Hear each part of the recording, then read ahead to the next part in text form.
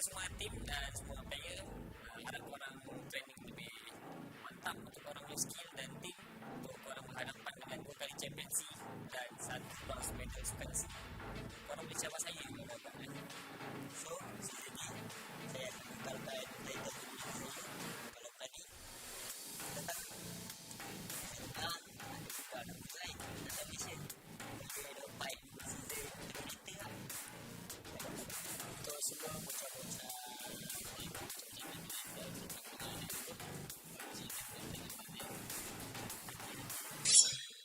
new team, new me, new name.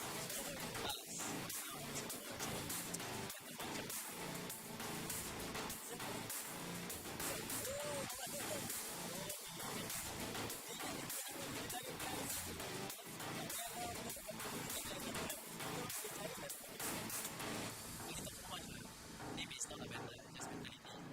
If you burn out sometimes, don't forget to try out. Actually, it's fine.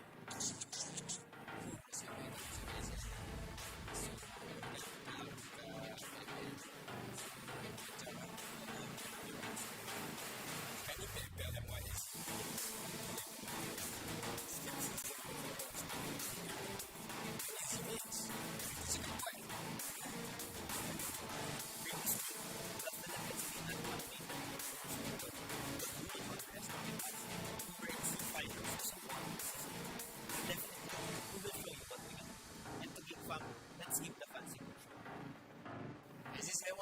Itu membantai korang dekat Sepuli. Sampai pergi tempat kita orang. Bantai dia. Oh, jadi dah 2 season kau tak main. Jadi kau dekat Singapura. Berapa season lagi ni? Kau masih ke Malaysia. Maybe. Tim besar tu.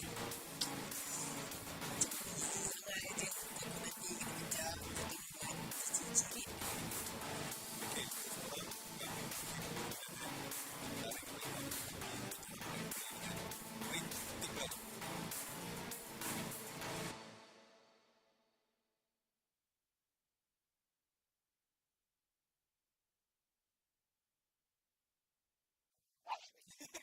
Sus.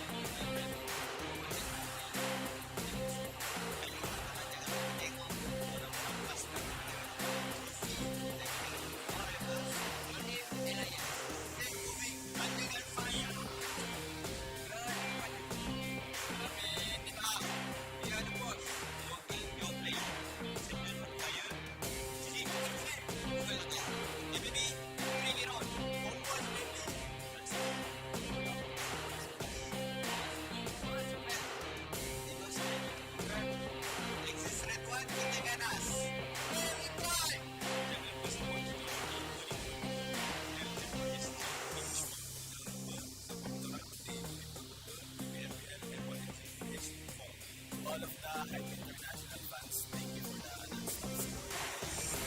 You are best.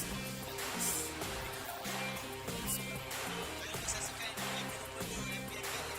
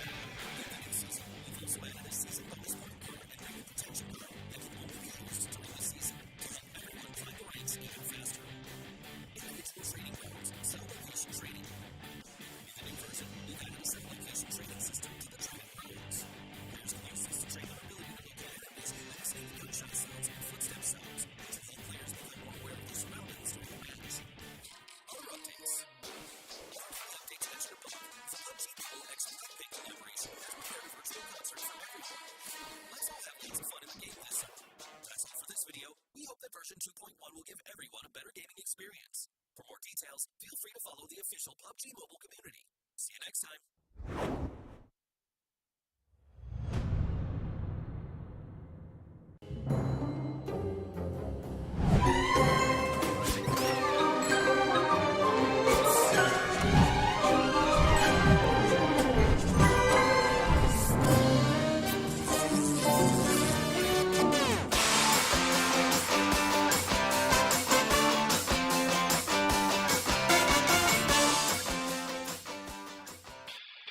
You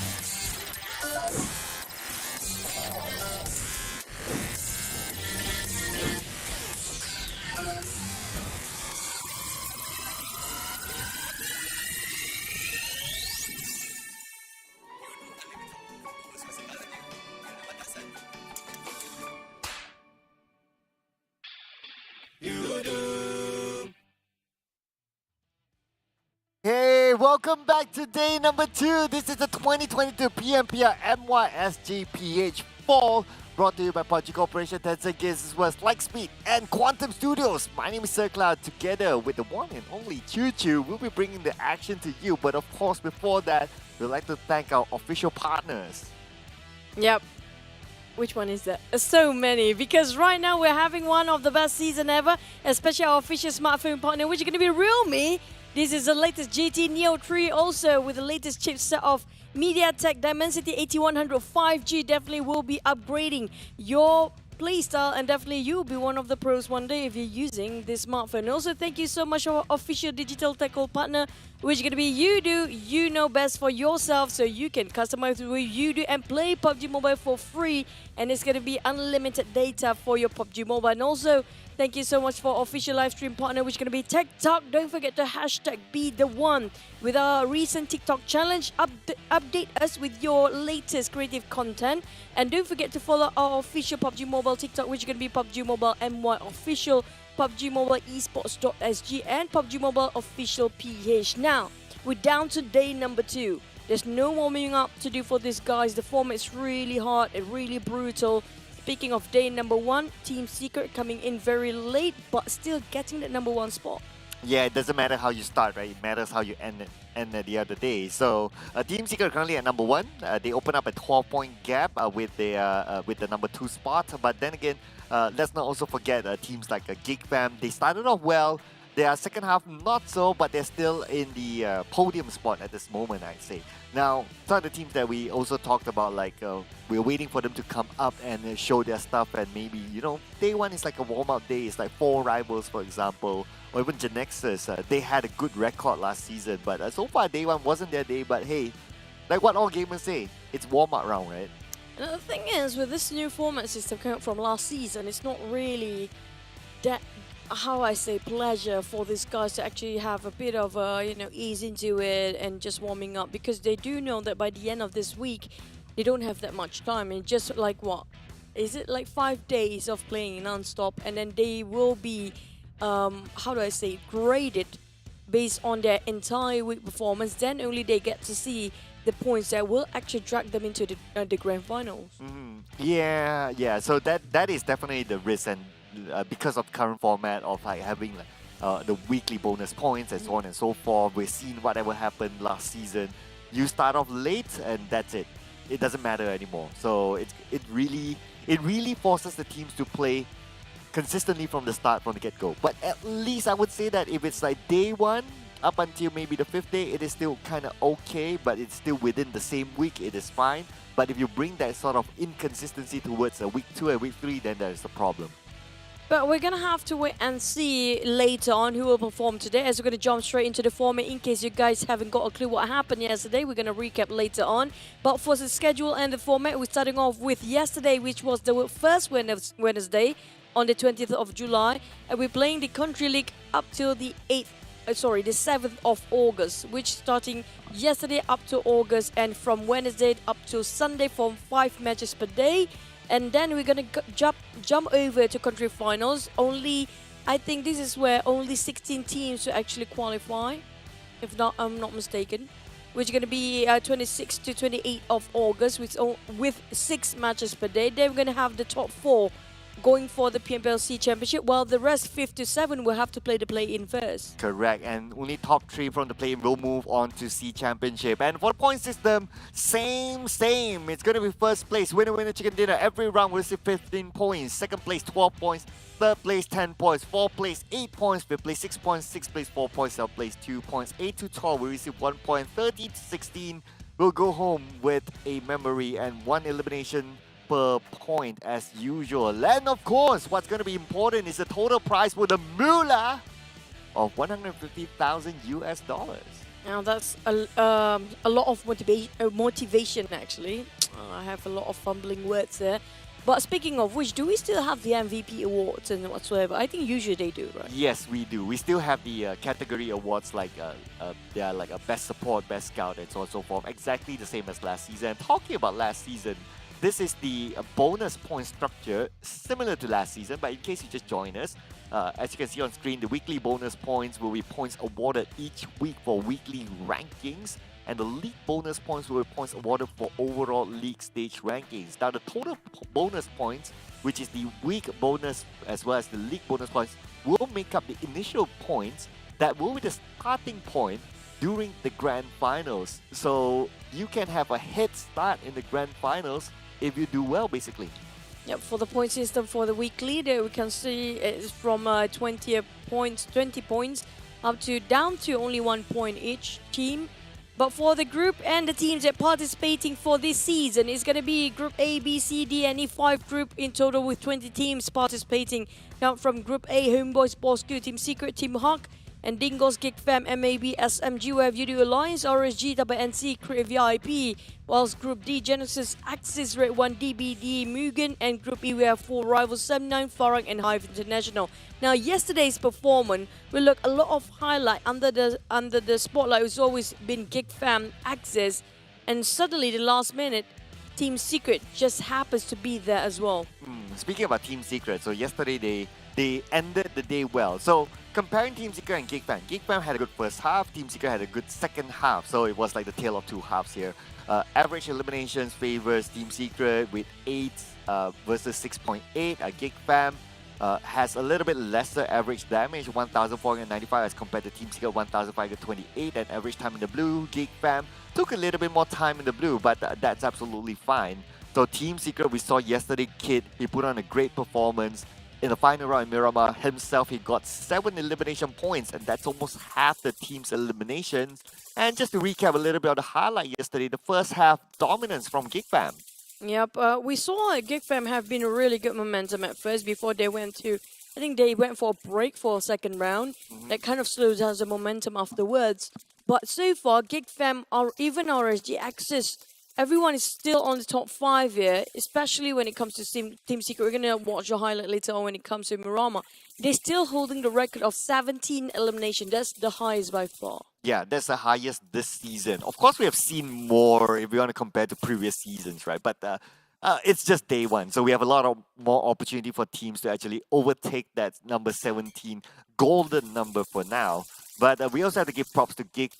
The inclusion of Yuhai as well as Mika is phenomenal. They have been a game changer for GEEK, and Team Secret, so far without Matoy, they seem to be doing pretty decently well. Yep, and just to remind, I have to state out the Axis, even though they were having a tough time at first, they have crucial, detrimental mistake when it comes to the first match and first round.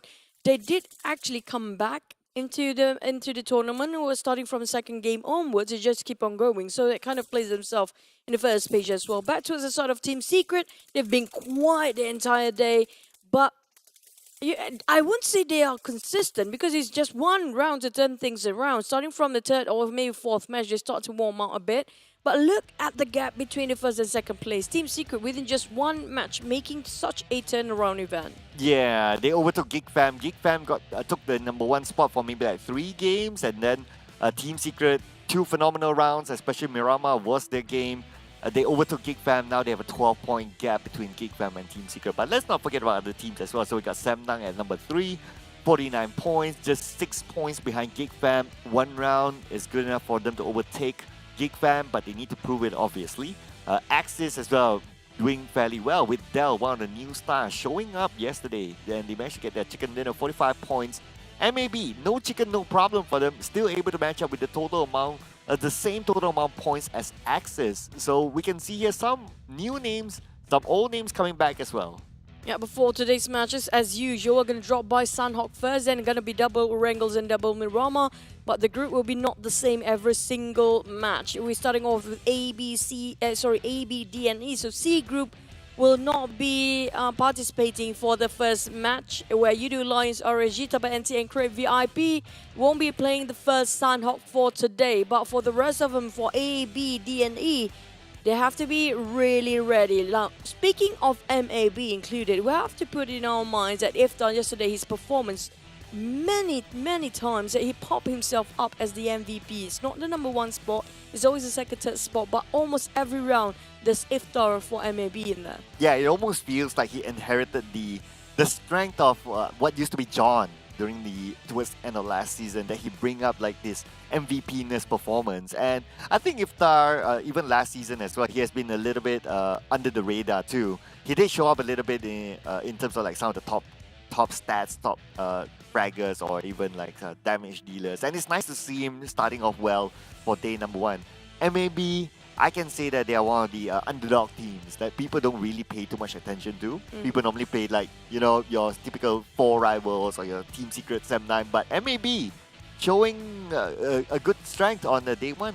Well, it's not really day 1 for the watch party going on, because we have mentioned since yesterday for you guys who happens to be in Selangor, Johor, Perak or Sabah, do drop by with the selected date 23rd to 24th July for Selangor Paradigm Mall, 29th to 30th July in Johor Paradigm Mall, while 6th to 7th August will be in Ipoh Parade, Perak, while 13th to 14th August will be in Suria Sabah for PMPL Watch Party, and also the PMCT on ground.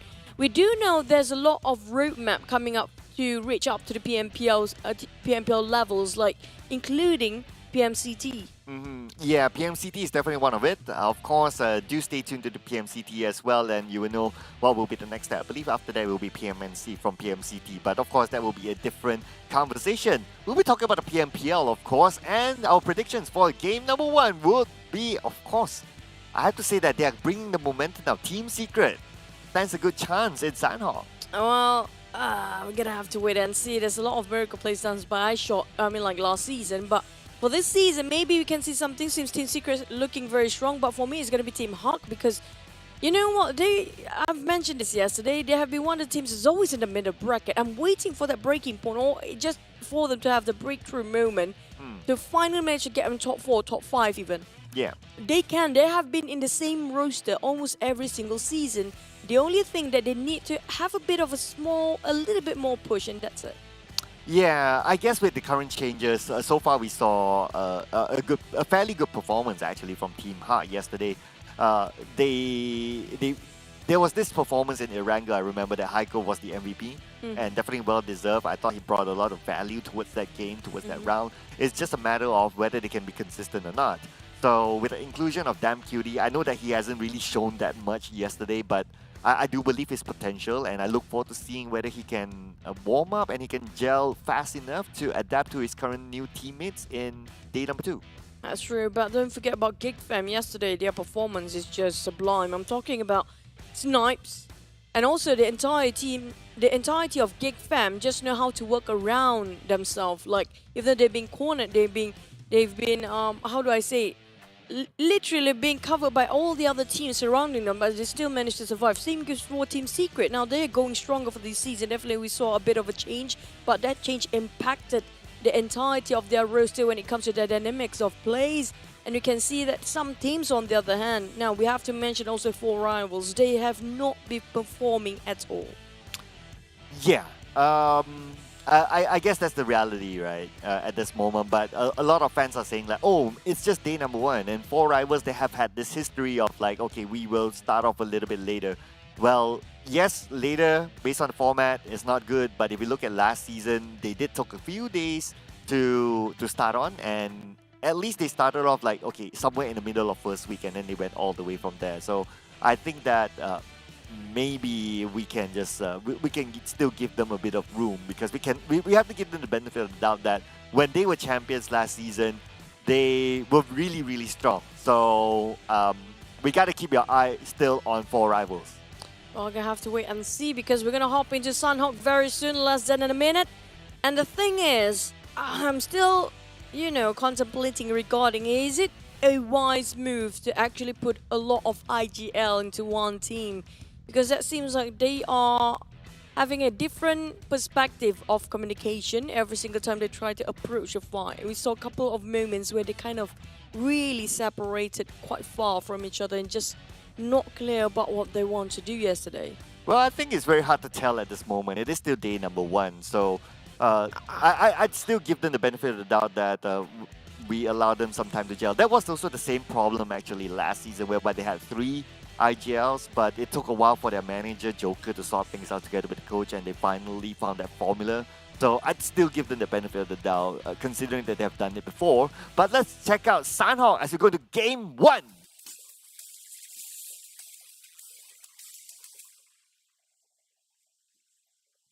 Now flying over Sunhawk for first match of week 1, day number 2. Are you guys ready for the fights here? Because we do know Sunhawk is the smallest map that is. Yesterday, starting off really brutal for most of the teams. Some of them didn't have any points, but hopefully everyone at least get 1 point eliminations for this round so they don't go empty-handed. Coming out all the way, cutting across the map.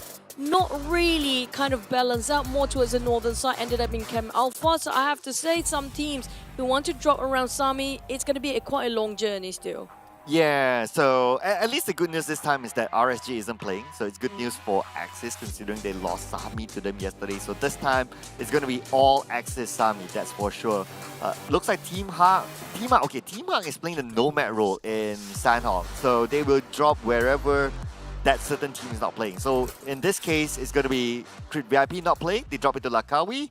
But the action in boot camp, again, it's HYVE and Genexus again. Round 2, let's go. This Hearty Circle, really tough one. Genexus haven't got their debut yet. Same goes HYVE on the other hand. We have to put our minds, Vigor is actually one of the best players for HYVE. Fearless, reckless, you call it, but he knows what he's doing. And if even it's 1v4 against DBD yesterday, he did what a wonderful performance. So hopefully today he got himself that same momentum, that same cylinders engines out. But for the side of Team Secret, again, Sam9, this is classical again. So many times Team Secret were actually fighting and always been fighting Sam9 here. Well, very interesting. Team Secret for this season, they changed their draw slot towards Camp Alpha. And Sam9, they seem to open up, they stretch up their territory towards Camp Alpha. And that's where Izane became the victim of that stretch. But now we move back over to bootcamp. Vigor knows exactly where his opponents are at with the shotgun in hand. Long on the other side has an AK, and HomeBois as well is currently in the lineup. So HYVE has one down, 3v4 at this moment. In the CQC, shotgun always will be a big advantage for them. Hardly miss. All you need to do is just pull the trigger for once. But for Lungho with the AKM, kind of hard to control the recoil this side. And there you go, found out Vigor. That's going to be the most important person coming out from HYVE. And HYVE, boy oh boy, decimated in the hands of Genexus, the first one to be eliminated. But at least they got themselves 1 elimination point. Still managed to redeem themselves with 1 person of Genexus going down. A bit of casualty coming out from Genexus, but seems like they're going to be okay. Yeah, the rivalry from scrims carried over onto the actual tournament, the rivalry for bootcamp, the battle for bootcamp. So far, as what we can see, it seems to favor Genexus. Yesterday it was kind of like a stalemate. Both teams left bootcamp at some point, but now Genexus has shown that okay, bootcamp is ours. I'm curious to know whether Day 3, are they still going to contest it or not? I just need to look at the groupings later on. But for now, Genexus 1 and HYVE 0. Yep, at least 1 for 1 elimination points. They didn't go empty-handed, right? So it's not so bad. But for the side of HYVE, we're looking for their performance, really. But Genexus, if you compare with all the other teams, they're really good when it comes to CQC. It's kind of hard to find a very short range or close quarter compound fight against Genexus. That's where they perform the best. But when it comes to their migration and rotation, transition into the circle, it just didn't work out quite well yet for the side of Genexus. Yeah, yesterday they were trying to find this their spot or wherever they want to stop at, but unfortunately they couldn't do so. But if it was funny yesterday that if it was the Genexus that we know of last season, whoever who's right in front of them, they would just bang into the compound and they would just take it over. But yesterday, it was a fairly passive kind of gameplay coming from Genexus. They went to a certain compound, they scouted, they know that someone's there, but they retreated. It feels like a very different Genexus as last season. So I don't know if anything will change today. Possibly they're going to change it, and when it comes to the third day, I have a feeling Genexus is not their usual stuff, like you mentioned. They used to be very proactive, very aggressive, but I have a feeling some teams, they might want to study a couple of teams that they're not familiar with, including here, HYVE International is still a wild card for them. MUGEN, we do know them. But for the rest of the other teams, maybe they try to actually read out the pattern of their movement first and how they play set for the other teams. Then only they start to counter about the fights and how to counteract upon their transitions later on. Maybe that's what they're planning, but not taking too much time because that's never a good thing to do. By the side of Bosskurr, as far being sprayed out, the only couple of bullets are actually connected for tricks. It was a clear shot, by the way. He didn't get that one, and it was on Mutubag as well. I'm Yeah. surprised. Yeah, I guess it was kind of tough because he was using a QBZ. QBZ's recall is crazy. So with that kind of distance and that kind of speed of the motorbike running through, I think it's sometimes a bit hard to connect those shots. But at least he got a couple of shots in, forces his opponent to use utilities to reset, recuperate himself. So I think that was probably the best case scenario for him. If he could get a knockdown from there, that would be something else. Now that reminded me of yesterday's IM Pro performance. It's a very long distance, still managed to get one down. Now that's a difference of experience, I have to say. Back to the side of Mugen, nasty, take it out on Putra. Sem9 have been chased, have been tailed by so many teams. After Team Secret just now, it's going to be Mugen next one, and Putra kind of stuck in between, just on top of Hartin. They caught themselves in the middle of a circle here. They already transitioned themselves quite early on because the circle comprises of like what, 60% of water ratio just now, I think. Yeah, it was quite significant the amount of water. So I guess everyone's trying to manage the next circle, considering that we're still in the first to second circle phase. So it could still shift towards anywhere. Oh, Putra. He doesn't have anything to work with right now. Shredded almost his helmet, no backpack, nothing for healing. I don't think he has enough smokes anymore to work with, nor does he has any grenades. I guess all he can do is just trying to take it in, whatever Nas is actually throwing over. But for Putra, he still can build this one out, as long as he knows how to evade the vision of Mugen. So first thing first, he needs to know exactly where each individuals of Mugen's at. Kind of stuck here. I'm not sure if Semna want to go and give a bit of extra help here. Yeah, let's see if they can, because it's a really open position right now. We can see a movement from Putra. He's trying to get away because he knows that if he stay behind the same rock, nades will definitely land on him. And considering the last we saw him or his view, he doesn't have much utilities to work with, so he has to be careful with that. Now, what's interesting about this drop or this lineup is that if you have like Team Secret, you have Mugen and you have Sem9 in the same group, there are 3 teams in total in Camp Alpha Island. And that means that Camp Alpha Island will be a warfare ground. And Camp Alpha Island is the smallest island, right? So that's why we saw Team Secret earlier on with Sem9, and now we're seeing Mugen together with Sem9. So everyone's like clashing to each other in this little spot. I'm not surprised there's 2 more teams coming in right from the outskirts of bootcamp to join in around Hartinia. Because based on the last circle just now, it was quite apparent that we're going to have an Hartin circle all the way. But some of them are smart enough to actually tank the blue, but taking a bit of a cruise with their ship here, with a motorboat coming up from MAB, tanking out the blue. Same goes for Axis and Farang Guerilla. So these teams, they're taking their own sweet time, not rushing, as long as they get that safe. Now, we did mention about yesterday regarding the teams that rotating, not too late yet, not too early, just in between, managed to get away with chicken dinner. A lot of the case is there. So that's sort of the same pattern we might be witnessing for today. Yeah, we probably can expect that at least throughout the week, unless some team really adapt very, very quickly. But we just need to wait and see what happens. But I think we can expect that throughout the week. Now, for Sandhawk, it might be a different case. I don't know. We need more Sandhawk samples, right? Considering that we only saw one Sandhawk. But I'm also interested to see that how many teams are going to play the healing game. Are we going to see new teams playing the healing game? Now, Axis, definitely one of them. For the rest of, I would say, Farang Guerilla is definitely one of them. We saw them doing that last season. Now, I wonder if any new teams would want to join this fray. Well, definitely Dingoz already start to drop their first 8 kits to one particular player, so we might have one more team joining in the healing game here. And for Axis, Genexus, I'm not sure if he even planned to get out from it. All he needs to actually just walk out, but he tried to collect himself as much first aid as possible. So the healing game will commence for day number 2 here, definitely. But for Team Secret, already lost Aizen quite early on just now, and not really have... They have decent gears, but it's not the best to work with for long term. Now, for the circle will shrink even further. The blue zone already burned out a couple of players, but still early on, so it won't hurt that much. We're waiting for the circle if it's gonna hard shift. I don't think so. It feels like the Heartin Bridge will be the death bridge later on. Now, there's a reason why everyone's more on the Camp Alpha Islands as compared to the main peninsula side. It's because of even if the circle goes the other way, they can still swim across. They can still make it. That's why they're playing by the edge. But let's say if the circle goes towards Camp Alpha Island, then the Camp Alpha here will be a winning or prime position spot. So hence we can see that most of the teams, they are ready in that area. So they will race towards the hilltop the moment they get the signal. Now this is exactly what HomeBois is currently doing. They have this kind of split whereby they send 2 players down and they have 2 players on top because they know they have done it before. They have been in that situation where if you are on the Camp Alpha hill or mountain, chicken dinner is definitely yours.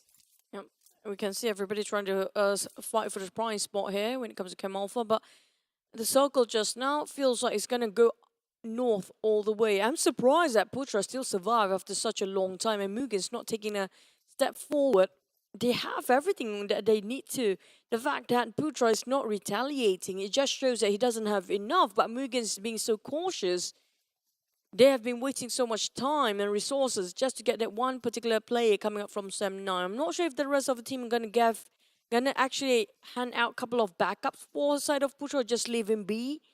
Because he really needs some work, or he really needs some extra help there. We saw last time, I don't think he got himself a couple of loots during the waiting. But for the side of Genexus, they won themselves a first team fight just now, and 4 rivals just arrived. Yeah, 4 rivals is coming towards Genexus, so 2 teams with a lot of firepower in them. But Genexus, unfortunately, they'll be playing with 3 team members. So it's going to be 3v4. Let's go as Cellboy is waiting for the right moment. Biu gets spun over from Buru, long over Appy, and it's falling apart for 4 rivals. Hope you know exactly where they will be coming from. The entry point and another team fallen in the hands of Genexus. With a lot of points being garnered by the side of Genexus for now. But HomeBois Trick saw what's going on. He wants to take the advantage being the third party. Same goes for Bosskurr. But Genexus, they still have 2 men well and alive here, but never mind. Xiaoboy being knocked down. All the left remaining of Genexus is just Biu. And Tricks want to take that kill away. He wants to steal off that 1 elimination points, but can he? Kind of covered by so many buildings in between. He needs to move to a different position to see a clear view. Yeah. Well, it's a sad start again for 4 rivals. Well, as they say, right, in Sanhao, you have to assume that every compound has a team, and I think they failed to assume that. They thought that, okay, we can just walk in like a supermarket and just buy our groceries and come back out, but it doesn't seem to be the case. And the reality is that Sanhao is such a small map that you always have to be aware of every compound. Bash me all you want, but I think it's kind of clear we don't have a, well, like, maybe it'll be improving for the next couple of days, but for now, I hate to say it, but 4 rivals really in shambles, as we saw that they're not that strategic. No methods of coming in a very organized manner, and it feels like all over the place for 4 rivals when they're approaching to 1 compound. But outside of Team Secret, they lost, like I mentioned before, Izane, but it's not stopping them from getting into the circle yet. GEEK Fam, on the other hand, they were brilliant yesterday. Now we're waiting for them to do anything. Everybody's been waiting for the circle to shrink first before they make a move. Yeah, I'm still feeling it for 4 rivals. But yeah, let's see. Throughout the day, it is still game number 1. But what's going to be important now is Circle. Look at where MAB is at. They are in the middle of the ocean. And they're buying themselves some time there. But now they need to go onto land. And it's still 50-50 Circle. My goodness, this is so hard to predict. I have a feeling we might end up on top of that bridge. Really, it's a lot of death toll be paid there just to get on top of this and try to get themselves that chicken dinner. For Farang, they can actually just go on the outskirts of bootcamp if they want to move upwards and towards the north. But we do have Axis coming in very late towards the side of Camp Alpha. I'm not sure if GEEK Fam want to camp there or not. If they want to, they can actually wait still for a bit and just try to farm eliminations along the way while gatekeeping from the back.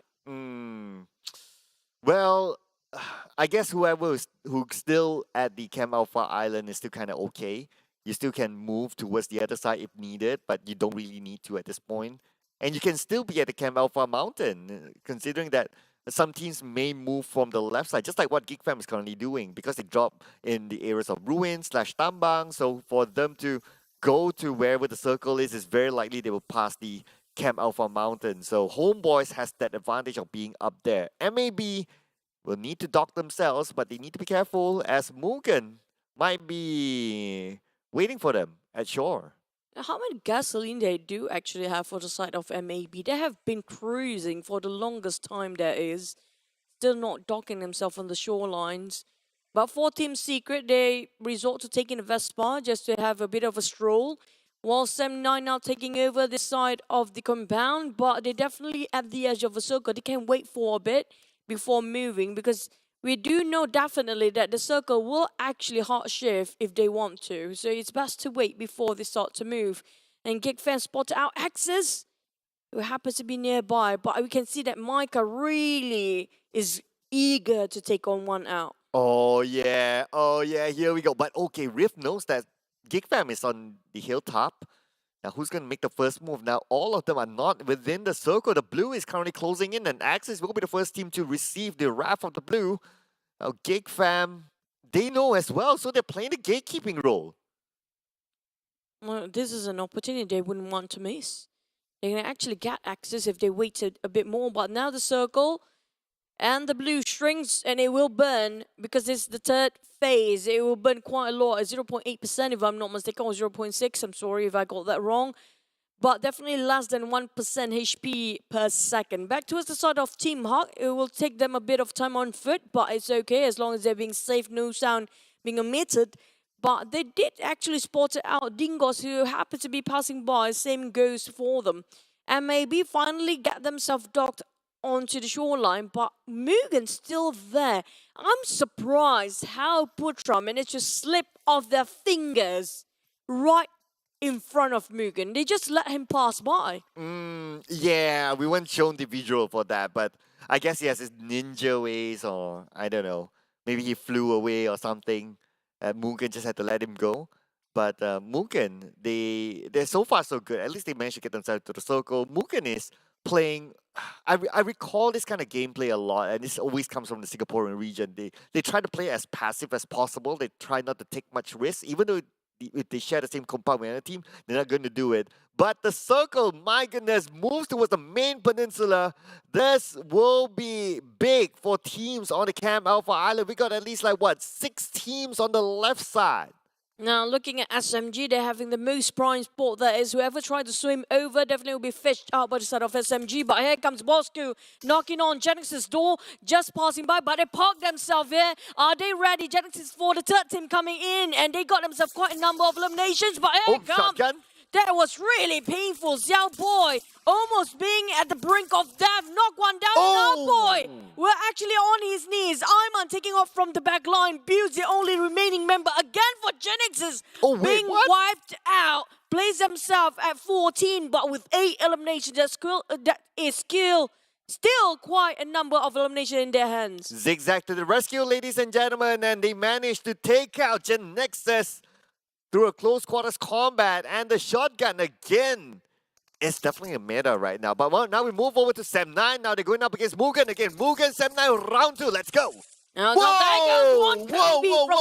That was perfect. Taking 2 down on their knees. Harm! Whoa! What a ballsy move. I have to say, Harm is just really courageous going in with the rest of Sem9. He opened so much space for the rest of the team. Not only Virgil's left, and Harm finished off the rest of the team. They are in contending of the MVP and maybe the Terminator. Now, Virgil have no choice and no options left than just swimming over to the other side. Clip that, ladies and gentlemen. 1 nade from Harm managed to get 2 knockdowns. That was amazing. And now we move over to Axis. Axis taking out the blue. I think they're playing the healing game. They should be. It's normally what they do. GEEK fam is stuck on the outside as well. GEEK fam normally doesn't play the healing game.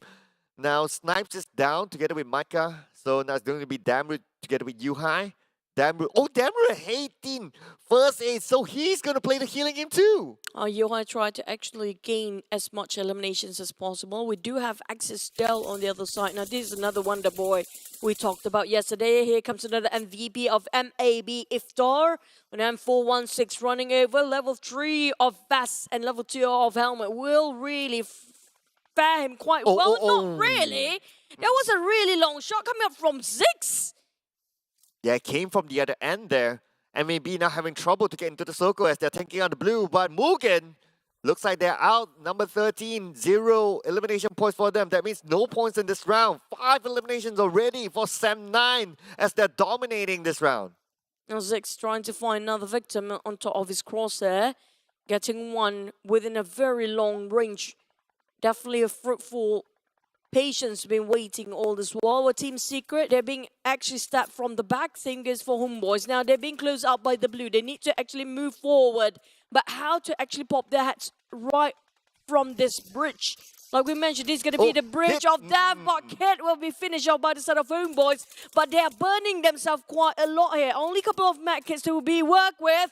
First aid's gone, first aid's done, but the circle ended up in no man's land, except for Farang, who's not been challenged at all since the start. Ooh, it's an insanely tough circle here. We can see that Hum is taking out the blue together with Aspa from Bosskurr.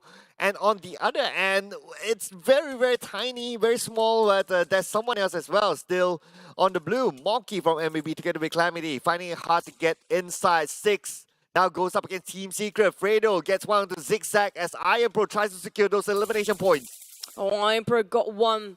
Team Secret in a turmoil, but saved by the side of SMG. Oh, SMG just opened a pathway for Team Secret to climb up before they actually start to move. But Sam9 spotted out on the side of Team Secret. Now they're trying to swim over, but Eye Shot being spotted out by Harm. Now Harm doesn't have any first aid. He got himself. That Band-Aid won't work, but that's going to be the last of Sam9 remains, and it's going to be them placing themselves at 11th. But Harm still had his highlight. But now we move over to Fredo from Team Secret swimming. And this is hard. This is hard. If you're swimming and you're in the blue at this point, pretty much gone. You can't heal in the water, so that's going to be tough for him. But for Farang, looks like an easy circle for them as the circle favors towards Farang Guerilla.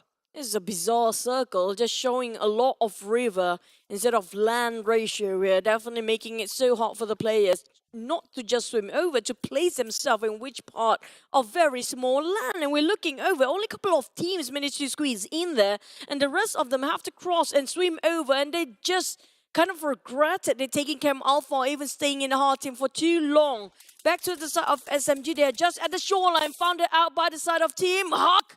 But DBD finished off by the side of Playzone. MAB on the other hand, he's playing the healing game for sure now. Definitely no way out too far off from the circle. He's just going to buy himself a bit more time to place a very good position. MAB resorting to the healing game. That's their last option.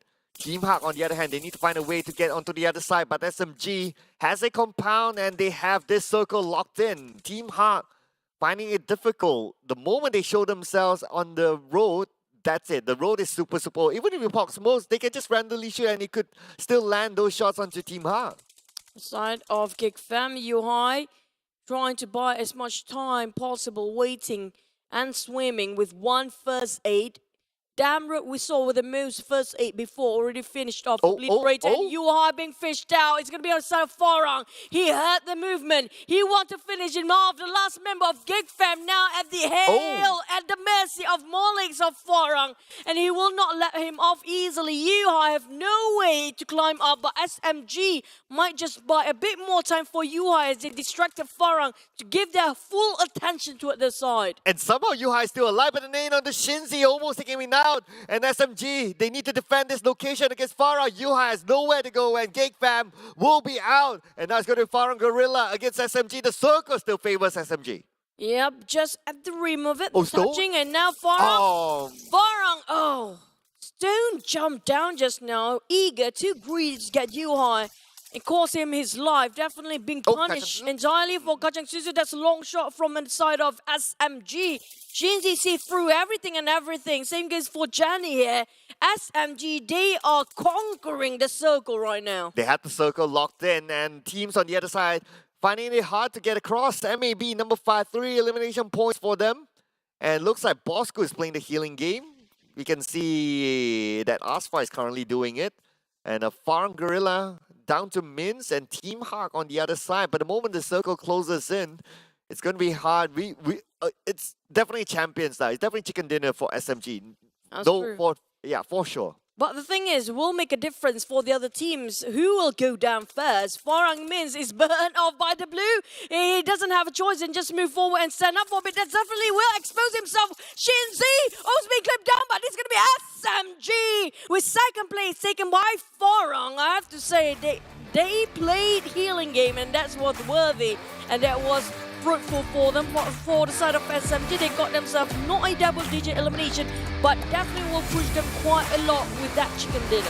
SMG made the choice of not crossing over their regular draws for it's in boot camp, and not too far of a rotation for them, and it kind of makes sense why they don't move over to Camp Alpha Island immediately, because the circle is still not that far away from them, and they reap the benefits of waiting and patiently in their own main peninsula, and at the end of the day, the circle shifted towards that side.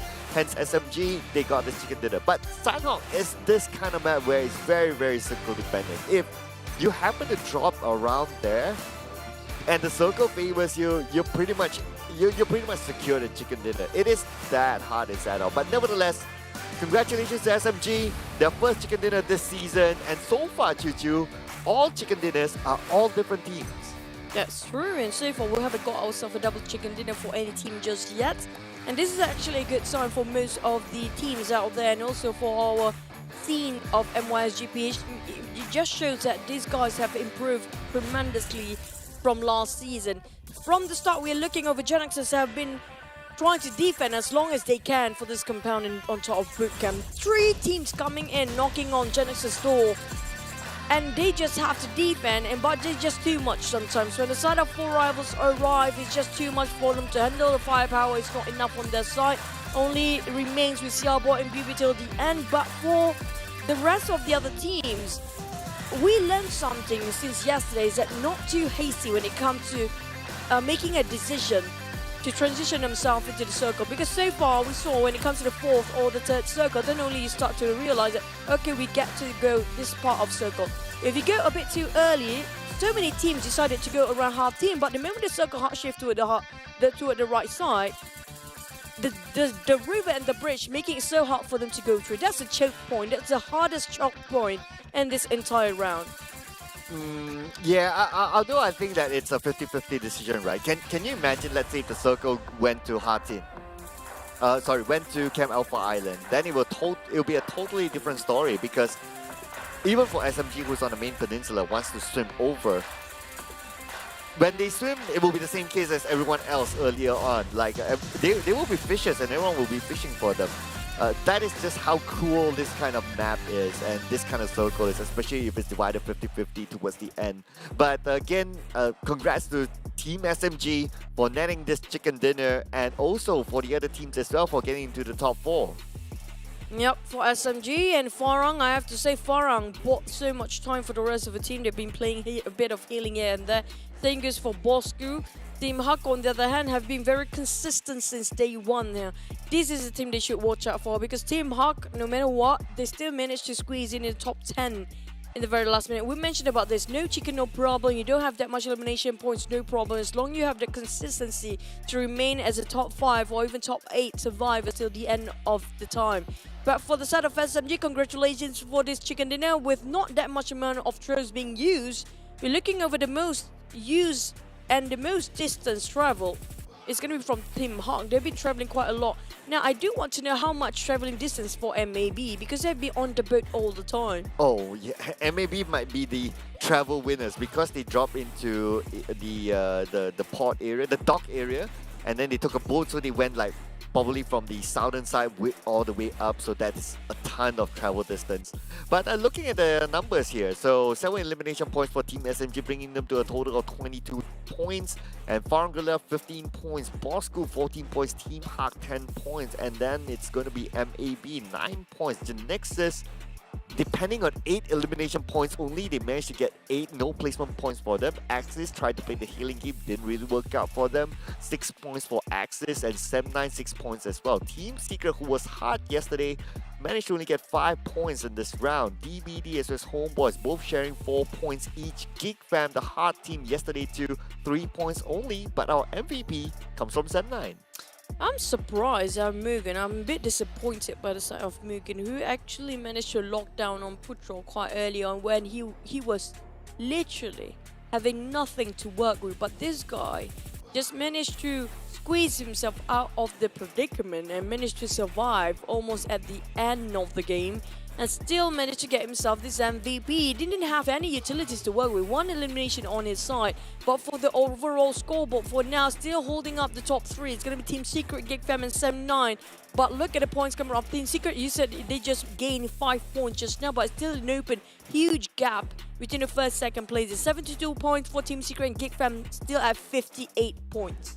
I must say a piece about the MVP because I felt that Harm deserves the MVP because of that one Nate I getting agree. 2. Yeah. And then after that, he still managed to get another elimination after that. So, well, I hope that at least gets into a special highlight for Harm because I think that deserves a special mention. But coming back to the board, so it's like what you mentioned, Team Secret opened up a gap here. It's going to be 14 points gap. Is it 14 points or 24 points, is it? No, it's 14 points. 14 points gap between them as well as GEEK Fam. But then again, to be fair as well, there are some other teams that have yet to play today, especially when it comes to Group C. So we'll see whether that changes the overall scores later on or not. But yep, currently Team Secret still at #1 spot.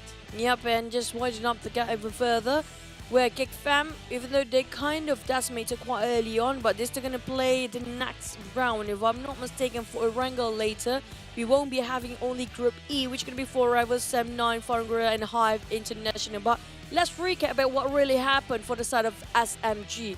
Now, I do remember SMG, they are quite segregated at first, like how we saw just now. They have one scouter just to see the perimeters if there's anybody approaching. But this is where it gets really tricky. Do they actually go to Heartin or do they not? But they are not that reckless or hasty about making the decision. They're taking their own sweet time to really discuss it within the roster. And they decided to stay for a bit at the outskirts of Paradise Resort Bridge.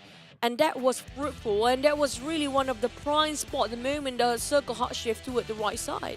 And I can understand why they stayed there, because that high ground that they're currently in, as you can see on this image, that's actually a prime position. It's either that or wherever that the DBD is just in front, wherever the airdrop is, just on the northern side of them. So considering that they already got this compound, which is a high ground, it's a compound, it's very hard for teams to take over this compound if they were to move on foot. So being in there, they're able to guard like the entire left side of the river, and as well as on their back, it's hard for teams to come towards them. So this is a good illustration of how prime this position is. Just look at this. They're on this high ground. They can stop anyone who tries to swim on the left, and if anyone tries to come towards them from the back, it's an open road towards SMG. So if you can secure this position, considering that NC is not playing, if not, NC will be there. Considering that NC is not there, they move straight into that position. That's where it's prime for them to secure this win. It's a vintage point definitely for SMG, but for the others though, Team Hawk coming in very late at the back line. A lot of players and teams actually being taken down the moment they try to cross over back from the side of Heartin. And we saw the moment even the side of GEEK Fam will try to swim over with the last remaining member, which is going to be Yuhai at that time. Definitely have no room to dock himself. Same goes for side of Farang here, who Stone was too eager and greedy to chase over Yuhai, already being shot down or finished off by the zone. He still jumps down anyway, caught himself in a trap. Therefore, SMG, I'm loving the fact they are separating into 2-2 formation, where another 2 covers on the other side because of the slope between the hills here. So definitely they need more eyes towards the one that coming in to dock themselves swimming over. So they're really conquering the circle all around for SMG. They have been thinking it through, and they definitely would deserve this win. Yeah, definitely. Talking about thinking, I totally agree that they put a lot of thought into their strategy. They have studied the grouping, they studied the drop spots, and they know that NC is not playing. Hence, the moment they finish up their loot, they see this kind of circle, go straight to take that high ground where NC would have been at, and that's what secured their chicken dinner. And of course, the rest of it is like, you just need to win your fights, and you just need to have a little bit of luck of the circle, and it's all in. But you know what else is all in? Our official Marvel partner is in. Yeah, with the GT Neo 3, the Neo speeds awaken with the latest chipset of MediaTek Dimensity 8100 5G. Definitely, you have to switch over to this phone right now because it's gonna give you more immersive, more upgraded version of PUBG Mobile that you can feel like you are in the game when you're playing. Yeah, and of course, we also have to thank our official digital telco partner, and that's gotta be Yoodo. So you guys can switch over to Yoodo today and play PUBG Mobile for free. All you need to do is scan this QR code, and it will lead you to a Yoodo app. From there on, you can switch over to Yoodo, get the app. You know, all the instructions are there, and so on and so forth. But also, not to mention. Not to forget as well, our official live stream partner that's going to be TikTok. But ladies and gentlemen, we'll be taking a little bit of a break before we head on to game number 2 that's going to be happening in Erangel. So my name is Sir Cloud, together with Choo Choo. We'll be seeing you after this.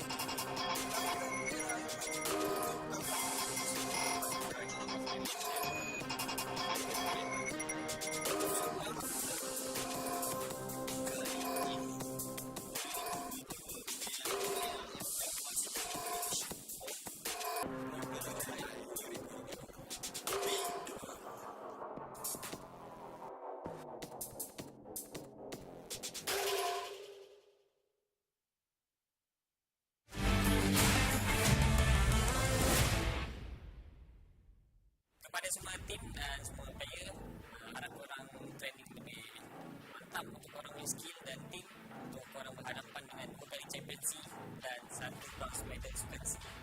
Korang boleh siapa saya ke? So, season ni saya akan bekalkan title champion saya. Kalau berani, dah mulai datang Malaysia. Boleh dapat season terminator lah. Untuk semua macam-macam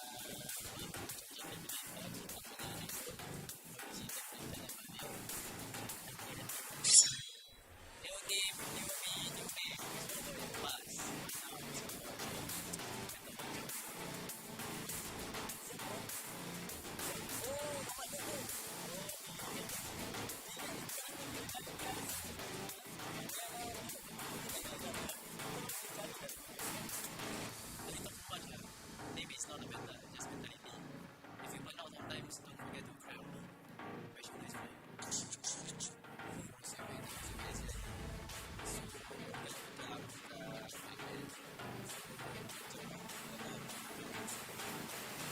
PMPL MY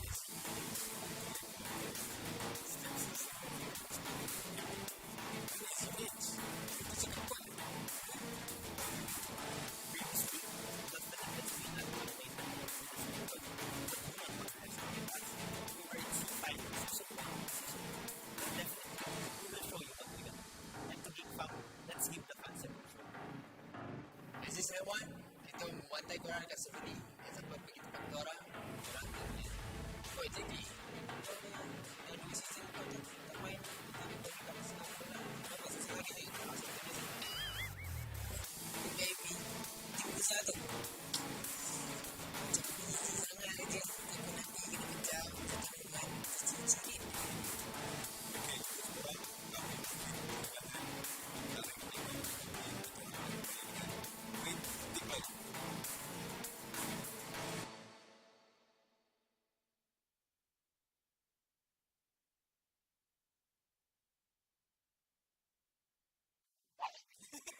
sus.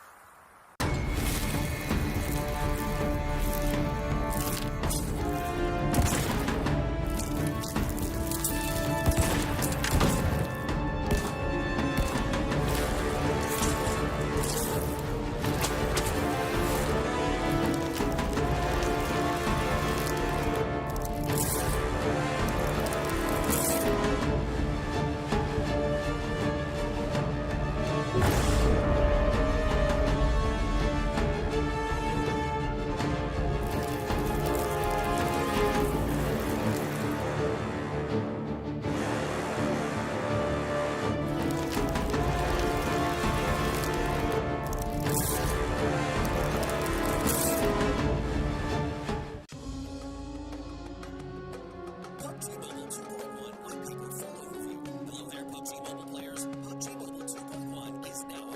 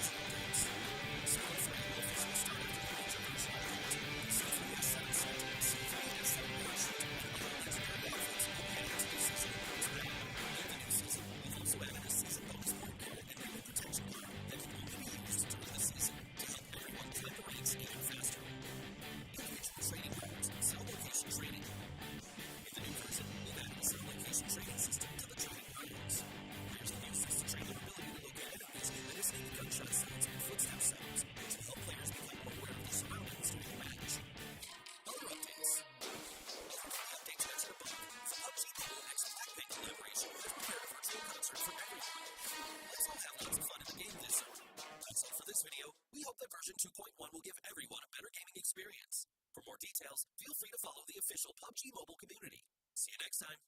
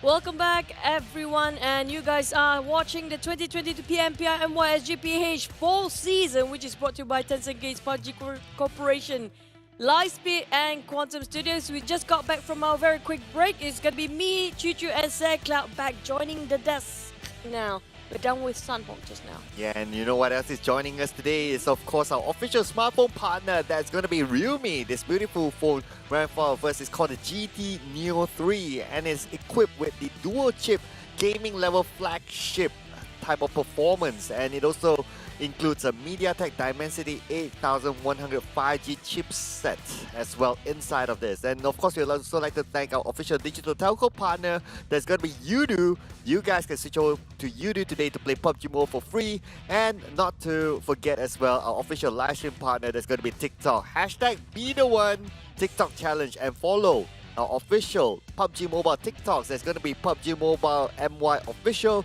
PUBG Mobile Esports.sg, as well as PUBG Mobile official PH. And talking about follow, we're going to follow our players going into Erangel after this. Yep, the only team or the only group that's not playing right now is going to be just Group E, which are for Rival 79, Farang Guerilla, HYVE International. So these 4 teams will not be playing for a bit. So far, 79 just got themselves. Is it a trend now? Every single time a team got themselves a chicken, they won't be playing for the next round. Well, I guess it just so happened, right? Yeah, but maybe that's a clue towards our next chicken dinner. But before we talk about our next chicken dinner, let's talk about our previous game, just to sum things up. A lot of work done by Sem9 there. 1,506 damage, but only managed to get 5 eliminations. A lot of eyes watching where they're actually aiming at.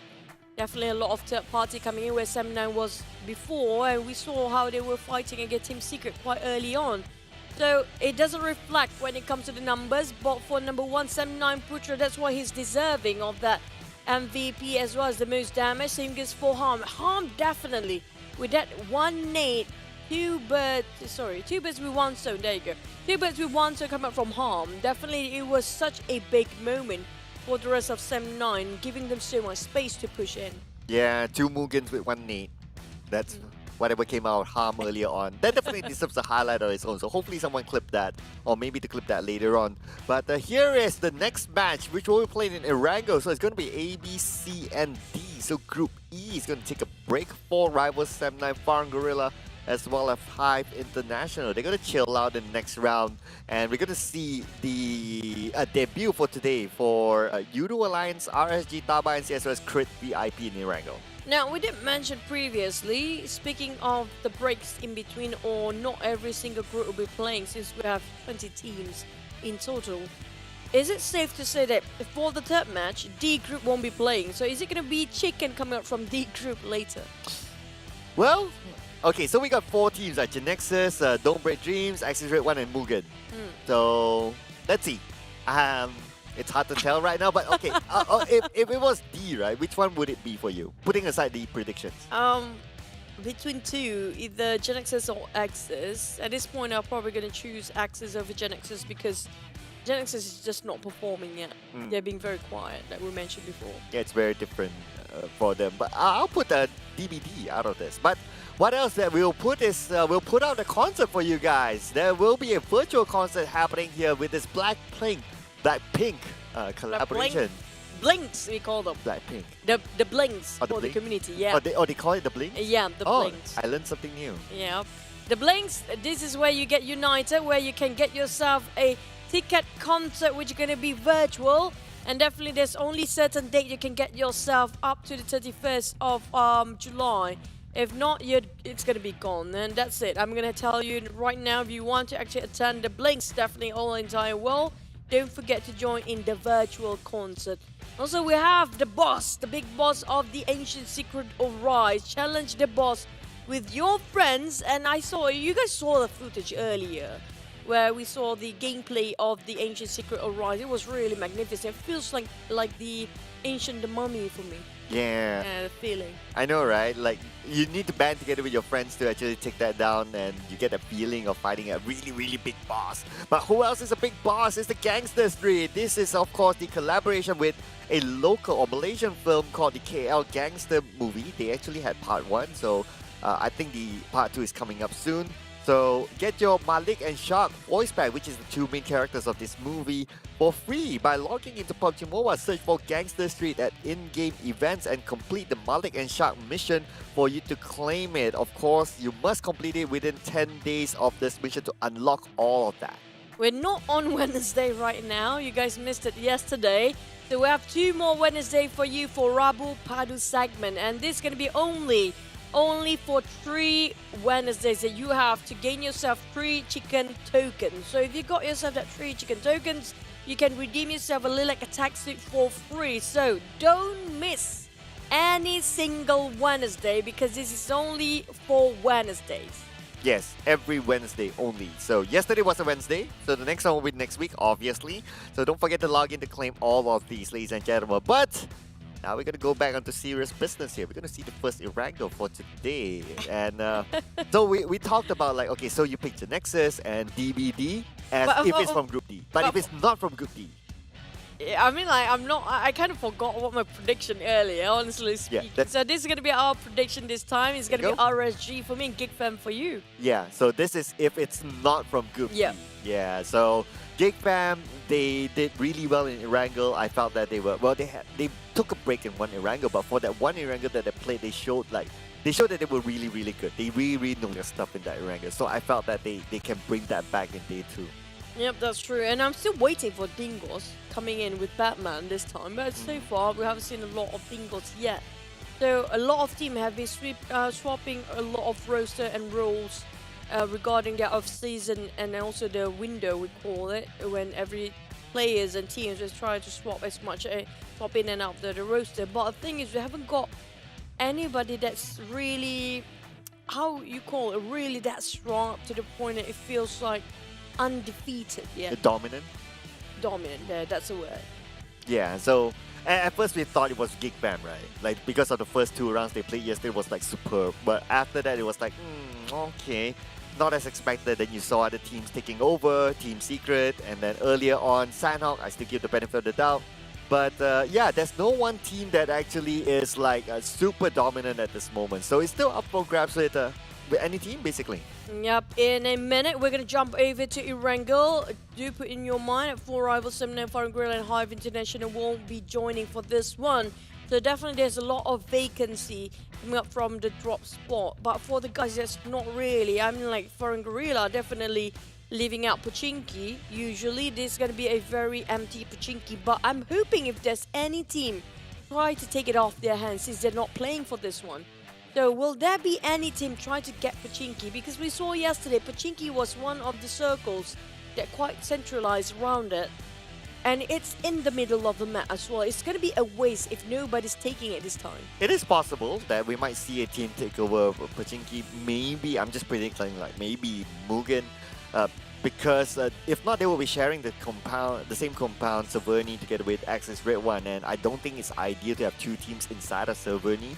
So if they did their homework, they might consider to drop into Pochinki. Most flight paths are able to go there. But let's be sure, in Erangel.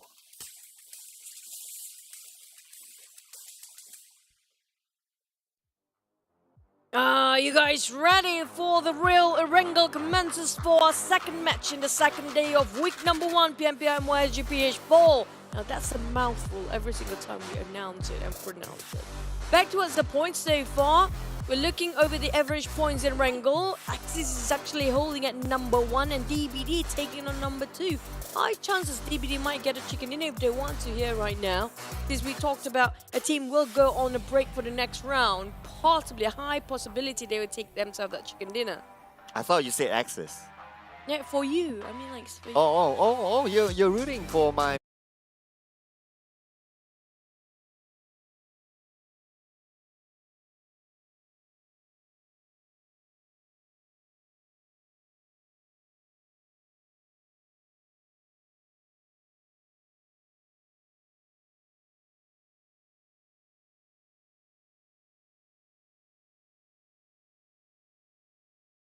secondary drop spot. So if Severny is not in their plan for whatever reason, they would drop into Starburst/Kaminsky. Now, they have done this before previously under the leadership of Jumper. So they know how to do this based on whatever they learned of Jumper before. But the thing is, Jumper have not been performing at all. That's a huge sigh coming up from me because we're waiting for him to make himself noted in this tournament. But I think it just didn't work out this time. But the circle still feels like yesterday here. Yeah, it feels like a deja vu if you ask me. But okay, so we had that question of who's going to take Pachinki. It looks like Team Secret sent 2 players inside of Pachinki and 2 on Gatka. So they are playing that cautious move of like, okay, in case someone gets into Pachinki first, they might bail it. But it looks like no one else is challenging Pachinki. Interestingly, Mugen is challenging Rozhok against Yoodo Alliance, I believe. Oh no, okay, so let's see, 4 rivals ain't playing as well. So Rozhok is available, hence Mugen choose to drop into Rozhok instead. So that's kind of okay. Now, this is the one that we talked about yesterday. Remember about who's dominating, I mean, like the play that they prefer more towards the side of certain map. Definitely Leto is mostly be played in Sunhawk now. That's kind of answer a question. And Kajasu will be actually playing a lot of Erangel. Except for Del, which is going to be for the side of Axis, he will be playing all the maps. Well, the next one, who's the last player they swapped in and out yesterday? They took out Kachang Susi for Murama. Who did they add in afterwards? You're testing my memory at this moment. Was it Hey Noob? Yeah, it was Hey Noob, yeah. Yeah, So that's some right. teams are playing according to map. It's actually a very good, efficient way to do it. Yeah, I guess there's a pro and con to that. I guess it depends on what their understanding is about. So there are teams that they would have like, okay, you're the map specialist. So what it means by being the map specialist is that you would know every single inch of the map. And hence you will be playing that and you'll be giving the ideas of like where to place certain areas and so on and so forth. And that would allow like, okay, this person to have that full knowledge on that certain map. And it goes like through another team member depending on the map. And that's why we can see that sometimes they swap in, swap out because of that. And some teams, they apply that as well. But some teams, they don't believe in that. Some teams, they believe in consistency. Like, you need to give them that momentum. Like, if they have a good round, you don't take them off. You keep them on for the next round because they're highly motivated. So, I guess at the end of the day, it really depends on how teams perceive things. Oh my god, that spray got on one Ricky Dingoz. Remember we mentioned earlier, hoping for them to do something about this based on their performance. It's just not quite right yet for them, as Micah solo-handedly bringing one down on his knees. Well, we have Damroot joining in on the other side. Mel tried to spot him out, but it's 1 second too late.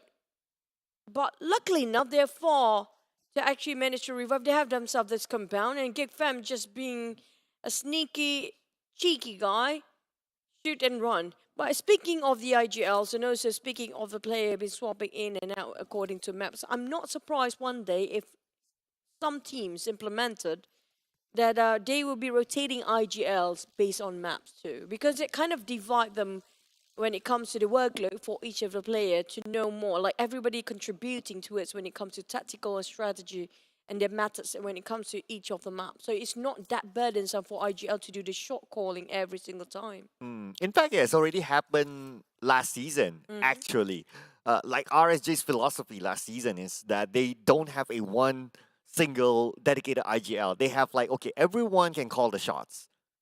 So that kind of worked out for them to a certain extent. And again, it's down to the philosophy of the team, and there's nothing right or wrong about that. And if we can see that Yoodo Alliance, oh sorry, not Yoodo Alliance, I need to switch my head again. It's 4 Rivals. 4 Rivals is actually trying to implement that everyone can call the shot as well. So there are a few teams starting to move towards that meta of like, okay, anyone can call the shot. So so you're not really like specialized on a certain meta. And it comes to the concept of what you said, right? That you don't burden a single person because of for all the maps or for all situations. You kind of like spread the load across, and that is the idea for some of these teams moving forward. Thing is, do they have? I mean, like, respect is one thing to be earned, but they need to, actually obey the judgment call for each of the player. Can they actually do Oh, that? Kuza's playing. Oh, it's been a while. The longest time ever. We haven't seen Kuza for the longest time there is. I'm surprised he's showing himself here. It has been a long, long time. since we saw him on the scene. Oh, okay. At I the mean, moment Kuza plays, a lot of things happening. Yeah. yeah, they're like, okay. Okay. Is this a way to reserve fuel? I don't know. As I can imagine Kuza saying behind the scenes like, "Tak serious though." I was like, not serious, something like that. But lucky enough, there's nobody actually surrounding them. If not, they're probably gonna have to face themselves a lot of teams that try to take advantage of the situation just now.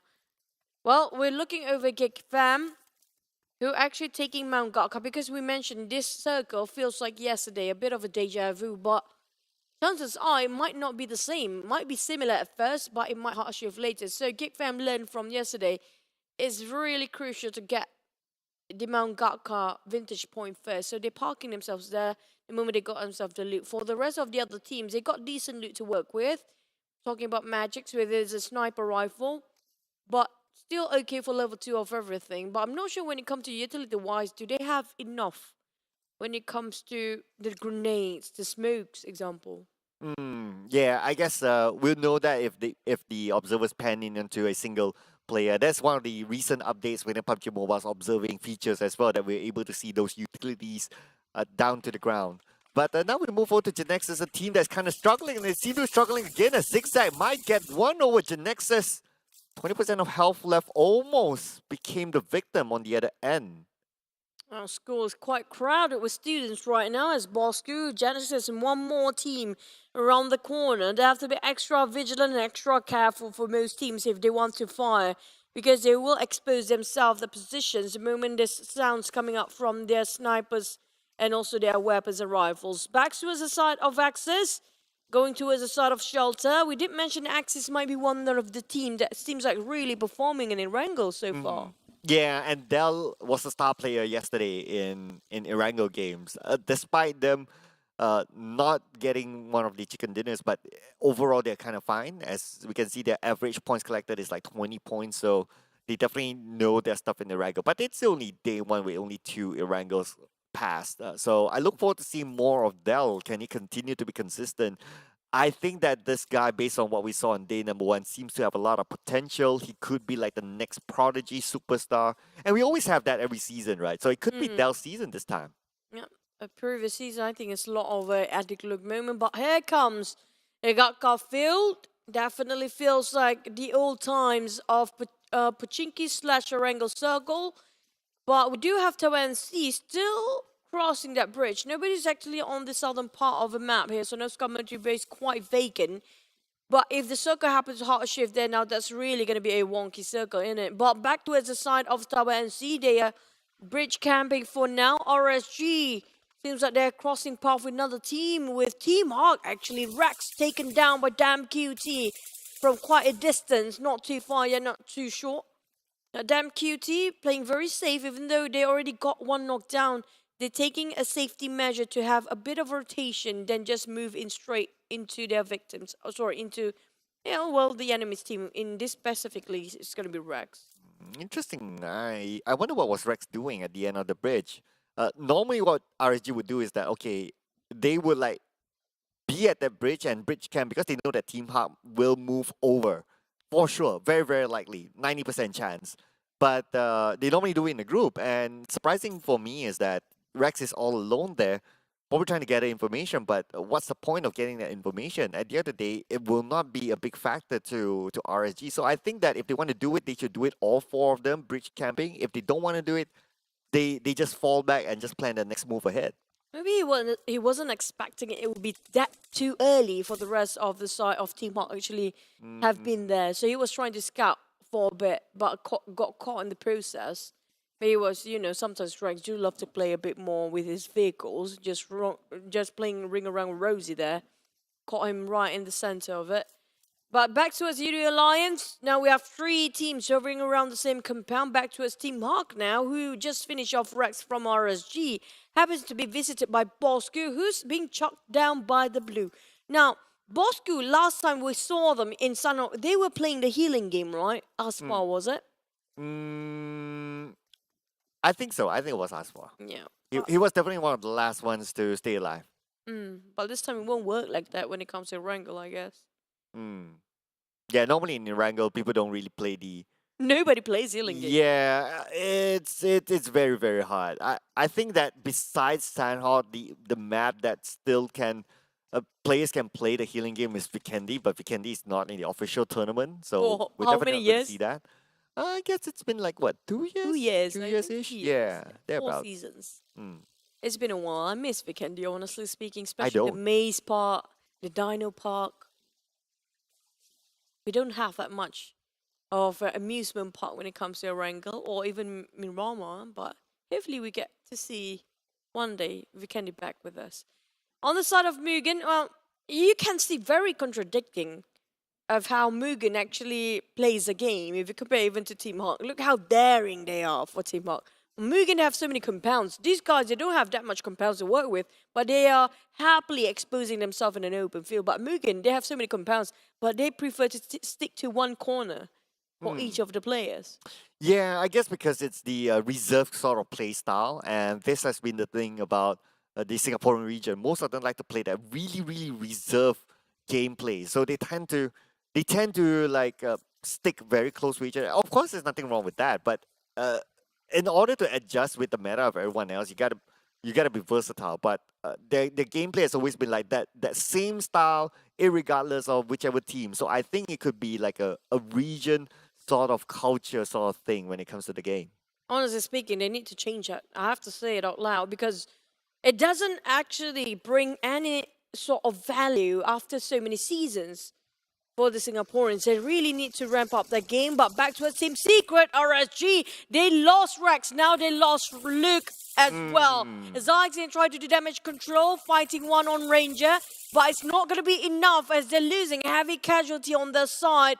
But towards the Team Secret, they are actually fighting Tabah NSEA as well. They're being hammed between two teams there, and they can actually pick which team they prefer to fight.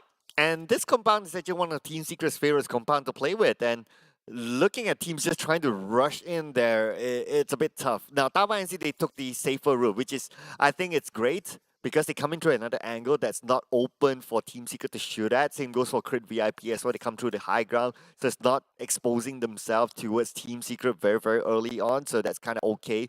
But for the thing that what RSG did is that they went straight onto the compound, and there was a lot of open space between them and that compound, and those entry points, those doors, those windows allow Team Secret to shoot RSG before even coming in.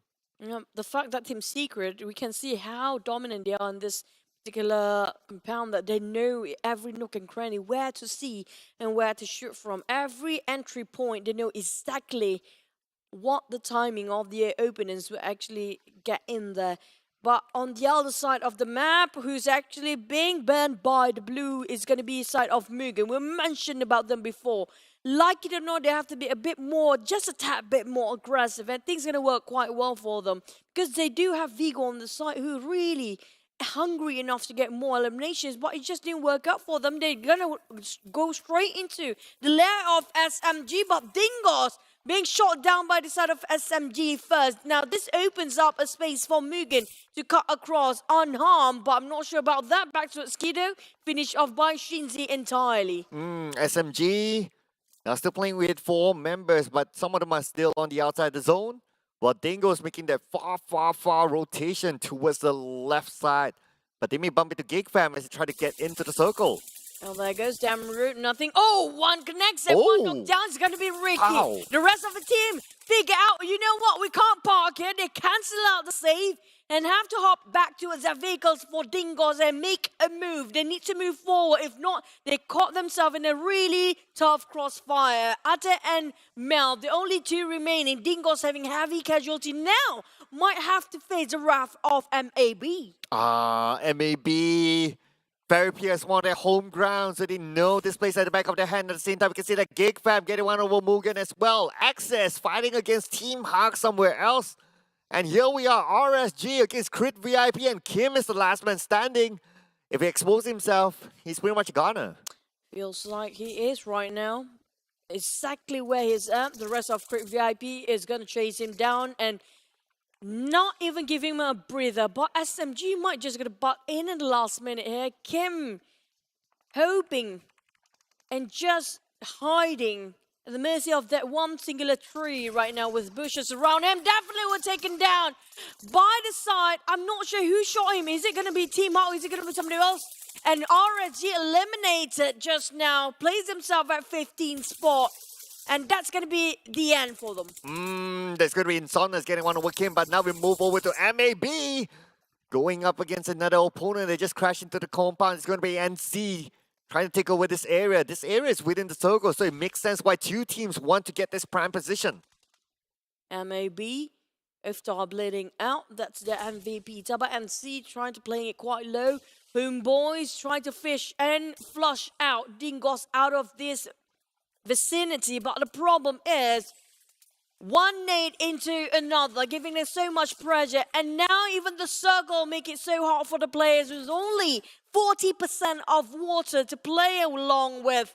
A lot of Bosskurr might just be swimming over. MUGEN on the then hanging at the edge of the shoreline, while the rest of them try to fight over the compound. The last few remaining compounds on top of the circle. Oh, damn rude. Tossing a knee onto the other side. The same Axis has been eliminated. 40 plays in one elimination point. HomeBois sharing the same compound as Dingoz. GEEK fam starting to move in. Iron Pro gets one over Ate. That means Mel is the last man standing. Mel, can he do it? Can he come up with a miracle clutch here? Making his debut in the PMPL this season. Mel with a European hand. Gets one. Almost got it. Not able to connect those shots enough. Oh, Mel. He doesn't have enough. He got himself a couple of smokes to work with, but GEEK fam coming out from the outskirts and just going to enter into the fray as well. HomeBois, they got trapped by the rest of GEEK fam. We tried to corner them all around.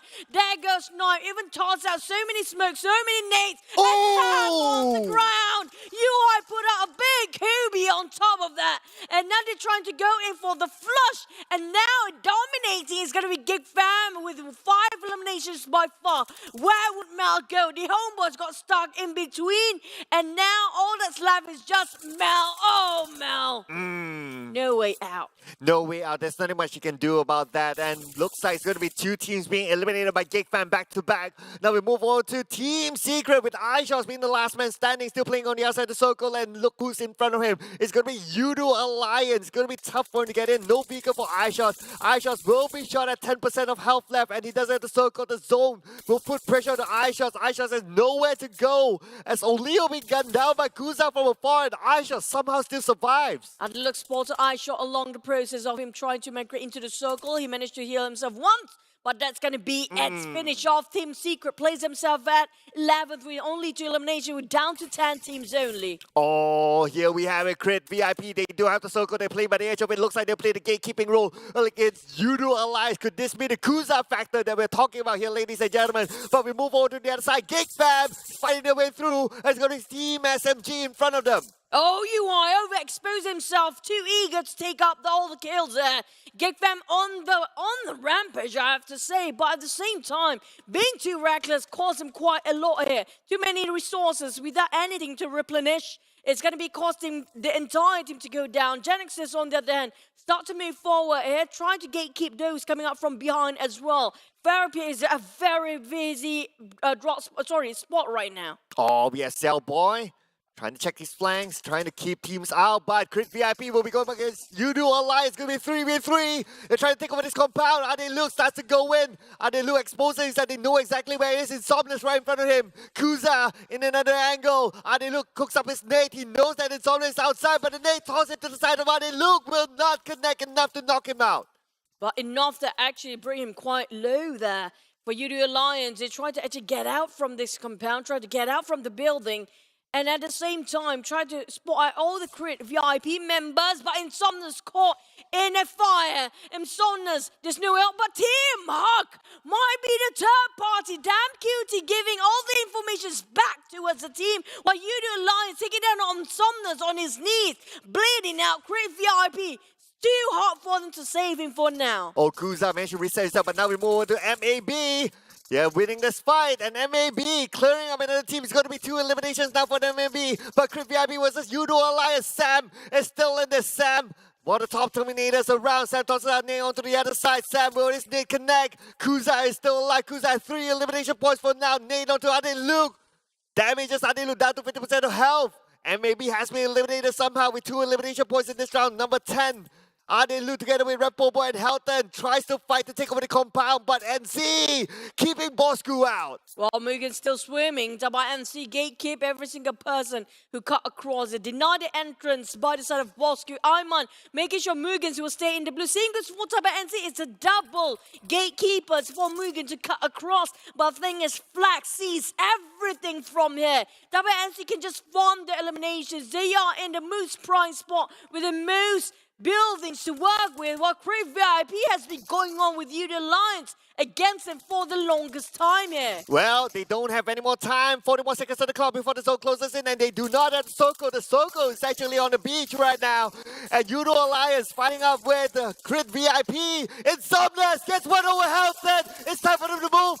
HomeBois goes down. Seth takes him out. And there's Adi Luke, the last man standing. They're all going in for him. Adi Luke will need to fight 1v3. Cannot underestimate Adil. Look at that finish off. Obliterated by the side of Crave VIP. Have to rest for a bit. Yoodo Alliance have to obey. They place themselves in the 7th place. And that's going to be the Kuza effect here, ladies and gentlemen. They managed to take out Yoodo Alliance, but now they need to find a way into the circle. But next we look over onto Genexus. Genexus is still playing on the outside. NC, somehow, from the main peninsula, they went to this small island. How did they slip in here? They definitely have their ways there. Coming up from all the way to Northscar.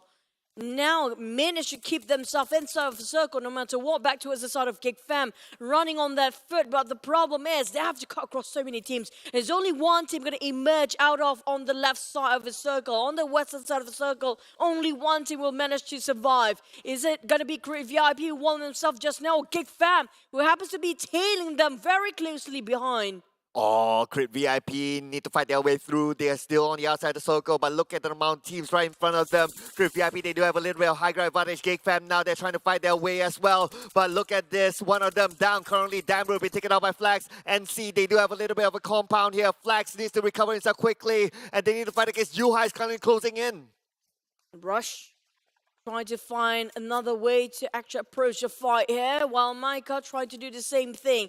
Kevin himself tried to boost up for a bit and have it another go. On the Genexus side, they're trying to climb up where Tabah NSEA. Same goes for GEEK Fam. Everybody wants this where they stand, but Samsey take the fight straight into the hands of Team Hawk, who got 2 members knocked down, bleeding out. One of them will actually finish off, but Heikel, can he clutch this entirely for the team? The last remaining member for Team Hawk, only him left, but GEEK Fam want to butt in so bad. But the moment they leave this position, it will be taken by another team here. Oh, it's going to be 10 eliminations, unstoppable for Crit VIP. But now we go into NC. NC currently in the same compound as GEEK Fam. HomeBois tossing out Nate onto the side of NC. Loyu starting to close it. HomeBois gets a knock on the Flags. This could be their opening to go in. Rush tries to get away from this. Rush is currently trying to find a good angle. Rush is all alone in the same compound together with 2 other teams. Magix is on the other side on an off angle. There's nothing much that Magix can do, but Team Hawk,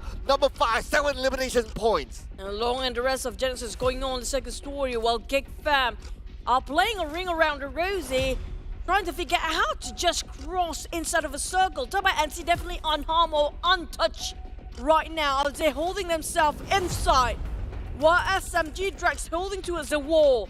GEEK Fam, Genexus, and SMG. There's 3 teams. One of them will have to go down. And high chance it's going to be Drax first with no first aid, only band-aids to work with. Oh, Drax, there's nothing much he can do. He can solo play at this moment, going up against teams that have like Nate from HYVE onto HomeBois. This could be it. HYVE going up against Genexus, his own mentor. And HYVE finishes off HomeBois, and they start to close in.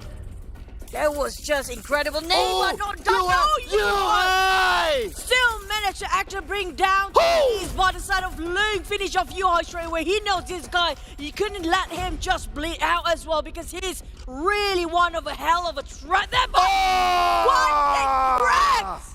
Of all the odds, the one that really have nobody else alongside, the lone soldier here, Drax One-man army taking down the team that has been fighting for now. The former Terminator of C Championship, Drax, managed to eliminate GEEK Fam, and that's going to be Drax against the world 1v3 against NC. Can he terminate them? Can he be the one to bring glory to Team SMG again? But looks like it's not going to be it, as NC secures that chicken dinner, and it is going to be another new team getting another chicken dinner on the board. 6 elimination points for NC. Oh, but look at GEEK Fam elimination, 11 points for them. They don't need a chicken dinner. It's enough for them to get themselves a top 5 and get the double-digit eliminations. But for Tabah NSEA, this is their first chicken dinner in this season. Congratulations for them. Definitely, how did they sneak in from the southern part island up to us, where the last circle at, unharmed, unseen? What a ninja skill they actually possess. Yeah, I don't know what sort of invisibility spell did they cast it on themselves, because they were in the main peninsula. They were at the ferry pier house, but somehow they managed to slip their way through the beach that's super open and get themselves into that small island whereby they can wait for all other teams to finish up their fight, and they move in to do that cleanup work against Drax. That was the last man standing for Team SMG. Drax. He was alone the entire time. Of all, I did mention about Drax might be against the odds here, since he's a lone person, a lone one solo army all the way to fight against 3 teams. But he's the one who survived. Yeah. And you saw how Yuhai actually tossed over the grenade with that kind of projectile.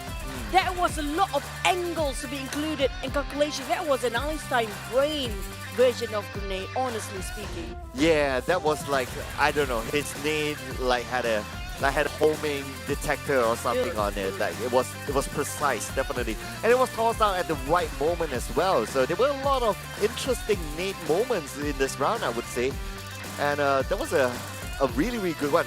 It was from Yuhai, and it came from NC, and it came from Drax. I think it was like, what, 3 nade knocks or eliminations back to back. So it was all nades galore at some point. It's just remarkable plays for this one. This is a really flashy game this round. But for Genexus, they tried to keep Bosskurr out, but they forgot the fact that they have Tabah NSEA to fight against later. And maybe it's not always in the highlights no matter what. They're remaining with 2 members just now, but didn't manage to survive. But MUGEN, on the other hand, just...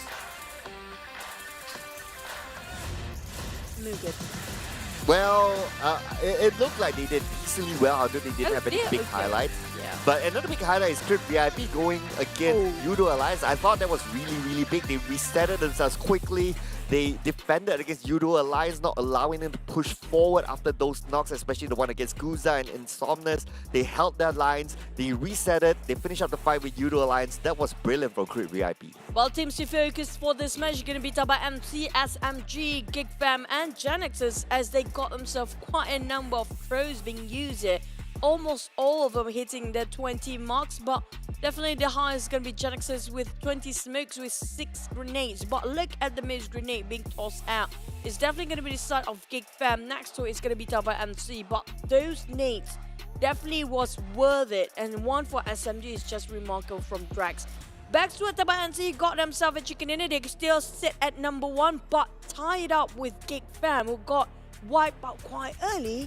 But still the same points as they do for Tabah NSEA and GEEK Fam. Yeah, GEEK Fam was 3rd place because of 10 elimination points, but because they got 11 eliminations, they tied up the points together with NC. Crit VIP as well, getting 11 elimination points, so there's going to be the same with GEEK Fam.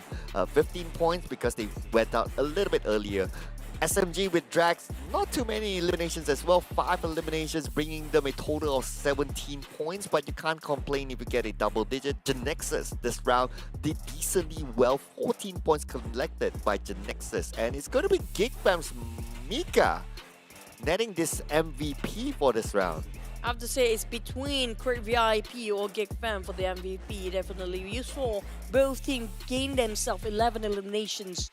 And that's going to be the Kuza's effect. Honestly speaking, the Kuza's already strong with that run for Crit VIP. But for this time, the MVP, Mika, for GEEK Fam, almost every single player is actually the MVP. But I still have to give it a go for Yuhai just now. It was incredible plays for him. Yeah, he definitely did some standout moves. So now looking at the overall charts. So it's going to be GEEK Fam again at number 1 spot. Team Secret dropped down to number 2. 4 points difference between the both of them. But look at the gap between Team Secret as well as Team HYVE. It's like what, a 16-point gap between number 2 and number 3. And followed by MAB is still somewhere on top, not moving yet, 57 points. But looking at the other end as well, so we got Dingoz at the other end. This is not the same Dingoz that we've seen last season. It used to be the king of Miramar, they were. Before rivals, it's unusual for them to sit at the bottom 20 here, 19th place. A lot of teams being pushed down, the moment Team HYVE being consistent. Now, this is what I mentioned about Team HYVE. They are not flashy, they are not the teams that got themselves like a hell lot of number of elimination, but they're always there in the last few minutes, always there in the last few circles. Every single time they place themselves in the top 10 or at least top 5. And that kind of pushed them quite a lot. It's just the consistency they have in the middle bracket stays. I think what they did differently as compared to previous seasons with the Boyka DNA or the RF DNA is that they play a little bit more intelligent this time around. They don't go just shooting whoever's in front of them. They decide on the fights they want to take and the fights they don't want to take, and hence it brings it brings fruit towards their efforts, and you got to give it to them as well that they adjust as time goes by. But we have to give the highlight to NC. So this is their moment where they got that chicken dinner. Of course, they started off from military base, they move up onto the lighthouse, and they played around that area from there.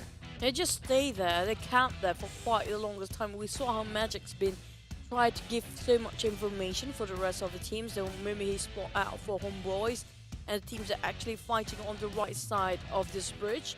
They actually loot up from Sonomska military base and they got their loot, they just stay there, they just camp the entire time. They're not taking unnecessary fight at all. And the side of MAB, also almost the same similarity as Team HYVE, I would say. They're always consistent, they always pop themselves in the last few circles. But for Tabah NSEA, like I mentioned before, they just stay where they need to, because all the other teams are too busy fighting against each other. Nobody actually spotting them out. So they only take the fight. That's where when they actually decided okay, this is the chicken dinner fight, we need to take it anyway. Yeah, they definitely pick their battles for sure. What's interesting about this view is that look at where NC is at this moment. They're all in the main peninsula at this point, and they are being locked down. They're being locked down also by MAB because they're sharing the same compound pretty much. SMGs on the other side as well, probably could get a good view onto them. So the fact that they could still slip away from these teams, from teams like Team HYVE who's behind them, SNG in front of them, Genexus at some point in front of them, and still move themselves to that small island, park themselves and wait for the right moment to show themselves again. It is crazy. I want to have some of that invisibility spell. I mean, it's because of a fight in between GEEK Fam and Genexus were too heated up. And so many noise there, it attracted all the attention towards that side instead of giving a bit of attention towards Tabah NSEA. Because of the gun sound, because of the fight, the grenade being tossed over towards a fight towards this side that we're looking over, nobody actually spotted any of Tabah NSEA. Everybody thought that's all the team there. Nobody's actually where other than this. Who have thought that small island, that isolated island? It's not even an island to start with. There's literally one team standing there waiting the right time to butt in. Yeah, I guess the distraction definitely helps, and they were well aware of the distraction that's happening, all the fights, the big fights, and I guess it's all just about game sense that, okay, a lot's happening on that compound, so they're kind of distracted. No one's going to look out the window on the other side. Ain't nobody got time for that, as they say. And they took that advantage and they went to that, well, we wouldn't even call it an island. It's like a small patch of land at just the southern side of Ferry Pier. And they stood there and it gave them the right moment to come back in, and they finished up the game and they got their chicken dinner. Sometimes it's good to think out of the box sometimes. You know, that's what happened in yesterday's matches as well, where the teams are actually not expected to take a spot there. There's actually people there. That's what they've been doing since yesterday, to be thinking outside of the box. But this one, we're going to look over for the overall stats in the recent match to week 1, day 2. 60 elimination, definitely all the players being finished off by the other players, and other teams that are finished off by the play zone only. And that's kind of a good number for now. Hang on, how many did NC still maintain 4 towards the end? I think so. I think it was Yeah, a 4. it was a 4. So if it was a 4, that means nobody died yeah, on this nobody zone. died. That's why I said it's a good number. Yeah, so everyone's like, okay, let's go for it. But besides that as well, very little heals as compared to a lot of other maps. 7,587 total heals, 58 total knocks, and so on and so forth. And there's still the graphic of people asking for forgiveness. But the Yuhai is still back in here with the most knockout. But he didn't eliminate. Maybe that's why Micah is actually the MVP just now. Possibly. But this is going to be the sad award, like we mentioned, with the most knockout but not eliminations.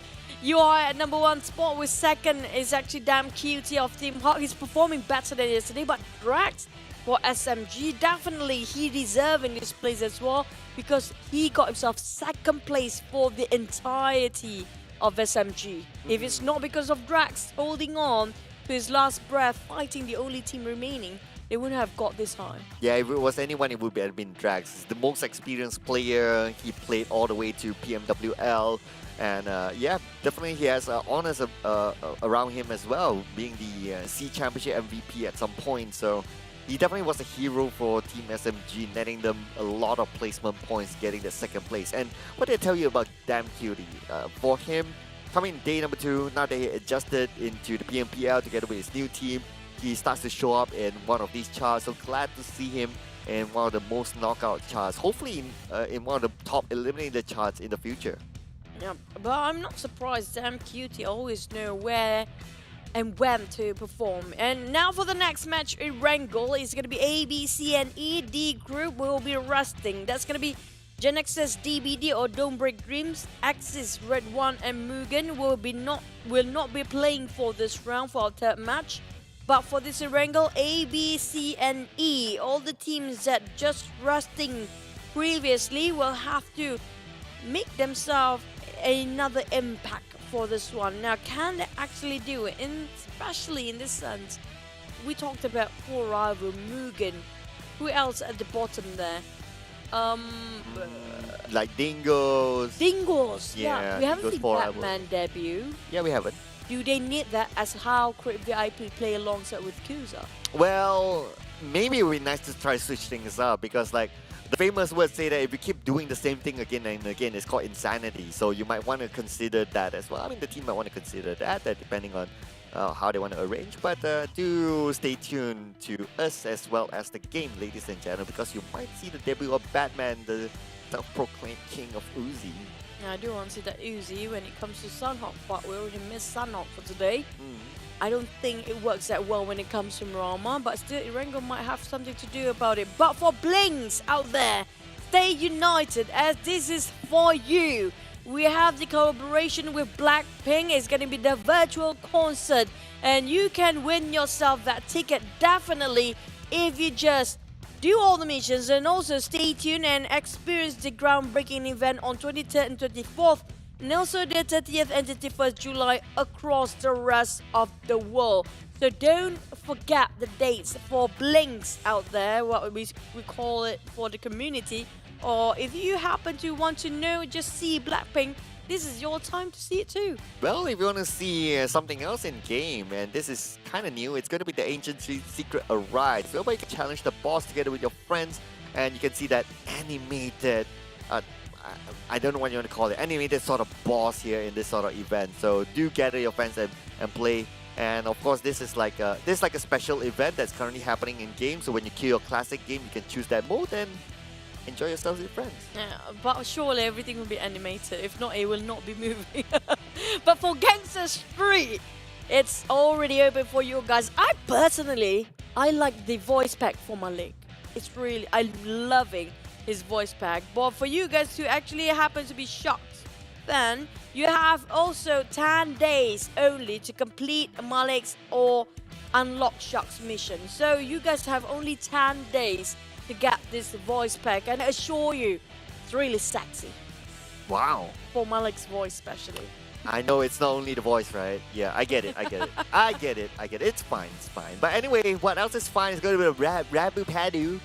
Or should we call it a Rabu Padu? So this is actually the event whereby you can log in every Wednesday to claim a chicken token, and with 3 chickens you will be you will be entitled to redeem a Lila Attack suit for free. So make sure you do that every Wednesday to claim this item, because you don't want to let go of all these freebies, right? And it's going to happen from July up all until October 2002. So lots of time, but you just don't want to miss out on that. Why would you buy if you can get it for free?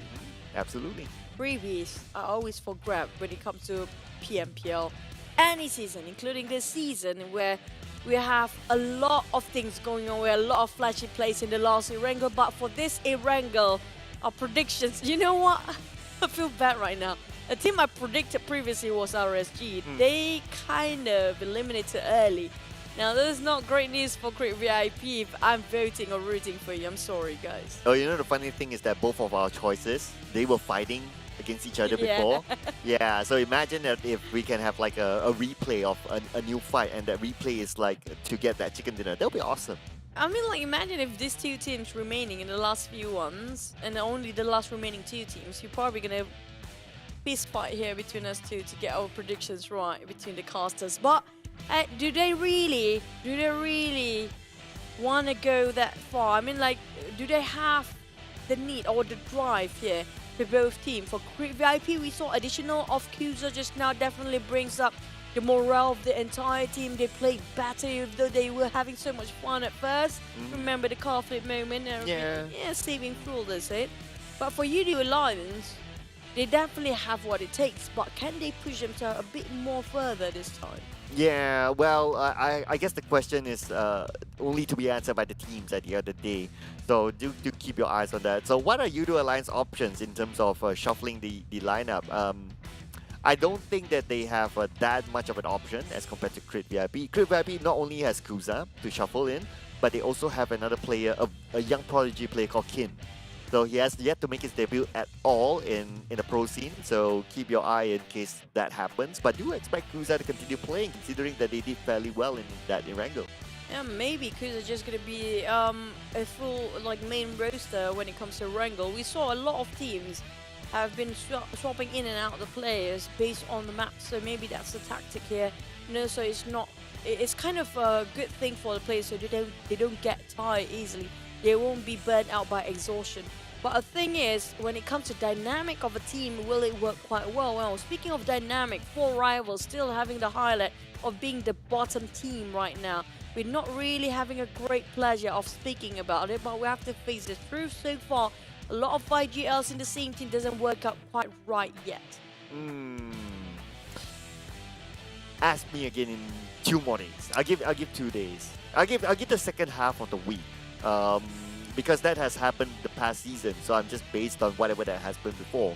If last season, same thing, and it didn't work out, then perhaps I would say that, okay, no, historically, based on data, it just doesn't work. But yeah, I guess I'm still at the fence on that. So I'm keeping my my thoughts open for it. I mean, like, it might work for the other teams, but not just this team. Maybe they need a different approach to make things working out for the entire team of 4 rivals. Now, we do know they are very star-studded players, like you mentioned before. These are star players being put in the lineup, but it didn't reflect anything at all based on their synergy. I have to say it out loud because it just didn't work out quite right. But maybe with a couple of more days, you know, they kind of have a bit of bruise or whatever they have behind the scene right now. They have to work things out. And maybe they got themselves that same room communication that might actually be working. Just hopefully it's not too late for them when that happened. Yeah, so I guess that deadline will be like, okay, second half of the week, if it still doesn't work out, then it's really back to the drawing board. And maybe the drawing board is to have Apu coming in. Because I don't think we have seen Apu yet making his debut. He has been the lineup of the 4 IGLs that we already know of, the Voki, the Jumper, the Pemburu, and the Appy. So I think Apu is still available to be swapped in at some point. So I think that's something that they can also change as the weeks goes by. But one team that needs a major change as well, I think it's going to be MUGEN. Oh, that one. Yeah, we boy. saw some highlights early on, but I don't think it's significant enough just yet.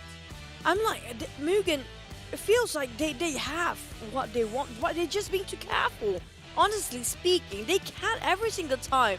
Everything we've fallen down on their lap. Like the players, exactly like the case of Sem9 Putra previously, it's already in their lap. All they need to do is just grab it.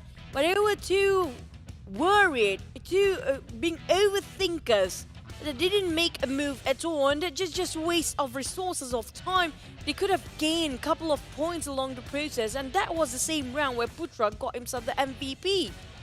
The whole game will change if they just shut down Sem9 Putra earlier. Imagine if that could have happened, and they already got that in the grasp. But here we go again for Erangel next one. We did mention our predictions, but the thing is, our predictions never right so far. Yeah, I know, right? I guess the moment we got a right prediction, we should pop the soda or something. But yeah, I wonder when that's going to happen. The good news is that we do have soda just on the outside. I like to see really? Mugen. Yeah, I didn't know that. yeah, that soda. But I like to see Mugen feel tricky for once, just to change things up. Because so far we haven't seen him yet tricky. He has played in the PMPL before. He probably brings a different dynamic. So I like to see that change if it's possible. But before that, let's jump into Erangel number 2.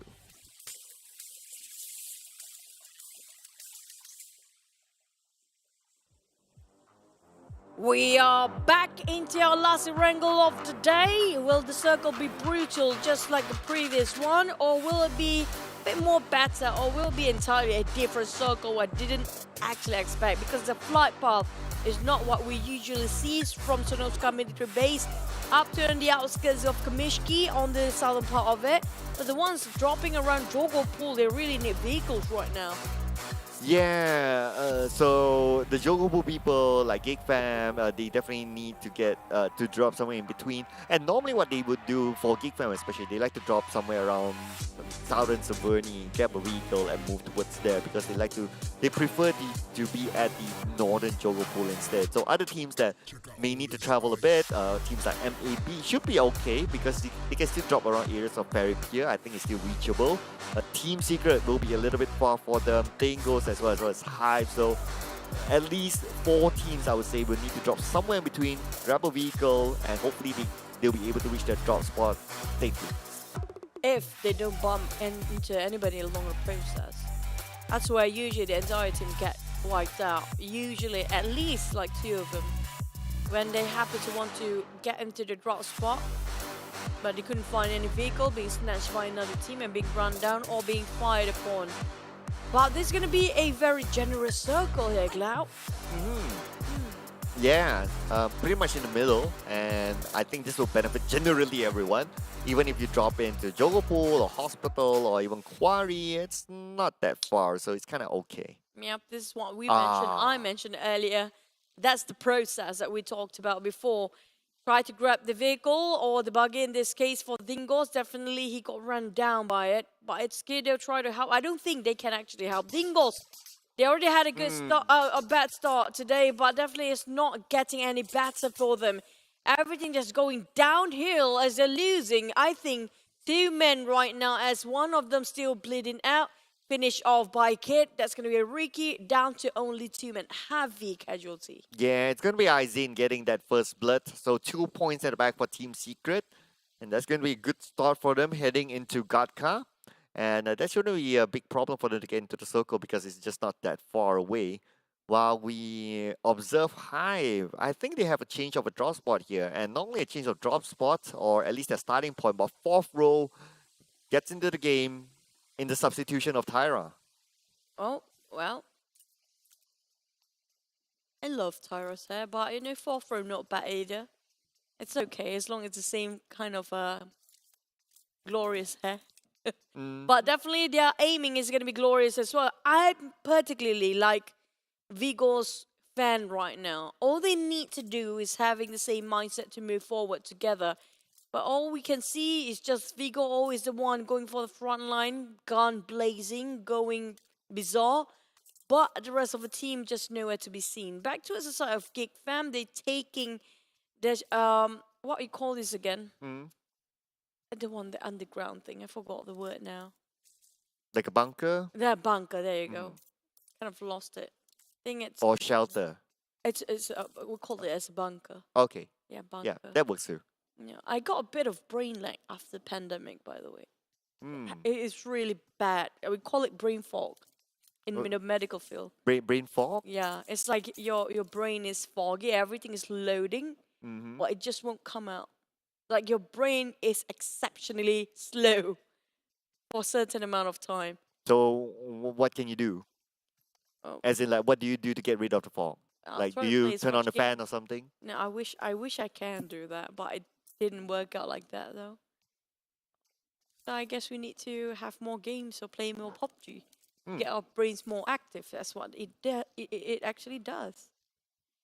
Okay, back about the game. That's some advice. No more brain fog moment.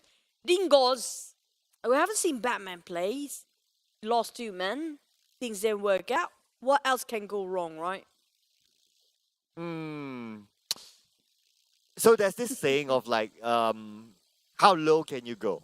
No, no. How low can you fall? Or maybe something like how low can you go? It's like, you know, people that's a mean thing to say. No, so hear me out here, right? So how low can you go for we must know okay, what's the objective here? The objective is to be the top 16 into the country finals, right?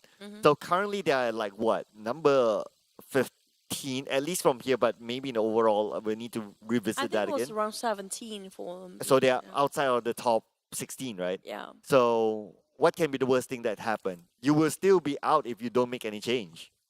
So you might as well just, you know, take a little bit of risk, play Batman, change your style totally, and try this and see what comes up from there. Because at the end of the day, if you still try to do the same thing, expecting the same results or expecting different results, uh, what's the worst thing that can happen at the end of the day? You will still be out, or you can try something else and try to push it into the top 16. Now I'm gonna debate with you for that reason and for that point only, because when I mentioned that regarding 4 rivals, you disagree with me strongly. And for the sake of Dingoz, you tell them to change like as fast as they can because of the performance. Don't 4 rivals have to do something about that as well? Since they Now, are in the same boat, though. now to counter the debate, historically, 4 rivals has done that change internally before, and I'm not talking about like okay, you swap players, you make a big change and all that. Yeah, you deal with the fact that you have multiple IGL hits, and it worked out for them last season. So that was based on that historical, and it didn't happen just off the bat. It took them like a couple of days for them to do that, and they just went all the way from there. Whereas for Dingoz, they were consistent pretty much throughout the entire season last round, and by doing whatever they did. So they didn't really resort to like major changes or so. Hence, bringing that same thing into this season, looking at if they're applying whatever that they have learned or whatever they've done last season into this season, the same thing, and this time it's not working out. So the difference is that they might need they might need to change whatever that they are currently doing. No, the reason I said 4 rivals have to do the same thing, where I was hoping they're gonna swap over April. Because of what? Yes, previously they have a couple of IGLs already working out together. But this time they have another additional one. And this guy's personality is huge. We're talking about a lot of big personalities, not as in their name, as in, their character as being. We're talking about Pamburi, Vokian, and Jumper. All these 3 guys, sometimes they're a bit hot-headed, or sometimes they're a bit reckless in making decisions. Previously, it's not that much. Maybe there's no Jumper that still can equalize things, but now Jumper also a very strong voice coming in. It causes a bit of a torn in between for the teams. Like, which one do we want to go for? Yeah, I 'Cause mean, all of them having quite a loud voice there. yeah, I mean that's fine. I think at the end of the day, all these are subjective. So whether it's this or whether it's that, there's nothing right or wrong to that debate. At the end of the day, it's they themselves know what exactly is happening internally. Like for us, we'll be able to just theorize based on like okay how their Yeah. characters are and how what we see on screen, but at the back in their own gaming house at this moment, like only they would know that what exactly is happening. So I do hope that to clear the air between that for that debate, right? Is that if we were to be able to get an interview from them, it would be Yeah, perfect. I would right? want that. Yeah, Absolutely. so Mr. Production, just saying, you know, in case if we get an interview with 4 Rivals, I'd like to have that. Yeah, we want to have that, especially when we have so many questions to ask regarding who really called each shot for each certain map. Because things have not been working. Are they alternating when it comes to calling shot? But the circle pops again. This is going to be an all-time sweetheart car field circle where we're looking over Pochinki in the center with Team Secret inside of it. Used to be the Pochinki Kings, but Team Secret nowadays making a second check or third, fourth checkpoints. And they don't really want to leave for now on top of the abandoned church. Aside of Dingoz, we mentioned about them remaining with 2 players. They are playing this very late. Have to. Yeah, because there are only 2 players. Yeah. So the thing about losing players very, very early on is that after that, there's nothing much you can do except just to survive. And you cannot take fights. You cannot force fights and do all those sexy stuff. So you need to play it very, very safely. But what's not going to be safe is going to be HomeBois against RSG. They're trading it out 1 by 1 as Luke finishes off Iron Pro and also 6.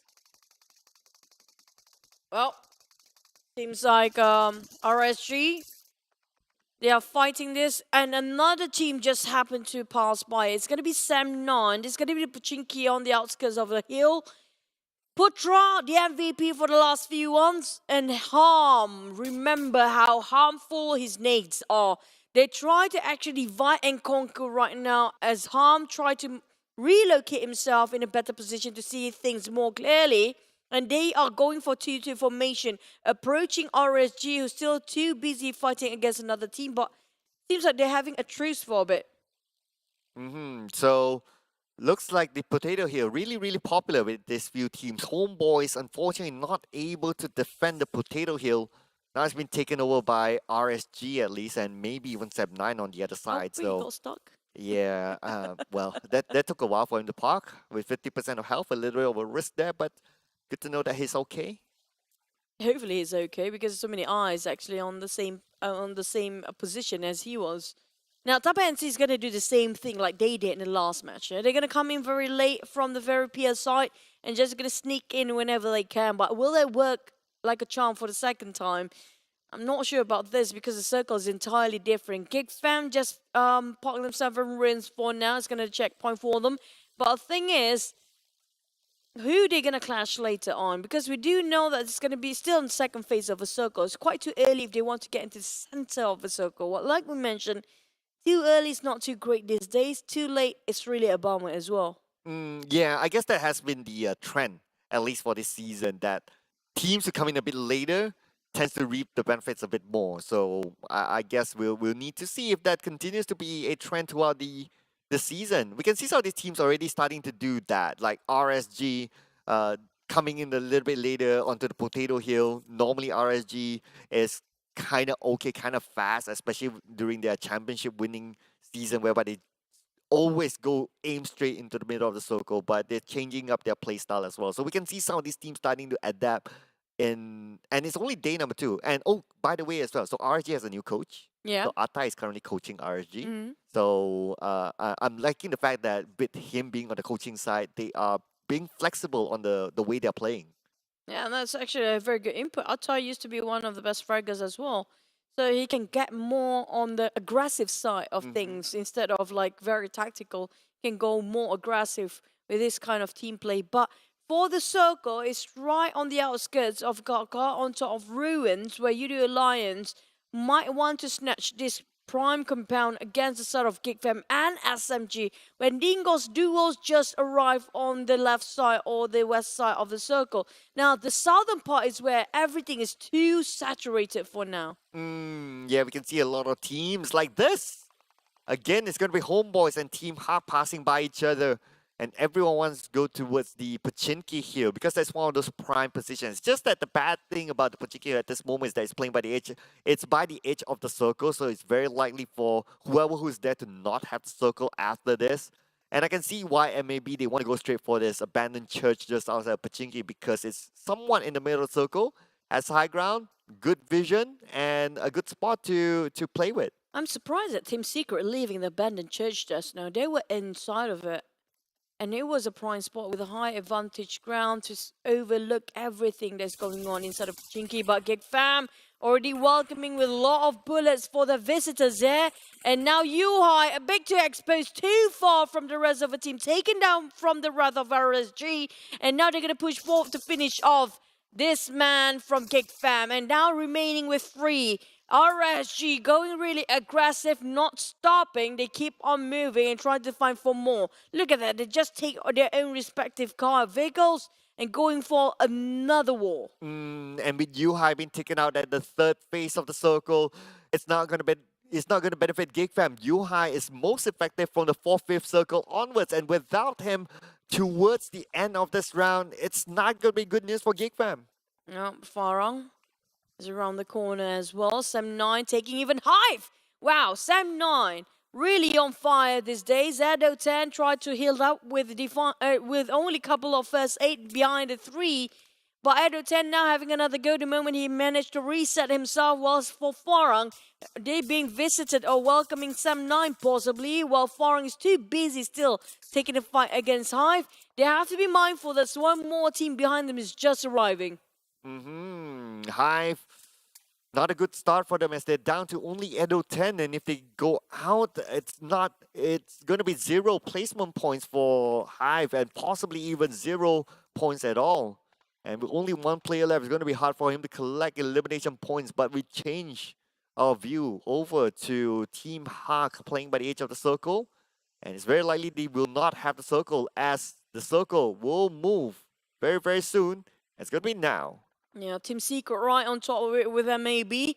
GEEK Fam and Crit VIP is right inside of it as well as Farang touching at the rim right side. And also Tabah NSEA again happens to be out of nowhere, popping that hatch inside the last minute. Team Hawk coming in from the southern part. But the thing is, there's so many teams they have to cut across. And there will be a lot of crossfire here. 4 rivals, Jumper trying to save. Now, we mentioned about 4 rivals. This is their time to shine. Can they show us what they are made of? Bosskurr doesn't have the circle. 4 rivals currently gatekeeping Bosskurr. And Bosskurr needs to fight their way through. But they need to do it fast as they only have 20 seconds on the clock. And now Zigzag starting to prep up himself. At the same time, we can see that Frankie gets one. Oh, looks like NT's going up against SMG, but okay, you gotta be careful there. I don't think it'll cause any damage, but it's still, you don't want to, just do something funny at that moment. He was trying to barricade himself, and Zigzag's just, you know what, you can't hide now. I'm just going to take the car and move it for a bit. Back to what's sort of GEEK Fam. And they're going to cook up the nade. Rex coming in. He's not wasting any more time. You're cooking up the nade. That's going to take a couple of seconds. But for Micah being spotted out when he's tossing over the Molotov, couple of them trying to actually flush them out and not even making an entrance there. But GEEK Fam seems like they are losing because RSG is just going rampage. Oh, RSG. They always like to play the active role and they're starting to do it again. 4v3. So there's an advantage for RSG. They do have an M249 as well. Damroot on the outside. Damroot will be taken out. Looks like there's a little bit of a trade there as Luke will finish off Damroot. And that is it. GEEK Fam, they are in trouble. But Micah gets one. There's going to be a little bit of a trade. Micah can finish him off. But Micah not able to finish off the team member from RSG. And RSG will still stand tall. We're not done yet. Yoodo Alliance versus 4 rivals now. This is a bit dicey and a bit spicy in this part. But 4 rivals seems like they are losing this fight as Yoodo Alliance got themselves a higher ground. And definitely they don't have anything to cover themselves or barricade in this moment. And HomeBois, the rest of Yoodo Alliance just gonna push in. But Crit VIP is overseeing this. HomeBois shooting down on 1. 4 rivals in the dire need of help right now. And Adit Luke together with HomeBois will be the cleanup crew against 4 rivals. And 4 runs. Pamburu nated jumper? And Pamburu nated said, what just happened there? What just happened? I want an explanation from 4 rivals. But Yoodo Alliance still on the outside now has Bosskurr to deal with. Yeah, it's going to be 4 rivals happen, but Bosskurr, Yoodo Alliance just have a small triumph of victory, but it's not going to be done. Great VIP, the one that actually gatekeeping every single person who tried to cut across. Bosskurr is actually walking in the same track as Yoodo Alliance for rivals there, as Somnus try to distract them, and Yoodo Alliance too busy fighting against Bosskurr, but the one's winning here. It's going to be Great VIP, another team decimated by Bosskurr, but it's just the same scenario as Yoodo Alliance. Now Bosskurr is stuck here. And Crypt Vappy, they do have the circle. Bosskurr will be pressured by the zone. Kuza has a high ground advantage. Razor is starting to position himself. They are going to gatekeep. Bosskurr, the firing coming in from Razor from off angle. Razor will be counter-fire port down to 80% of health, but he's still well in health there. He tries to take down Zigzag, and Zigzag will be eliminated, will be taken down by Razor. Oh, down to 1, but never mind. Wait! Farang! That's a very long shot. How did that happen? Bosskurr finish off next one. We're down to 11 teams, while Farang, now Great VIP, facing the same karma that they have been trying to go against all the teams before. It's the same death trap again, but it's just really the same thing all over. Trix just naded himself off screen, and I'm not too sure what just happened there. But what I'm sure is that HYVE International eliminated 11 plays, 0 elimination points for them. MAB playing by the edge of the circle. They do have this high ground, this old church just outside of Pachinki. It's going to be their fortress now as they try to stop teams from coming out of Pachinki. That's going to be HomeBois as well as Sam9. Again, Team Secret and MAB holding on to the circle as long as they can. Well, Great VIP taking on northern side, but they have to fight against Farang because Farang have their eyes on them all the time. While RSG, Tabah NSEA, SMG coming up from the left side of the circle. Team Hawk Dam QT is also struggling to find a way to get into the safe zone. But Rush taking down on the side of what's in front of them. But Team Hawk now trying to take the fight into Team Secret. Shinzi hoping he can survive with the first 8. I don't think so. Oh! Kuza! 1-8 gets 2. This is the man, the legend himself, showing it how it's done. Oh boy, that's really different team entirely. But back to about Team Hawk. Right now, everything just shoots. Whatever that move they're gonna shoot, either it's teammate or not, they don't care. I shot. Trying to actually open up space for Fredo, but Kid actually from afar. Outnumbered, not really. They are being outnumbered for Team Hawk as Team Secret still have 4 men standing. Oh! That name, never mind. Eisen gone, but Heikel finish off one more member. Fredo is done as well. SMG eliminated next, we're down to 9.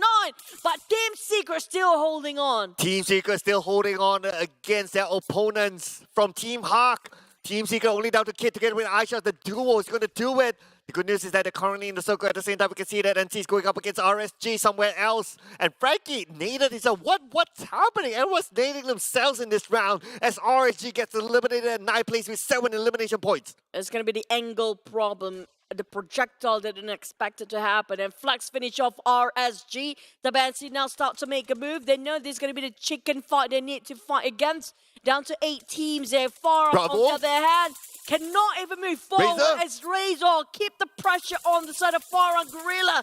And they will be the victims there as Razor trying to actually revive his mate. But the problem, they managed to actually get Sam Z, but the thing is, it's still far from a circle. Yeah, they need to prioritize the circle at this moment with 25 more seconds on the clock. Sam finishes off Molly for Farang Guerilla. Team Secret against Team Hawk, not done yet. Sam with a grenade elimination. And we saw a boo-boo there. But Razor being got by Bravo from far. Bravo, the last man standing for Farang Guerilla. Almost getting on to Kuza. Kuza, 30% health. Bravo will be eliminated from afar by Sam. And that's going to be it for Farang Guerilla with 4 elimination points. Another picking up friend moment here. They don't have much time. Seconds ticking and it's done.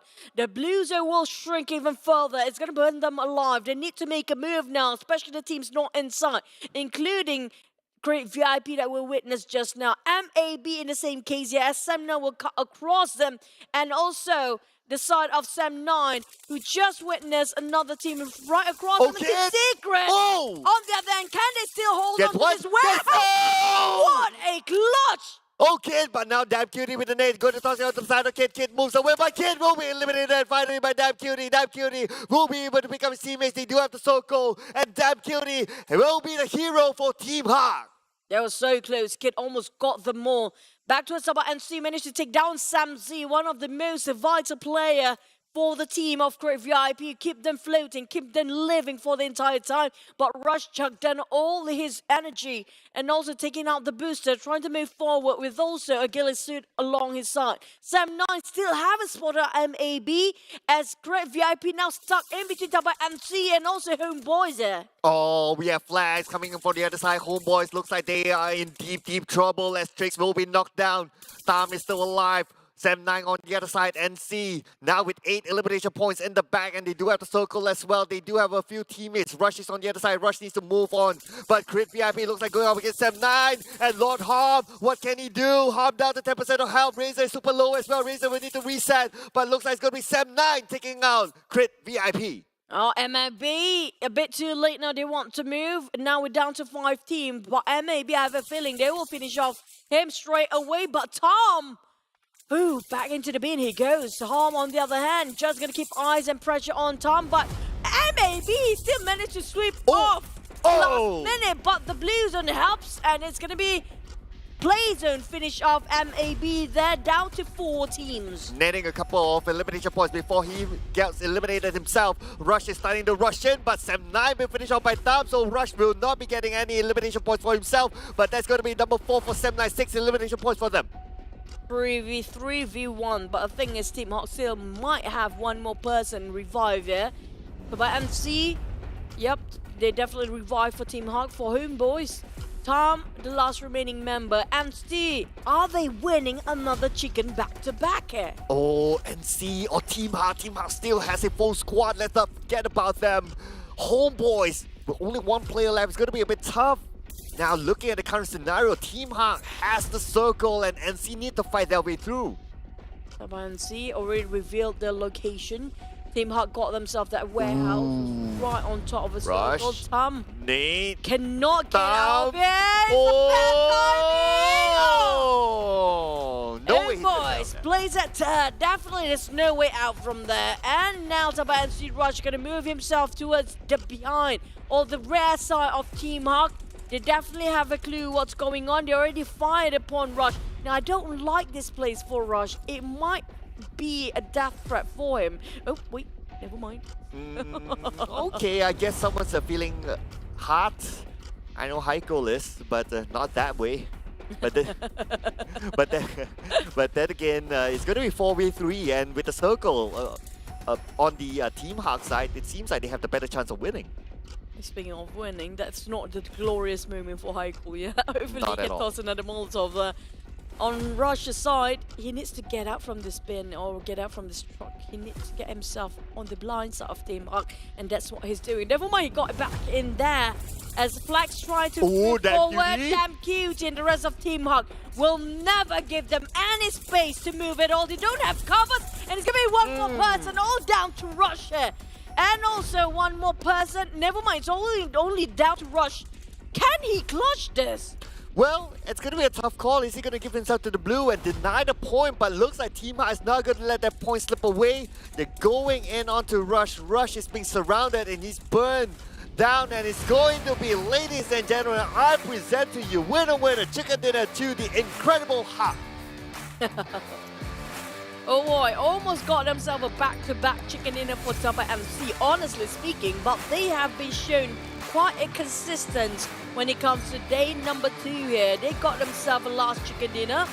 Now they got themselves second place. Again, they got themselves quite a number of position points. Definitely it will boost them quite a lot when it comes to overall ranking.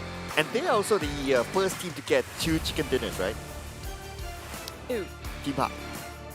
Oh, did they get yesterday? They didn't get. Oh, okay. Yeah, That was they, the they, DVD. they, yeah. they were consistent, but Ah. they almost got it. They got a top 5, but Yeah. this is their first chicken dinner. And this is quite early. Usually it's quite late for them. Usually it's like second or third week only they start to show their faces for chicken dinner. But this time it's quite early for Team Hawk. Well, it's good news. I don't think they're complaining now. We're not complaining. Not at all, especially fans for Team Hawk. But let's have a little bit of a recap of whatever happened early on. And it wasn't a good start for the Dingoz. Again, another struggling round for them. Yep, I'm gonna put that for discussion later, but sort of RSG also, they're having a bit of too much fight moments. Same goes for Sam 9. We can see the circle because of its generosity quite in the center of it, making it so easy for the players to bump into each other based on any angle they actually try to approach. For RSG side, were they the one that actually fighting at the place? No, that was Yoodo Alliance, the death trap thing. After one team died the same place as another, and Crip VIP the one that actually survived. Yeah, so it was... This one. Yeah, this one. So Yoodo Alliance, they went into 4 rivals, and then Bosskurr came in, and Crip VIP just had to butt in from afar. And Crip VIP has been there for the whole time. Yeah, they were observing. They've been butting in since the start.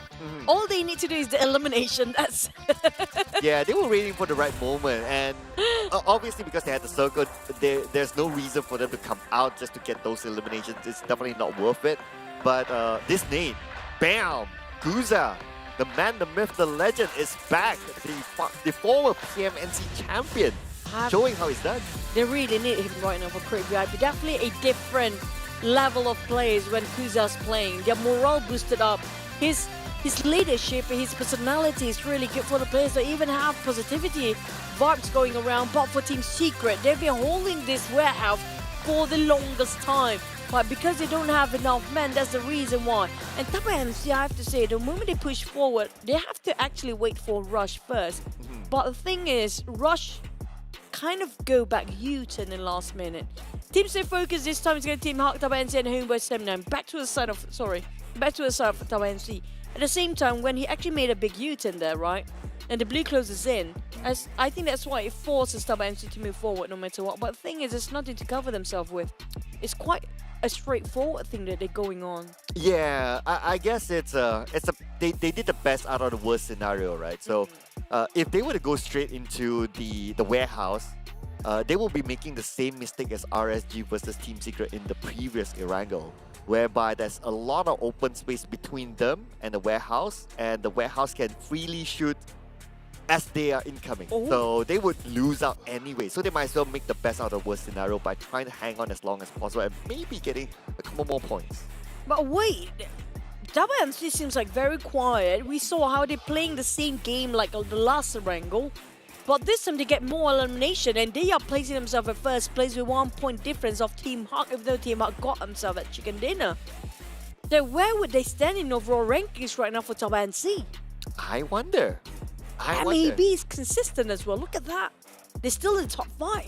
MAB's there, Sem9's there as well, Team Hawk's there, so expect them to be on top later on. But who's on top of the world right now? It's going to be Flax, and with 6 elimination points, 710 damage, and not only that, there's a 165 longest elimination distance. This guy is starting to be the star player for NC. Yep, we're just waiting for him to get more heated up. This is just, we call it the warm-up week. It's still the first week. Only on the second day, these guys have performed so well. Especially the nades today has been crazy, insane plays. I can tell you how good this guy is. Yeah. This guy is good enough to get. I remember Axis. There was a rumor that Axis wanted him during the transfer window, but he obviously stayed with NC, and right now he's just proving why other teams want him. Because of why, look at this. They shoot up to 4th place for Tabah NSEA, but Team Hawk taking the crown right now with 1 point difference between GEEK Fam, 1 point only. We're starting today with what, 20-ish or 11, 12 points at first. GEEK Fam and Team Secret at a tie right now. Even up to 6th place and maybe being pushed down, but it's not too far off for them to follow. Yeah, it's really, really close at the top at this moment. Like 1 point, 2 points difference between the few of them. So one round could change it. And also to consider that some teams will be taking a break after this. So Yeah. a lot could still change So let's hang on to our horses first, and let's not get overly excited for some of these results. But we have to be excited for some of these teams who are consistent, like Team Hawk. I mean, like last season they were like somewhere at the bottom. They didn't even make it to the country finals, but now they are showing that they are back with a bang. Oh, bigger bang. I have to say they're really going all out for this season. They have been in the middle bracket all the way. I mentioned earlier, even yesterday, I really want to see them going one of the best teams out there. But next one, we won't be having Group A playing HomeBois, Team Secret, Bosskurr, and also Team Hawk. We mentioned before the teams that want to go for a break for the next one will get that chicken. This happens again. Yeah. So who is going to go break during the final game? Let's see, the grouping again. It's gonna be a C. Sorry, B. B. For So the last one. So that means the first Miramar, it will be either Dingoz, GEEK Fam, and maybe Team SMG. Wow, aluminium. Maybe GEEK Fam, maybe MAB. MAB is so close of Yeah. getting that chicken every single time. I will pick Dingoz MAB. Yeah, Team Hawk, they were so close every single time yesterday, and today they got themselves chicken. MAB might be the case here today as well. Yeah, I will pick MAB within Group B. That is. MAB has the highest possibility based on how they're performing right now. Even GEEK Fam is like they had a really good start yesterday, but end of second half yesterday, and then today is like it's. They kind of have yeah. their bullseye They- being aimed by all the rest of the teams. You've noticed today, right? I guess that's what happens if you're like, that top team very early on. Like everyone wants to take you out, right? Everyone like GEEK Fam is like the trophy. Like everyone goes for GEEK Fam. You don't go for Dingoz this one. Considering how they're playing, no. I didn't say that. Yeah, I mean this is a very honest fact, right? Considering Yeah, like we're how they're very playing, honest no. people here, guys. Team SMG as well. I mean, despite them getting that second place finish with Drax, right? But I don't think as a team they still warrant themselves just yet. To me, MAB warrant themselves off a chicken dinner. It's just a matter of time that they will get themselves You're one. that close, they're that close. Yeah. SMG got himself already chicken today, so we're not gonna vote for SMG because they already brushed off that sparkles of chicken before the break thing. Maybe if GEEK Fam happens to land another one, they will be the first team to get a double chicken in this league. So they might get that. But the thing is, there's too many targets behind their back. And they had a very poor record in Miramar as well. So the stats doesn't back GEEK Fam. But the So stats we're do gonna go back for maybe for once we go for an agreement, we will go for MAB. Yeah, okay, so we'll settle with MAB. Like, yeah. Me agree with Buchu. I try MAB. Why is Buchu? Because there's no MAC. So if it's MAC, then me agree with Chuchu. Then yeah, maybe. I don't think that me agree works. with Buchu. Yeah, that's the best I could do. Sometimes I question your logic and sense sometimes. I question But my logic as well. I have none. I think that's why we partner up together, because your sense doesn't make any sense and my Nope. logic doesn't make your logic. So it's Not at like all. we're being paired up every single season. But we do have ourselves with an interview. So we get to actually see Tabah NSEA. Let's get into the winner's interview right now.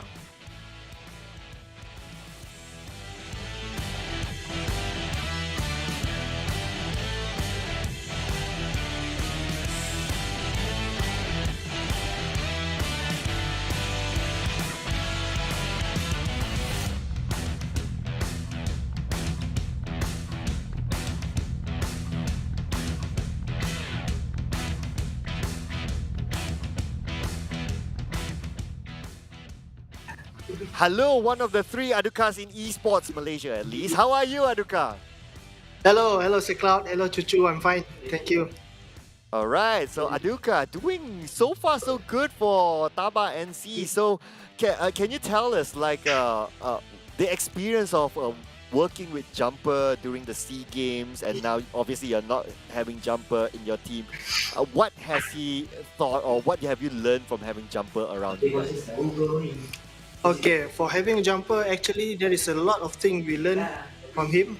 One of the performance he bring on the SEA Games, 31 SEA Games, the experience that he give to us, and we learn from him is so much, and we try to apply it in this season 6 PMPL Malaysia. Can you give us some example what you learned from Jumper? Mm, uh, one of the example is the rotation, the timing of the rotation, how to play late in the game. So that is one of the big things that we learn from him. Yeah. How to play late? Okay. Okay. But okay, Aduka, don't worry, I'm not angry this time. Every time I went there, I was always angry. Okay, today we're going to talk very nicely and polite, okay? Aduka, I want to know what's the difference for Tabah NSEA if you compare with this season and last season, aside from what you learned for Jumper. Do you think there's any difference at all for you, performance, and even the game? In terms of performance in the game is I think it's very much different because before this on season 5 the player are still a lot of first timer in NC lineup, so the experience with Jumper that we gain their confidence to play in this season. They become more hunger and more confident in this season. That is a big difference, the confidence. Yeah. They get more hungry. I hope you guys feed them quite well for the players. Yeah. Okay, so since you have experience playing in C games before this, you played with very strong big teams, big players, big names, right? What is the difference between that and playing in PMPL MYSG? The difference between playing with the big teams such as Vietnam teams and other C teams is their aggression. I think their aggression and their play, how the planning they play, their rotation is quite sometimes change each game.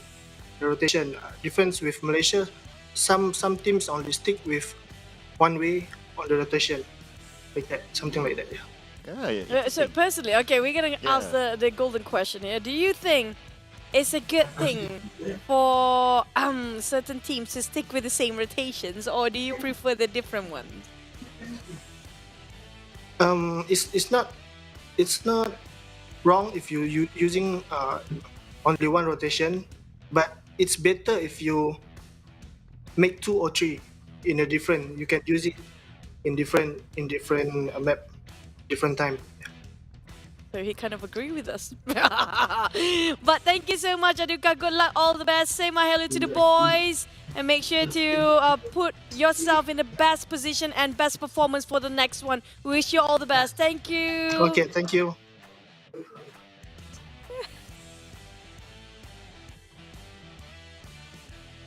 You know what? I have to mention that I'm not angry because every time I went to the gaming house, I was there to, whack them like, you guys are sleeping or something like that. That's why I mentioned it. I'm not angry this time. No wonder when I go there, they're very happy to see me. Yeah. Well, oh, finally, someone who's not angry by default is here. Okay. Angry by default. Yeah, by default, right? But I like what he said about like it's actually the same thing like what Yuhai said. Yeah, exactly the same thing actually. Yuhai also said that Malaysian teams like to do the same thing, only a few like to change, and it's the same with Indonesia, so on and so forth and so on.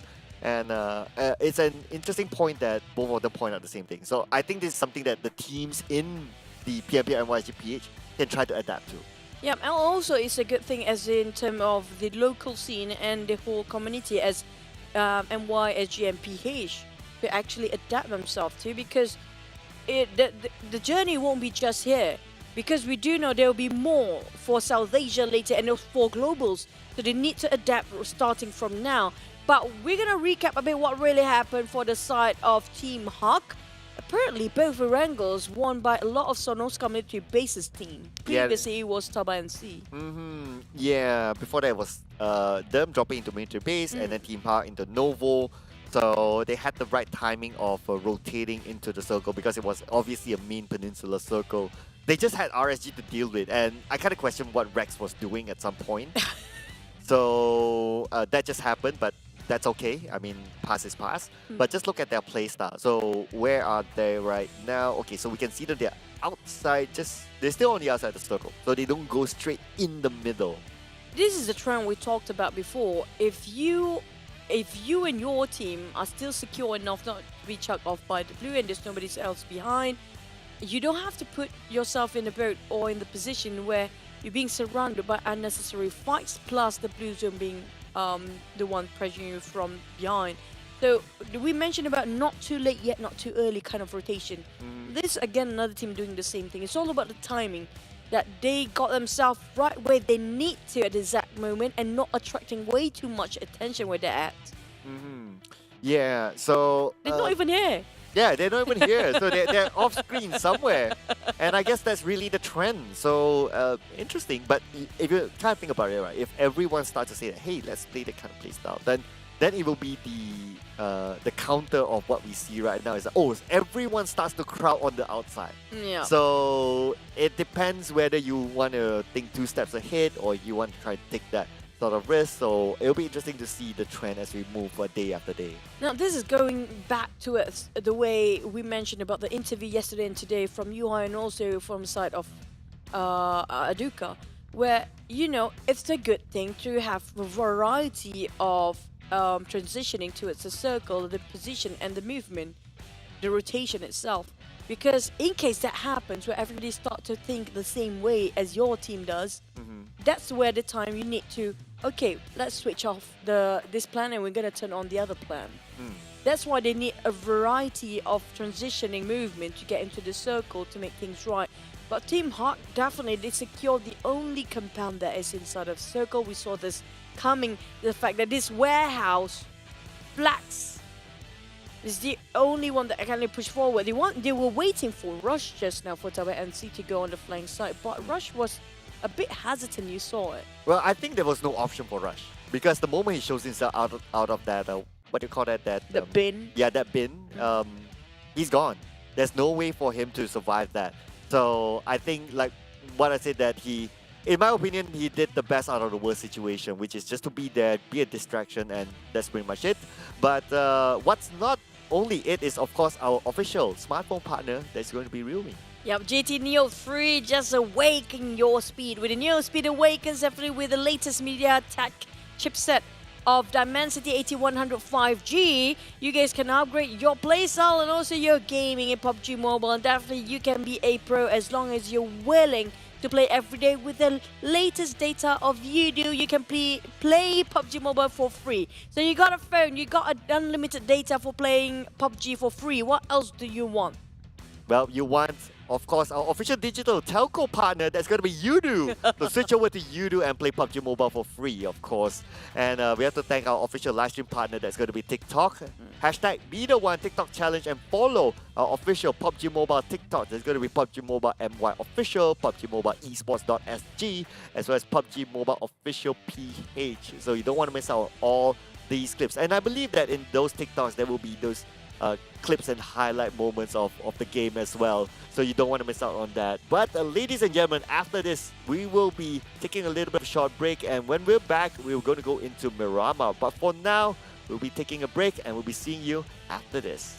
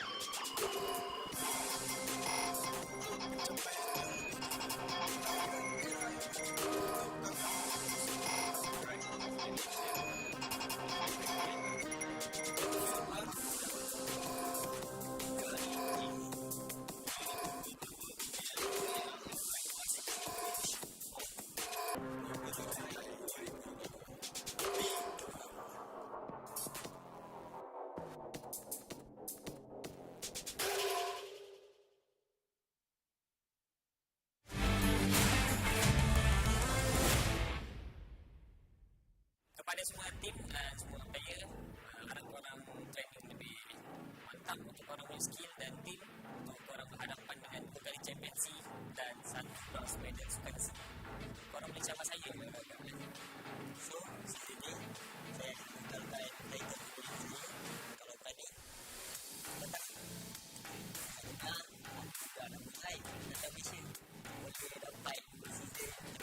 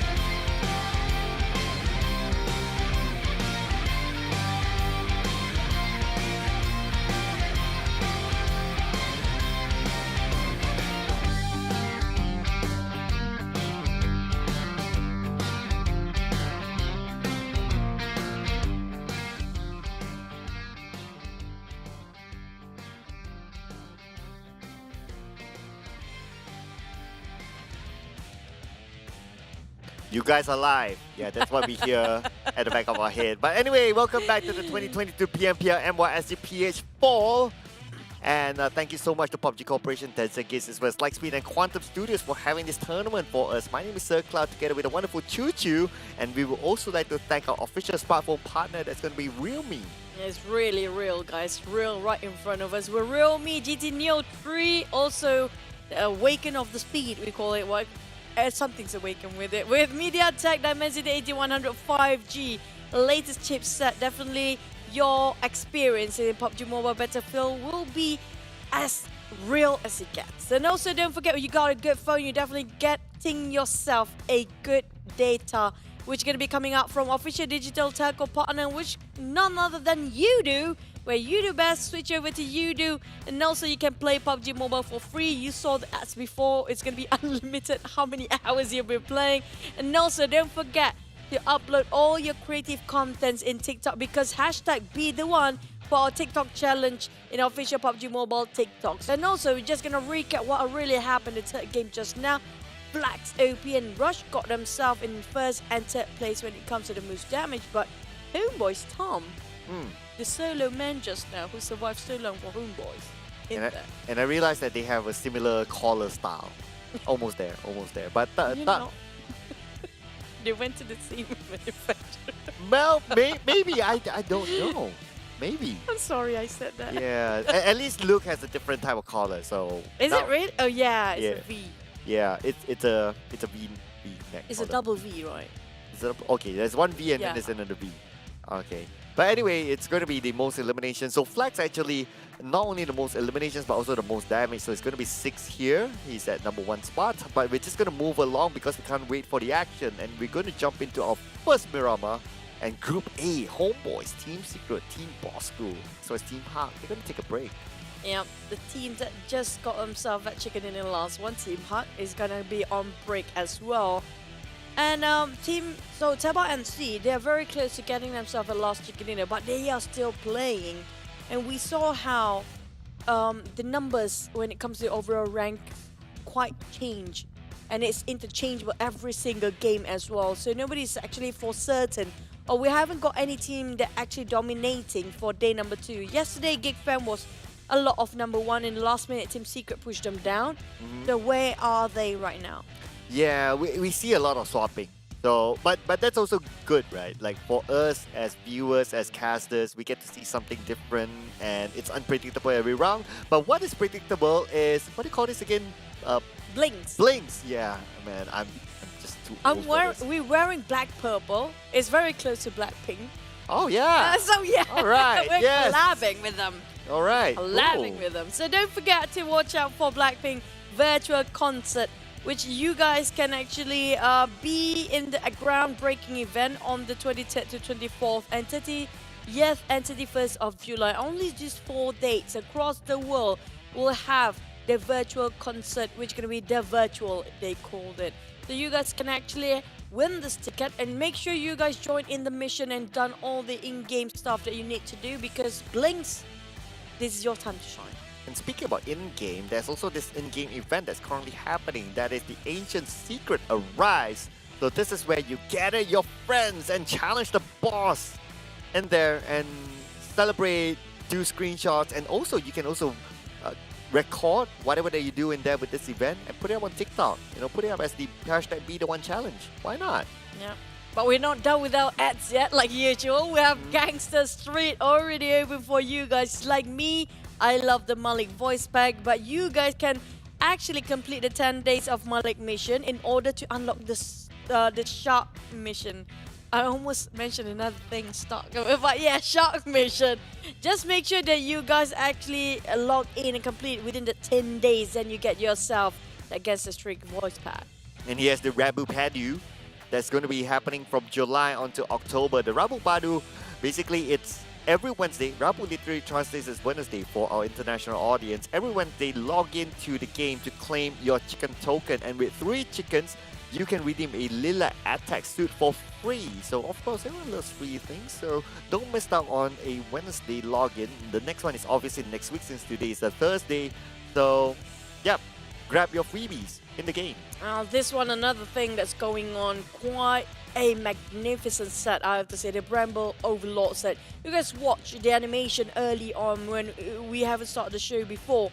It was really nice. And the Bramble Overlord also hails from a Tawny Kingdom, its backstory, and said to be the nature spirit ultimate hero. So if you want to be a hero, you gotta have this set. You be the Bramble hero. At least be a hero something. Well, I would want to, but I guess leaving the hero work is to our players. I want to see who's going to be that next hero. Just like how Drax is, in that Erangel.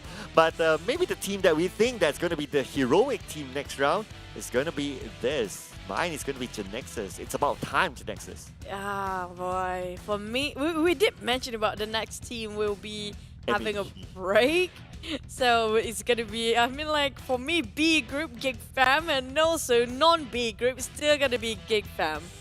So it's still going to be GEEK fam, no, irregardless. But the thing is, they have a lot of target behind them, but it feels like it's a bit hard for them to get that chicken dinner now. Well, yeah, I guess we have like two different kind of predictions, right? One is based on whatever that's happening as we go, and one is, something that we foresee a little bit further. So the one that's happening as we go is probably MAB, like what we talked about earlier on, and my Genexus and your GEEK fam was like, okay, your Genexus. Based on the longer term. Yeah, my Genexus. Yeah, Genexus, though, they have a bit of a problem during the transitioning. They are really strong when it comes to CQC. But when it comes to going outside of a compound or outside of a building fight, they're just having a hard time to have a grasp of it. Yeah, I don't know. It's a very different Genexus. I mean, they can't seem to win their compound fights even. So it's a very unusual Genexus. And considering that they have Small Boy in it, I would expect them to beef up their firepower, but instead it's going the other way around. So I really don't know at this point. Being extra careful, maybe overthinking is the reason why. Like, we saw how many teams are doing overthinking, including 4 rivals here. I'm not sure if that's actually a good thing or a bad thing in the future. We'll have to wait and see by the end of the day, as we're down to the first Miramar match of day number 2.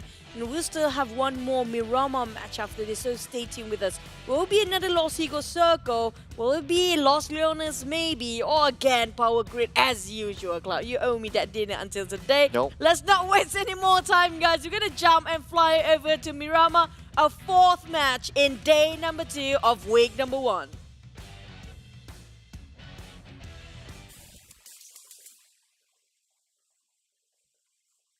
So here we go, Miramar, our first Miramar today, and the 3rd Miramar of the PMPL so far. So we're going to have Group A taking a backseat in this round. So it's going to be HomeBois, Team Secret, Team Bosskurr, as well as Team Hard. They're going to chill. The flight path is going to start from Torre Shimada down all the way to the southern side of Los Leones. So teams who like to drop on the left may find it a little bit challenging to get to their original drop spot. So it's going to be teams like GEEK fam, possibly even Genexus, or maybe even Tabah NSEA may find it a little bit difficult, including HYVE International as well. So let's see how they will adapt to this kind of drop spot. It's a good news for those actually around Camp Romilda, which is going to be MAB, your team. The team that I'm actually looking out for. Because they're so close of getting that chicken. Will they finally get one in Miramar? Erangel seems like tough for them, but it's a different story now. It's a different map entirely. Now, speaking of teams that's playing, right? Do put your do watch out for the teams that's swapping out in and out for their players. It's going to be Axis mainly. So yesterday they put in who was it again? We mentioned that earlier today. They put out Hey Noob to put in, was it Kachang again? Yes, I think it was Kachang. Kachang Sisu, who's in and out again, remember? It's retesting my memory at this point. Yeah. So, yeah. But anyway, what's important right now is that Dell, Hey Noob, Rift, and... Kachang's not playing.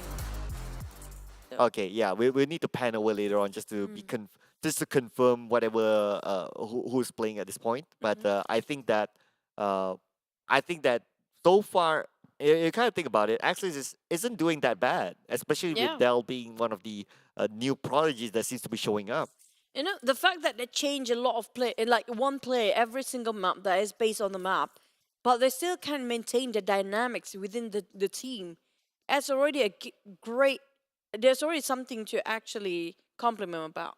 It's something to be praised here because it's not easy to maintain that sort of dynamic, that sort of aggression, the proactivity within the same team, but you keep swapping in and out of a player, even though it's just one person. Yeah, well, that is the debate, right? So you can say the same for Four Rivals. They have yet to change their lineup since yesterday, and that's and you called it to be like, okay, let's get Apo to play. So are they trying to find that consistency, like what you mentioned, by not changing their lineup still? Oh, so far I haven't seen like any positive outcome for Four Rivals, honestly. I have a feeling like everybody is just having their own agenda going on and they need somebody to tone it down, and April is one of them. Mm, I don't know if April is the one because he's kind of passive, but Yeah, but that's what I meant because all of them are too active and mm, too too much of having their own agenda of where to go, what to go. So they need somebody to follow instead of someone to order again. okay, well, it's a theory at the end of the day. Yeah, it's a So theory. yeah, it's a theory at the end of the day, or in academic terms, we call it's a hypothesis at the end of the day. So to prove that hypothesis, at least is to get an interview together with Four Rivals. So just The saying, just only, saying. the only, For now. the only answer that we can actually get out of them is just getting that, like you mentioned, interview. But Tabah NSEA, so they're having the same set of players for RSG. RSG, how do I say this? They're hot and they're cold. It's like they're so close of maintaining that consistency. But the one that they took out Rex earlier, that was really unfortunate events. And it kind of caused the entirety of the team, honestly speaking, I have to say. Even though it doesn't look that much of an impact, but it actually does. Because like we do know that Rex feels like he's really good when it comes to the late phases of the game, where he actually perform way better and brilliantly when it comes to the fourth circle and so on. So to lose him quite early that much, they really needed him though. Yeah, I guess in general, no team or no player will be useful if you don't survive the first maybe 2 or 3 phases of the circle. By the time you have yet to do pretty much anything significant. So including like Rex, I guess like what you will try to point out is that why Rex especially is because his role is a fragger. Yeah. And if he doesn't survive till like maybe the fourth or the fifth circle onwards, he basically doesn't have a big role to play. So they need to keep him alive, especially like maybe you can lose the support, but you can't lose a fragger super early. Yeah, it's just gonna tone down when it comes to their performance later on. What they really need that time already lacking. For Farang side, well, this is their Farang Guerilla that we talked and we've seen. And so far, they're doing okay, I have to say. There's sometimes a bit of a whoopsie moment, but not most of the time. Now, this is a team that we need someone to push them forward. Like, just get out there and shoot something, you know? Because they're being too careful, honestly, for Mugen. They have so much potential. We've seen it many seasons before as a previous different team entirely. But it's just, why is it they're being too careful? Well, only they can answer, I guess, at the end of the day. But my theory is that it's a regional thing. That's how historically the Singaporean region has been playing. A little bit more safe, passive, and that has been their gameplay.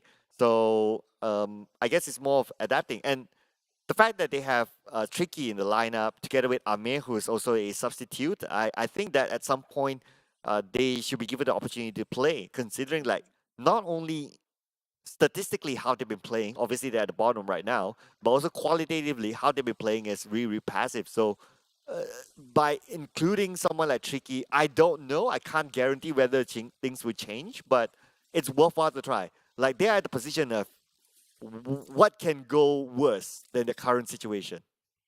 And like it's worth a shot for them to actually swap out just to give a different vibe. But now, finally, Okay. we're looking over. The moment we talked about them, they're taking the fight against Great VIP, taking one on Razor. Amira actually shot him down from afar. But Razor, they definitely have a couple of smokes to work out, and we're going to build the bridge towards Insomnus. And he even blasted out that vehicle to make a barricade for the side of Insomnus.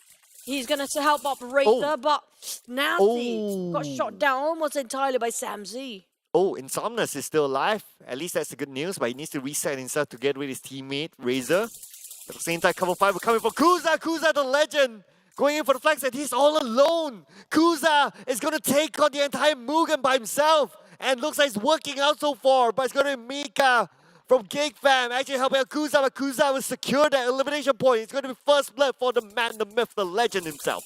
This is crazy for Kuza, but it's not just going to be that. Snipes even spotted out from the back line. Now Mugen switch over the attention towards the side of GEEK Fam. Now there's going to be a leeway to run for the side of Kuza. He actually did so much for the team. He went back together around the rest of his roster. But for Mugen, they're still going at it against GEEK Fam. Well, Crit VIP have GEEK Fam to thank for, as now they are distracting Mugen. And Crit VIP can reset. GEEK Fam may take advantage of the situation. Micah going to shoot from the side. Almost getting Virgil down to 40% of health. Prepping up a nade, and looks like GEEK Fam is going to go for it. They're going to go for it. They don't care. Yuhai going to go for the flank side, while Micah keep on run and gun forward. Yuhai already reached over to their side flanks there. And Yuhai, he's just going to try to spot on one out. Virgil's right across him. The moment he pops out, never mind. He's too exposed for Yuhai. Now Virgil cooking up the nade. He got 2 hand grenade in him.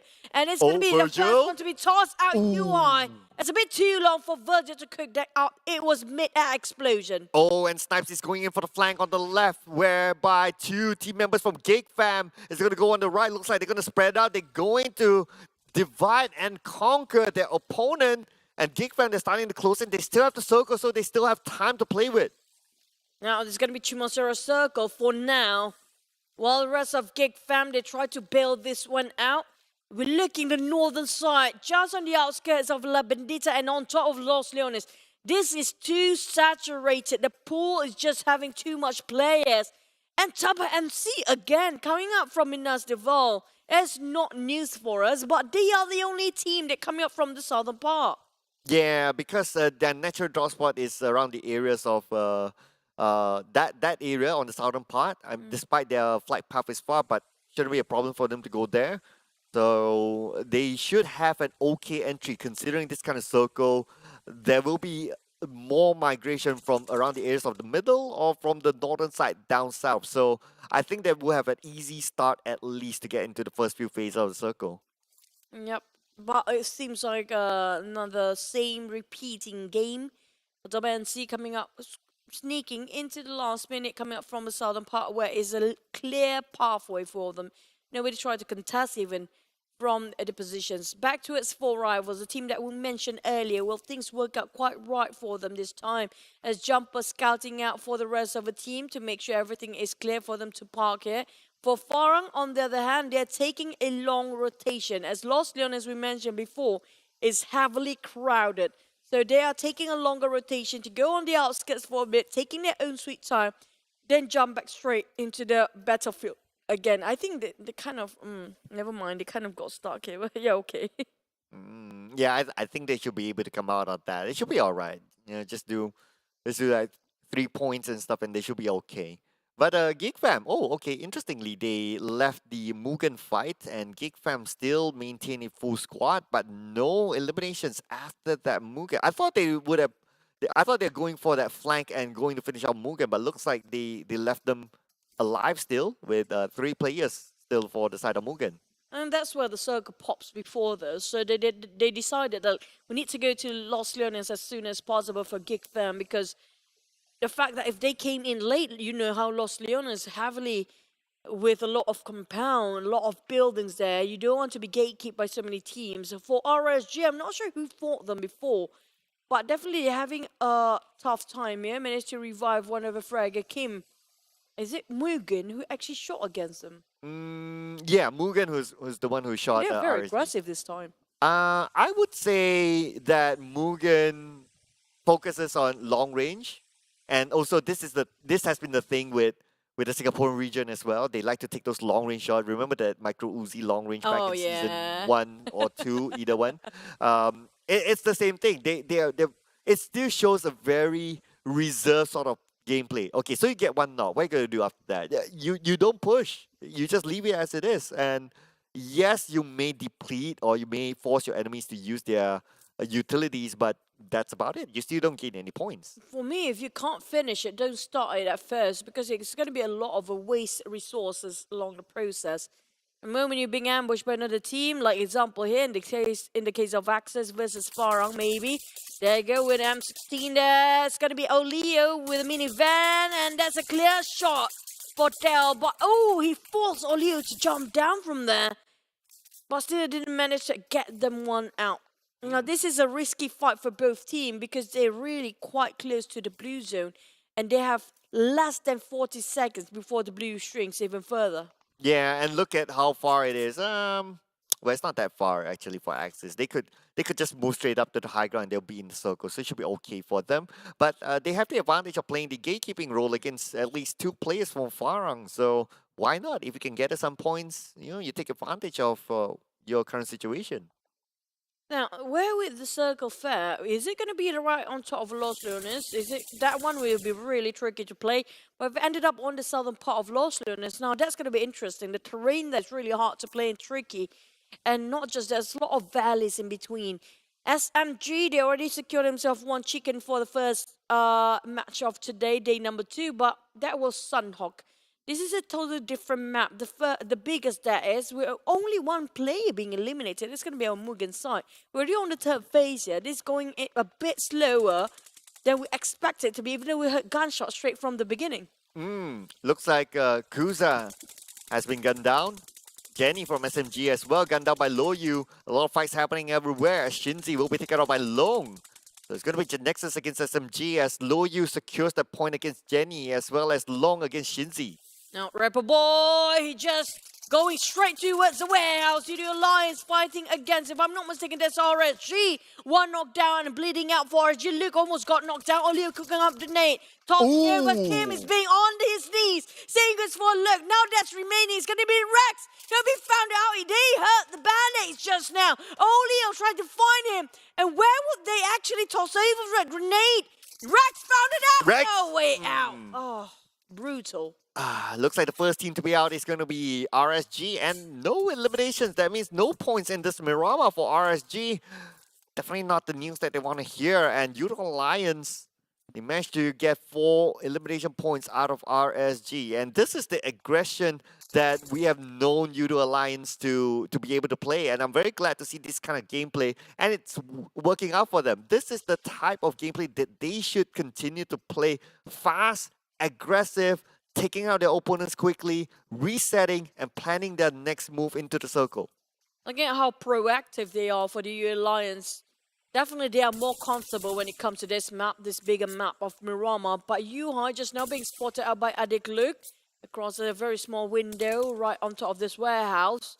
And GEEK fam have to be extra careful about how they approach this fight because we have more than 2 teams here. Definitely 5 teams in total in the same spot where they're standing. Genexus already got themselves inside a circle, saying goes for Sam 9. Tabah NSEA definitely, but will be visited by DBD. They're not alone anymore for the southern part of the circle. Just look at the amount of teams on the right side that needs to rotate into the circle. It's going to be warfare there. And on the northern side, on the eastern side, we can see MUGEN may have an okay entry in. Only Sam 9 to deal with. Crit VIP on the other hand might have an easy entry. Only maybe Genexus to deal with, but there's good enough distance between the both of them. Keep your eye on Axis as they move towards Dingoz on the southern side. But they actually might fight against DBD if they want to, if they're going towards more on the western side. But the first one definitely is going to be Dingoz. Dingoz already aware that they will be visited by one whole team here. It's Skido will relay back the information towards the rest of the roster. And now how they will approach this. We saw 4 rivals are not challenging. They are bowing out from this fight as they try to relocate themselves in a better position. HYVE International, on the other hand, that's not a great spot they want to be in because Bravo can see through and through and it's a clear pathway for him to actually just shoot them down. Well, HYVE International currently, I would say that they're in a better position than Farang Guerilla because Farang Guerilla is playing on the outer side. So the team that will be forced to move first will be Farang Guerilla. And HYVE International, they can play the gatekeeping role. They can if they want to, but the thing is, do they have enough utilities when it comes to doing that? because we haven't seen them having a lot of fights recently. So I'm not sure when it comes to their utility and resources, they have enough. MAB now going straight into the side of 4 rivals. The same goes what we mentioned before. Those actually not inside of circle, it's going to be a painful one as 1% HP per second will be deducted. Now, I start being shot down at the same time, was it? I'm not sure if it's just a blue zone. Yeah, it's just a blue zone. But definitely Farang knows that somebody following their tails there. MAB, can they secure the chicken that we mentioned before? Oh, never mind, Morky. Well, yeah, accidents do happen. But unfortunately, it's on the outside of the circle as Farang Guerilla puts pressure onto Iftar. Iftar now not able to find his way into the circle. It's still quite a distance away, but talking of finding a way into the circle, 4 rivals will be shot down by GEEK Fam. GEEK Fam knows exactly where they are. And Genexus is on the other side, the same compound as the rest of team members from 4 rivals as Volky goes down. And UI giving so much hand grenades to every single way on. It's actually the smokes. Just to make sure he built up the bridge for the rest of the team to move forward towards the circle. But thing is, can they get in safely? Snipes managed to do so. Save and Sam for now. Here comes Helton. Spotted out, sniped. Oh, he's just tossing on the other way around. He spotted Helton for now. But it's going to be UI. Spotted out Helton at first. There you go. Oh, he managed to save one. And that's going to be 1 versus 2. And Yuhai didn't actually pick up his teammate just now. Oh, he needs to clear out his opponents because it's just too open for him. Now Yuhai put a focus on to Yoodo Alliance, I believe. HYVE International, number 15, 1 elimination point for them. And GEEK Fam as well, out at number 14, 2 elimination points. Mirama, just not GEEK Fam's map. It's not great for GEEK Fam. Definitely will hurt them when it comes to overall ranks. Back to access there. We mentioned this boy will be their Wonder Boy or the Miracle Boy in the season if things goes right for him. Farang on the other hand driving to get into the circle, but so many teams have to cut across just to get to the safe zone. But those actually on a different part of the circle is not inside of it. Also, Yoodo Alliance have 4 rivals. Yoodo Alliance, 3 team members still active and the zone starting to close in onto Yoodo Alliance. They'll be pressured by the blue, but they need to finish off Jumper. Jumper is actually waiting by the corner. Jumper, probably the last man standing for 4 rivals, trying to get as much as he can out of other opponents. But we move over onto the other side, whereby we can see DBD putting pressure to Axis. Del, nothing seems to be unfolding for the side of Axis. All there is just their downfall now.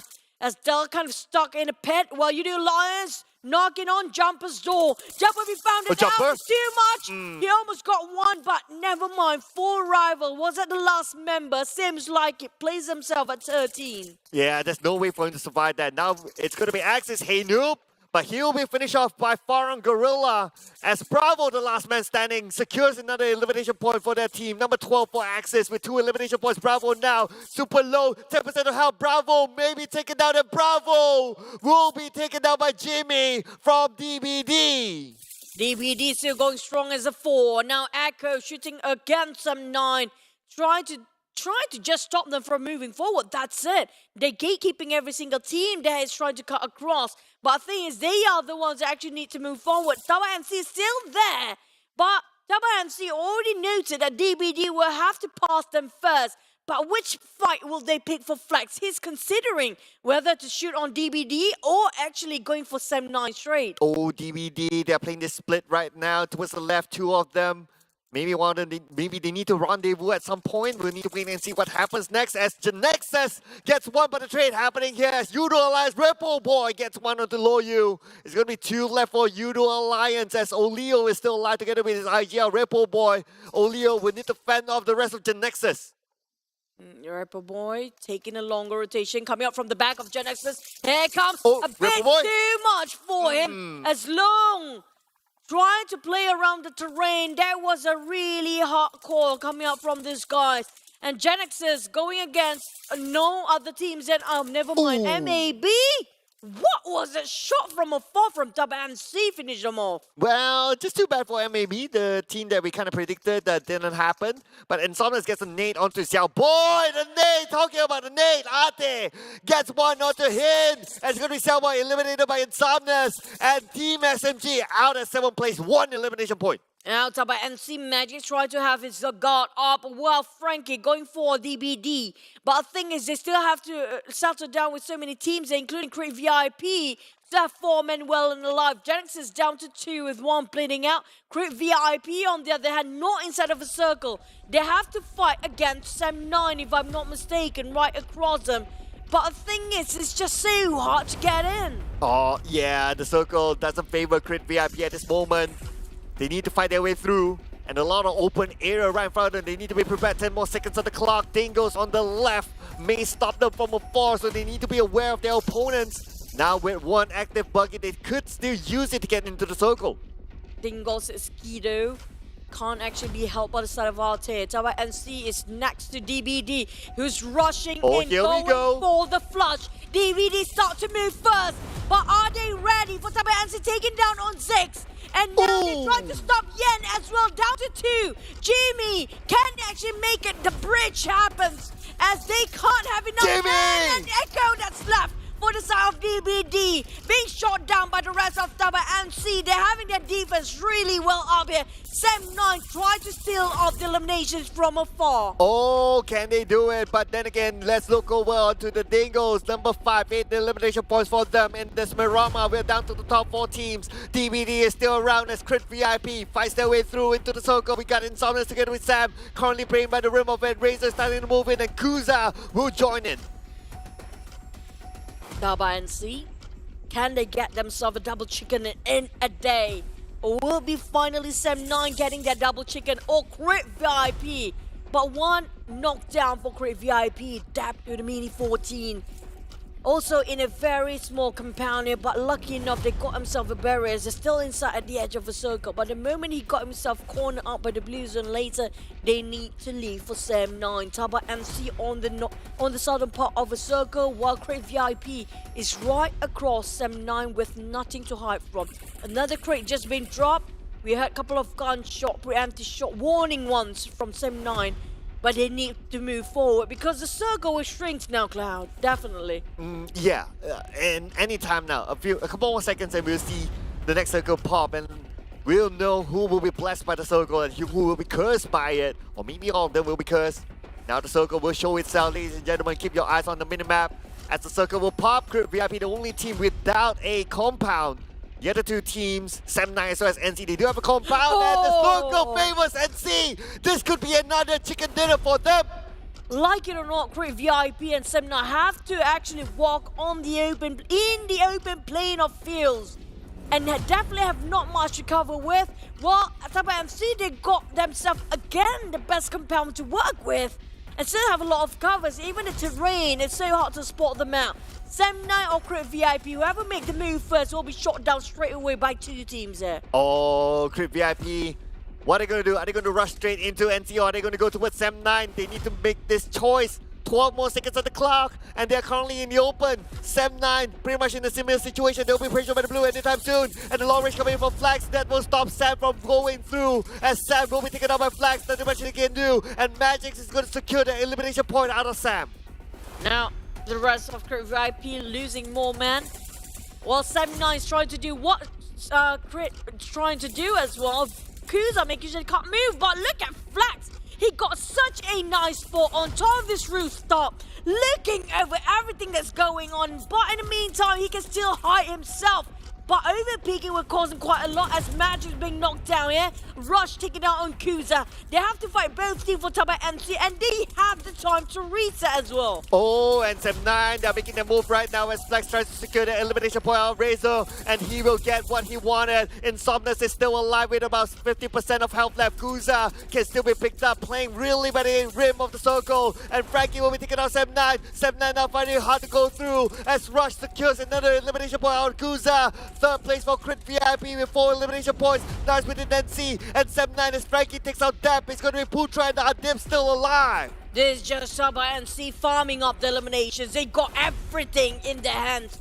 all the winning conditions is theirs to take. But Sam9, how can they hide? Only a couple of haystacks, that's it. Flags is just a problem, a big one. Such a hindrance for Sam9. As the circle shrinks even further, Putra managed to hide himself a bit more, but Flags making sure he's not going to move that crosshair. The last member, another chicken dinner for Tabah NSEA. That's 2 in a day. 2 in the day in the bag, this time with 12 elimination points for Tabah NSEA, the first team to achieve 2 chicken dinners in the PMPL, and it only took them what?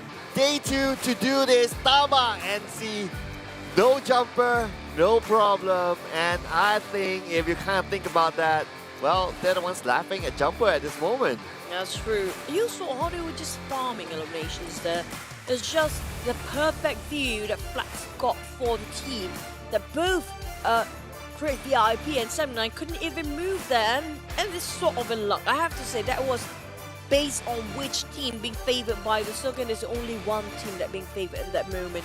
And definitely dares to take all the winning condition they have for Tabah NSEA. Congratulations for them. And this is what I mentioned before. The moment there's nobody actually tried to stop them rotating into the circle on the southern part of the map. That's why you do know that Tabah NSEA have a shot at winning. And they did that in the second game today in Erangel. They did that again. They got themselves in second place in Erangel again in third match today. And they did it the third time for the fourth match here. Yeah, I mean, there's no doubt, right, that luck did play a role earlier on. If they didn't get the circle, assuming like the circle goes 100% towards whether it's Crypt VIP or towards Sam9, that team is highly likely to get the chicken dinner because there's so much open area in between all these teams that anyone who exposes themselves will be taken down. So they had the luck, they had the compound. I mean, Lady Luck was smiling on them. What else can I say? But you still have to give credit to them for taking that compound and also defending it throughout the game, and that gave them the chicken dinner. As true, to defend that sort of compound. I mean, who was it behind them again? Was it DBD or Axis? DBD. It was DBD who was trying to actually take that compound away from them, who's trying to corner them a bit later than usual.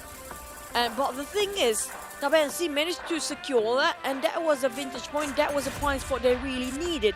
And it just shows when the circle kind of comprises the last few ones in there. And this is why we talked about DBD trying to rush in. But they know exactly about this compound. The fact that they know where are the entry points in this building, particularly if they came in with a car. Yeah, like what we saw in the highlight earlier on, that is the space between an open area as well as a window. So that was the point that they took advantage. And I really like how Frankie, he knows that, okay, he can't take everyone out because magazine is just that much. But the moment he got one, he saw another person manage to come in straight into the compound. He shifts his focus into the next window, which will be a personal entry point towards anyone who wants to come in, and he immediately eliminates whoever tries to take over the compound. So that is where I say that, yes, they did get the luck towards the end, but for them to defend this compound in the first place, that's where they get the benefit of that chicken dinner. Yeah, it was well deserving. It's not just luck here. But I have to give another praise towards another team here. Create VIP with the addition of the Yakuza. Definitely, it changes so much for the team. They have been consistent for 2 games in maybe 3 games in a row now with the most grenade being used. But for the elimination points, this definitely Tabah NSEA staying and throning themselves at #1 spot in the overall ranking with 27 points. Such a gap if you compare with the second place here with only 3 eliminations. Basically, they have been dominating this match entirely from the start of Tabah NSEA with double-digit elimination. The only team with double-digit. Oh yeah, with the only team with double-digit elimination points, so brings them to 27 points. Sam9 on the other hand, the second place finish, so it's going to be 15 total points. And like what you mentioned, Crit VIP, they're actually starting to be really consistent, especially when Kusa starts to come in. Sometimes it's about like, you know, he has been a champion before, and he's rubbing off the champion mentality towards the teammates, so it's kind of showing now for Crit VIP. But we have to give props to our MVP in this round. It's going to be Frankie, the second chicken dinner for Tabah NSEA, and a different player getting the MVP. It just shows that they are all-rounders. He's actually a very innocent guy in real life. He's a very shy person as well, but when it comes to the game, he's not shy at all. It just shows how much he was aggressive in the game just now. stopping all the teams trying to move forward. But I have to say, Tabah NSEA, this is what expected of them, because we do know they are one of the best team in last season. So this is not something shocking for us anymore. Not newsflash, but definitely they can go even higher and further. Whoa! Where they got themselves already second day 100 over points. And the first team to achieve 3 digits in the overall rankings. And they even have a gap between them and Sem9. It's a 17-point gap, so that's fairly decent. Now Sem9 and GEEK Fan 3 points gap. Team Heart, that's 1 point gap. That's going to be 1 point with Team Secret. And you can see like everyone else, well, for the most part, at least on the first half, they are really close by. So Tabah NSEA, I think people didn't really talk about them that much, but all of a sudden they managed to shoot themselves up to the #1 spot, and they pushed down a lot of these powerhouses like GEEK Fam, like Sem9, like Team Secret down as well. And if you compare with MUGEN right now, just so far off, 90 points in difference, that's how big it is. But if you compare in the first page only, the gap has been widened when it comes to the 6th and the 7th place. There's 20 points gap in between already. So up to 6th place, they still manage to catch up if they want to take the #1 spot. But what's more important is that every single week we're gonna have that point system. This one point system is gonna be stay up from clean slate again, right? Because by the end of the week, it's where their placement at. That's what's more important. Yeah, it's the weekly bonus points that matters at the end of the day. But let's check out this recap from the previous round. So it's going to be 12 elimination points, 1,782 total damage for NC. And they start off around the areas of MA. That's the default drop spot. If not that, then the second drop spot is in Ruins. But in this case, it is here. So as what I mentioned, an easy entry for them, just because of how the circle is. And because of their natural drops around MA, going up the hills first is easy. Now, if you're late, going up those hills is super hard because there'll be a lot of teams that like to take those hills. Now, from then on, they just need to pick their spot and they need to defend. And that's where it becomes very important, like what we saw their fight against DBD. Well, DBD was quite far from here. They were trying to make a long rotation because they were late.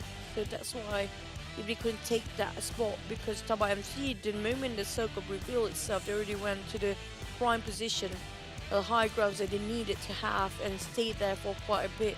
But the rest of the team, what we mentioned before earlier, on the right side is just too much. Definitely, there's only a couple of teams that's going to emerge victory out of that, because there's too many teams are gone blazing around. And that just shows that most of the team being knocked down there, instead of, you know, the other way that we're talking about on left or on northern side. Nobody else was actually in the southern part except for DBD, who were being shut down by the side of Tabah NSEA. They're not even here again, like the previous round.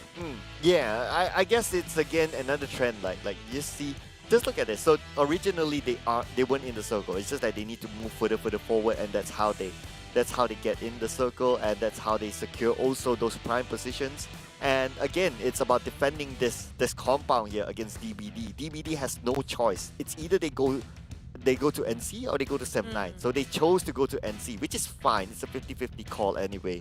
And they went all the way, but NC flex, showing how it's done, how to solo defend one certain angle of this compound, and it did really well. And for those of you watching out there, if you aspire to play pro, to go pro, to win your tournaments, this is how you defend this sort of compound. This is something that you can learn from these pros. And also look at how open field it is, how wide is the field for Flax to see through everything. And they divide it into two, where Frankie, Magix, and also Rush trying to scout out anything that's happening on the right side. So they're trying to secure their chicken dinner, even though they are 100% in it for the win, but they're still playing it very cautiously by doing a lot of formation the last minute as well.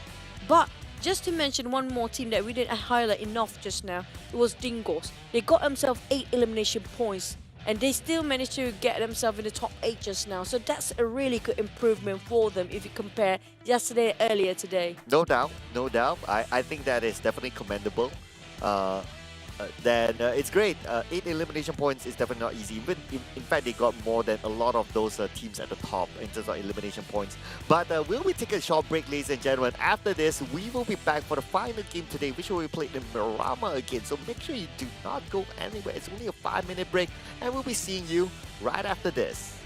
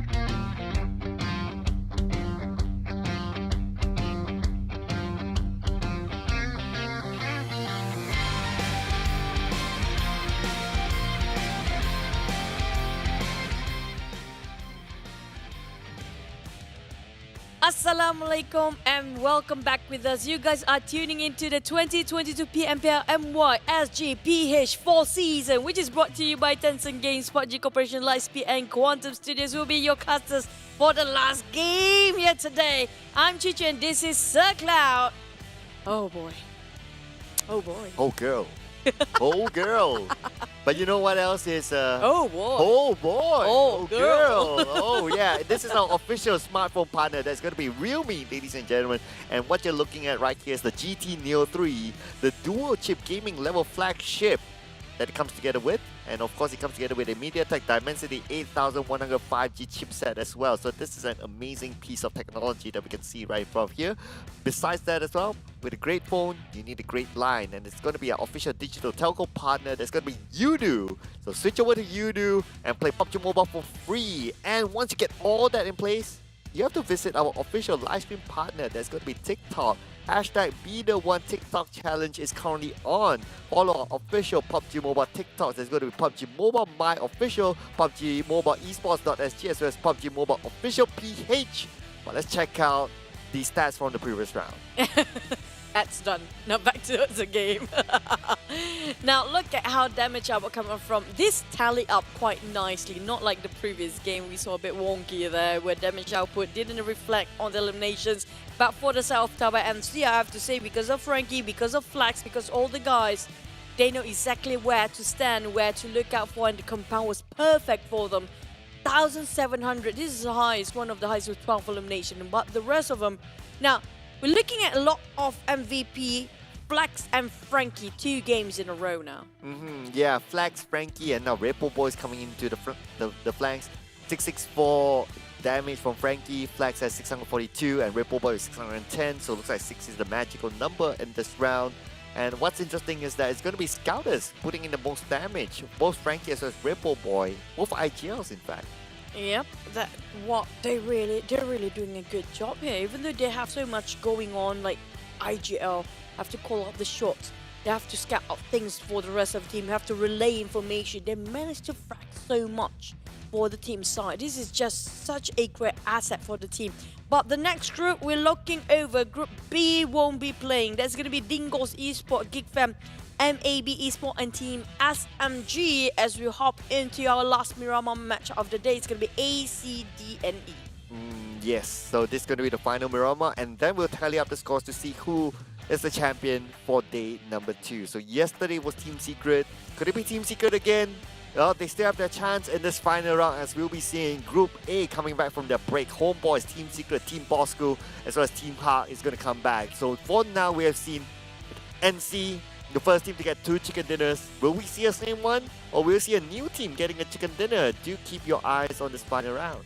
Yeah, the only reason why they almost got themselves a chicken dinner in the third match of today, which was the second in Wrangle, was because Team HYVE got that chicken dinner. So last match, Team HYVE was resting. Right. So that's why they got themselves that chicken again. So is it going to be Team HYVE again for today? But everyone's going to be resting after this. Yeah. So who? Everyone's going to be Yeah. resting. Who's So, playing? Up for grabs. Anyone? Grab that chicken dinner. Okay, now, so we can't put in our theory that the one that's resting up is going to get a chicken, so we have no clue who's getting it afterwards.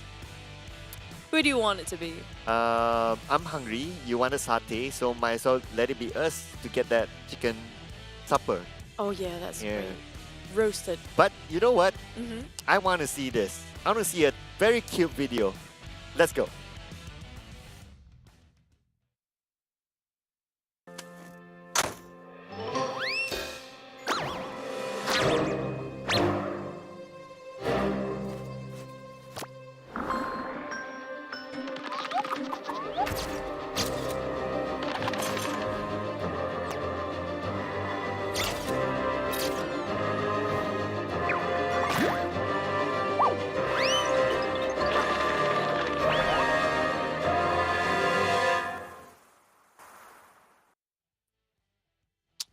That's so cute. I know, right? Okay, express it.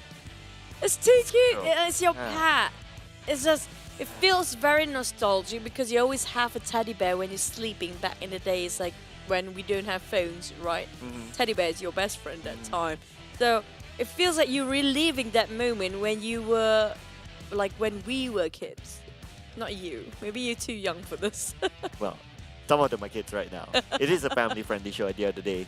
But talking about family-friendly, you can bring your friends and family to watch the watch party that's happening on ground in this location. So this weekend is going to be Paradigm Mall Selangor, and next weekend is going to be Paradigm Mall Johor. The following weekend is going to be Ipoh Peripera, and we're going to end the journey at Suria Sabah, obviously in Sabah. So what's going to happen there is going to be the PMCT LAN event, and after the PMCT LAN event, there will be the PMPL watch party. So after they're done, you can stick around, watch it with your friends and family, cheer on for your favorite teams. Or maybe you can also, when you're on ground, try to cosplay the Bramble Overlord set. Because that would be really cool. Because there's going to be the set that you feel like you are the superhero protecting the world gate. Wow, you're the protector and the guardian of the gate, possibly. But this is one of the most beautiful set that is in PUBG Mobile. Definitely you have to have your hands on them, because there's a limited time to get it, and this is definitely one of the best one that we've had in the game. But yeah, if you happen to have a cosplay of Bramble Overlord set, do actually take a bit of content and do some TikToks. You can join up the TikTok challenge. Yeah, hashtag be the one. And maybe you'll be the one and be famous. But we want to predict the one that's going to be beaten. That's going to be the one Be after that this. one. Be that one. And this is our prediction here, ladies and gentlemen. I'm going for Step 9. That's pretty hard too. So Yeah. I'm not regretting my pick. You know, our predictions are actually done quite earlier today, so we have not any clue about how the performance of each team for today. So this is done way earlier. Hopefully Axis actually can win this one for me, and Sem9 as well, because Sem9 is so close of getting that chicken dinner. They got himself yesterday in Miramar, so high chances they might get it again. Yeah, so even Axis as well. I mean, Axis has been doing pretty... I mean, Axis are better when it comes to Wrangle, but not so much in Miramar though. So Sem9 it is. Yes, Sem9 is. Okay, there you go. Hashtag Sem9 on fire, ladies and gentlemen. I know a lot of Sem9 fans out there who want their team to do well. And if Sem9 gets the chicken dinner, they will be the second team to get 2 chicken dinners. That's true. Or even, we're going to see what happened yesterday happened again today, where history repeated itself if Team Secret secure this final chicken dinner of the day with another to bump up their overall rankings, because Team Secret always give us surprises. They've been a bit quiet today. They're very quiet yesterday too.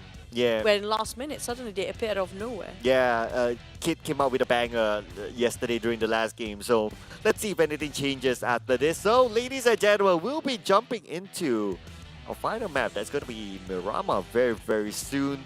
And again, just a reminder, for this final map, Group B will be taking a break. So there's going to be Dingoz, GEEK, MAB, and Team SMG. They are going to watch other teams as they see other teams collect their points, and they obviously can't collect any more points. They're done for the day. They're just biting their nails on the side bench. That's all they can do for today. That's really unfortunate. But we've seen so many Circle. We've seen Power Grid. We've seen Valdemar Circle. Just now we saw Los Leones Circle. Now, where would the next circle be? Your prediction, Cloud? Impala. Impala? Impala, let's go. It's kind of a hard shot. We got ourselves Valdemar, which is rarely been seen.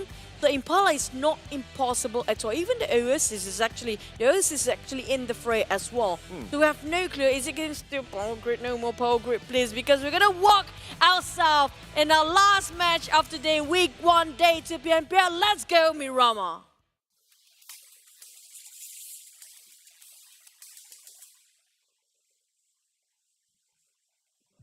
Miramar, it is. I like saying it that way all the time. Never get bored since season 1. But here we go. So Miramar. So the flight path on the right. Oh, again. So it's going to be quite a distance to travel for teams on the left. Genexus, HYVE. We got DBD, QSM maybe, and we got NC as well. So, but NC, because they are in Valdemar, going through the southern road into Valdemar should be okay. But it's a little bit risky for Genexus because they're in the middle. They're in Monte Nuevo, so it's going to take a bit for them to get there. Feels like very similar to the last flight path there. So, are we looking over chances are the same circle like the last one? Well, But if that happens, yeah. Well, if I know, I'll probably be the PUBG Mobile god. But I guess I like to see something different. I like to see, like what you said, an Oasis. That'd be nice. We haven't seen an Oasis forever. I remember the last time we saw an Oasis was back in PMPL Season 2. that was just it. That's it. Yeah. That's the only time. That was the one and only time. EVOS VIP got Same goes for considered that. Impala, right? Impala is If- like only a couple of times. Yeah, we had a few Impalas. But for Oasis, that was that one and only time. That's why I could still remember it clearly. Calling a very long shot here if it happens to be an Oasis, but right now I'm waiting for the circle to pop. It was flight paths very similar to the last one, but hey, power grid again. Here we go. Okay. Let's see here. Okay. But at least the last time we had a power grid, it was a different set of group. It was a different grouping, so Yeah. it might change a little bit here and there. But speaking about changes, so Funky will be substituting a Molly for Farang Guerilla in this round. Now, Farang Guerilla is very interesting because their team is mostly comprises of new players. A lot of them, let's see, like what we saw the substitution earlier on. I And think like out of what 6 players, 4 of them are actually new, right? Was it? pretty much, or new, or at least have only played one season. Even like Mango, yes, he is in the lineup yeah. last season, but he didn't play much. So we can kind of consider him to be kind of new as well. And in fact, this season we haven't seen him play yet, so I wonder where he is. But here's another substitution. So Ham is substituted for Ame. So Ame, the first Malaysian player to be playing for MUGEN this season. But he already played yesterday. Oh, he played yesterday? Yeah, he played. Okay, The only cool. one that we haven't witnessed from Mugen is actually just Tricky. All right. Still Tricky. Tricky is nowhere to be seen yet. But the side of back towards Farang Guerilla, right? I have to say that's a well done job from Bravo and also Stone, since they are, and especially Bravo because he's the IGL, to actually lead the team that's quite not that exposed to its PMPL playstyle. And they managed to secure quite a number of points still. When it comes to their placement, they're not that bad. You know, they're quite okay at 12 in the 16 here. But when it comes to the 20 overall rankings, they're not that at the bottom of it. It's still a good start. Yeah, I would say Bravo has big shoes to fill. Filling in for Adibs, who has played with Farang Guerilla for the longest time, is definitely not an easy feat. So for him to come in and try to carry as much as possible, it's tough for him. But I think he's doing decently well, and he's definitely a good fragger. So he can lead by example for sure. So we have another substitution, Brian, substituting for Ranger. So a fun fact, I have a story here. Yep. So RSG during the off-peak season, they played one of the LAN tournaments in Ipoh. So they became champions, so they won. So for those who have followed Ranger in his esports career, they know that he came from a different game, and he has a very interesting character when it comes to offline or LAN events. And How apparently so? he carried that character during that time, and people feared him just because of his presence. And that- Why? Yeah, well, if you know Ranger, right? He's very, I guess the right word to say is very charismatic. Oh wow. Yeah, very charismatic in person and towards other teams. So he will taunt other teams like nobody's business, and everyone goes like, "Oh, what's this guy's doing?" But at the end of the day, they would give extra respect to him. I guess that would be the best word to put it, and that gave them a little bit of an edge during the offline tournament.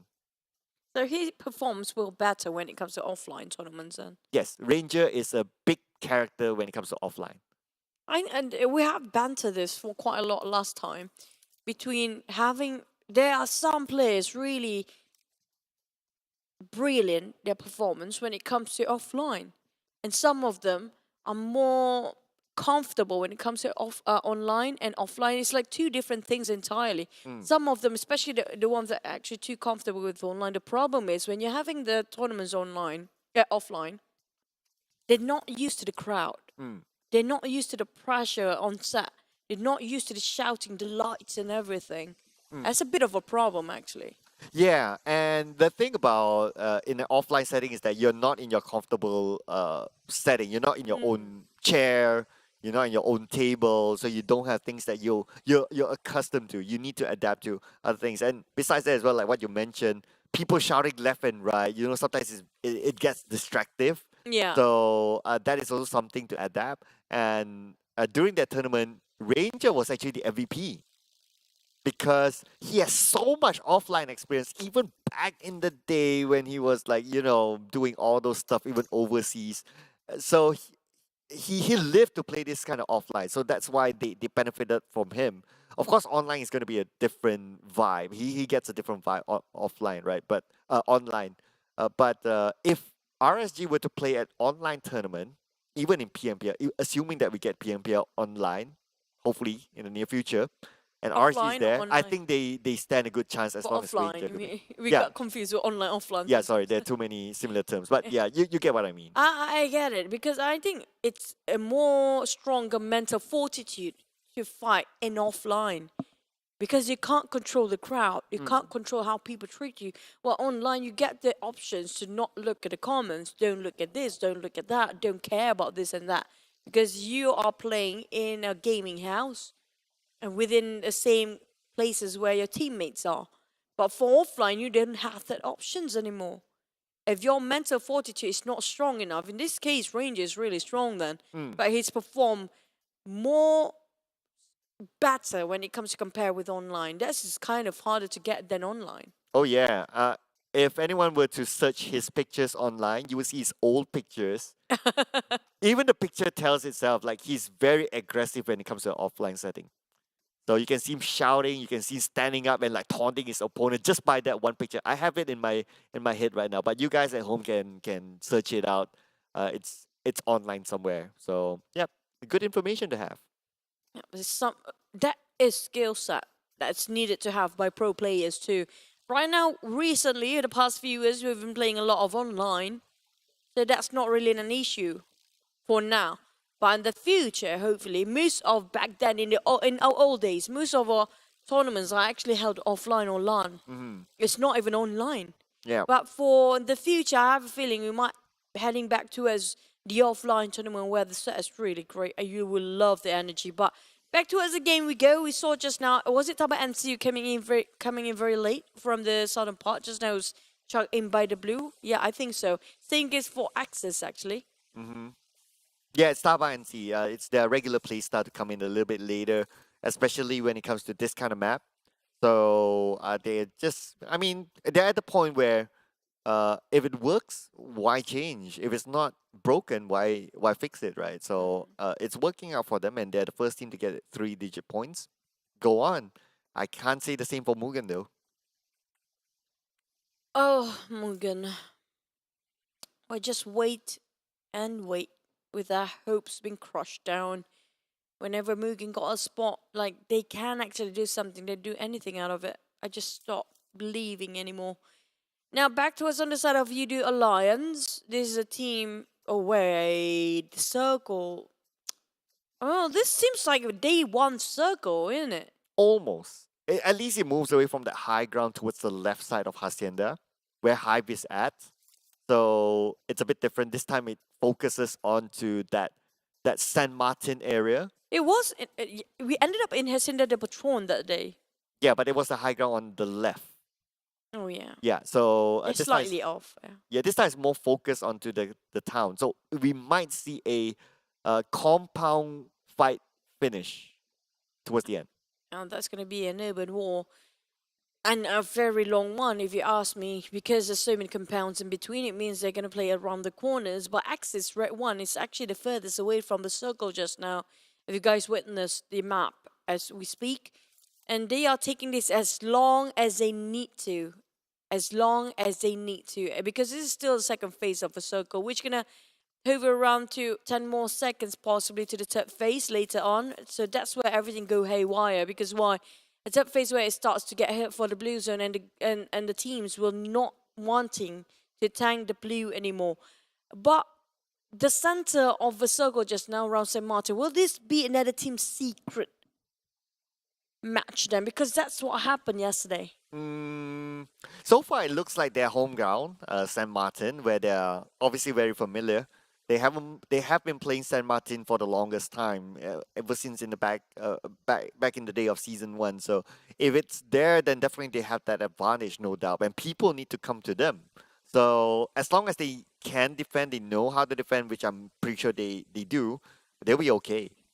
Because they had the same circle yesterday, that's why they won themselves.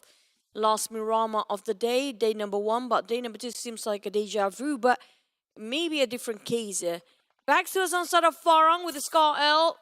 Olio on the other side, trying to take down a Yoodo Alliance. Rebel Boy having a bit of a tough time to place himself covered for now, as Olio being tapped out by Stone. Definitely don't move that much because Olio not being clipped anymore. But Yoodo Alliance, they're kind of being surrounded here by many teams because we have one more team just arriving. Yeah, gotta be prepared for teams who want to take over compounds at this moment, normally by their 3rd or 4th phase of the circle. And speaking about taking over compounds, HYVE will need to get out of this place as Genexus will be hunting them down. Genexus wants this compound for themselves. And this is the Genexus that I know of. And there you go, blanks. Getting taken out by Biu. Is it going to be first blood? But Vigo trades it out by taking out Loyu. Biu is done. Edo 10 shot him down. 4th row on the other hand. Well, you know what? You can't fix what's happening, but you can do a bit of damage control for Edo close. 10. What a nice performance by both teams here. Trading one by one. But for HYVE, they're losing more men while the rest of Genexus is just bleeding out right now. They're down to 3, but one of them is going to be revived anytime soon.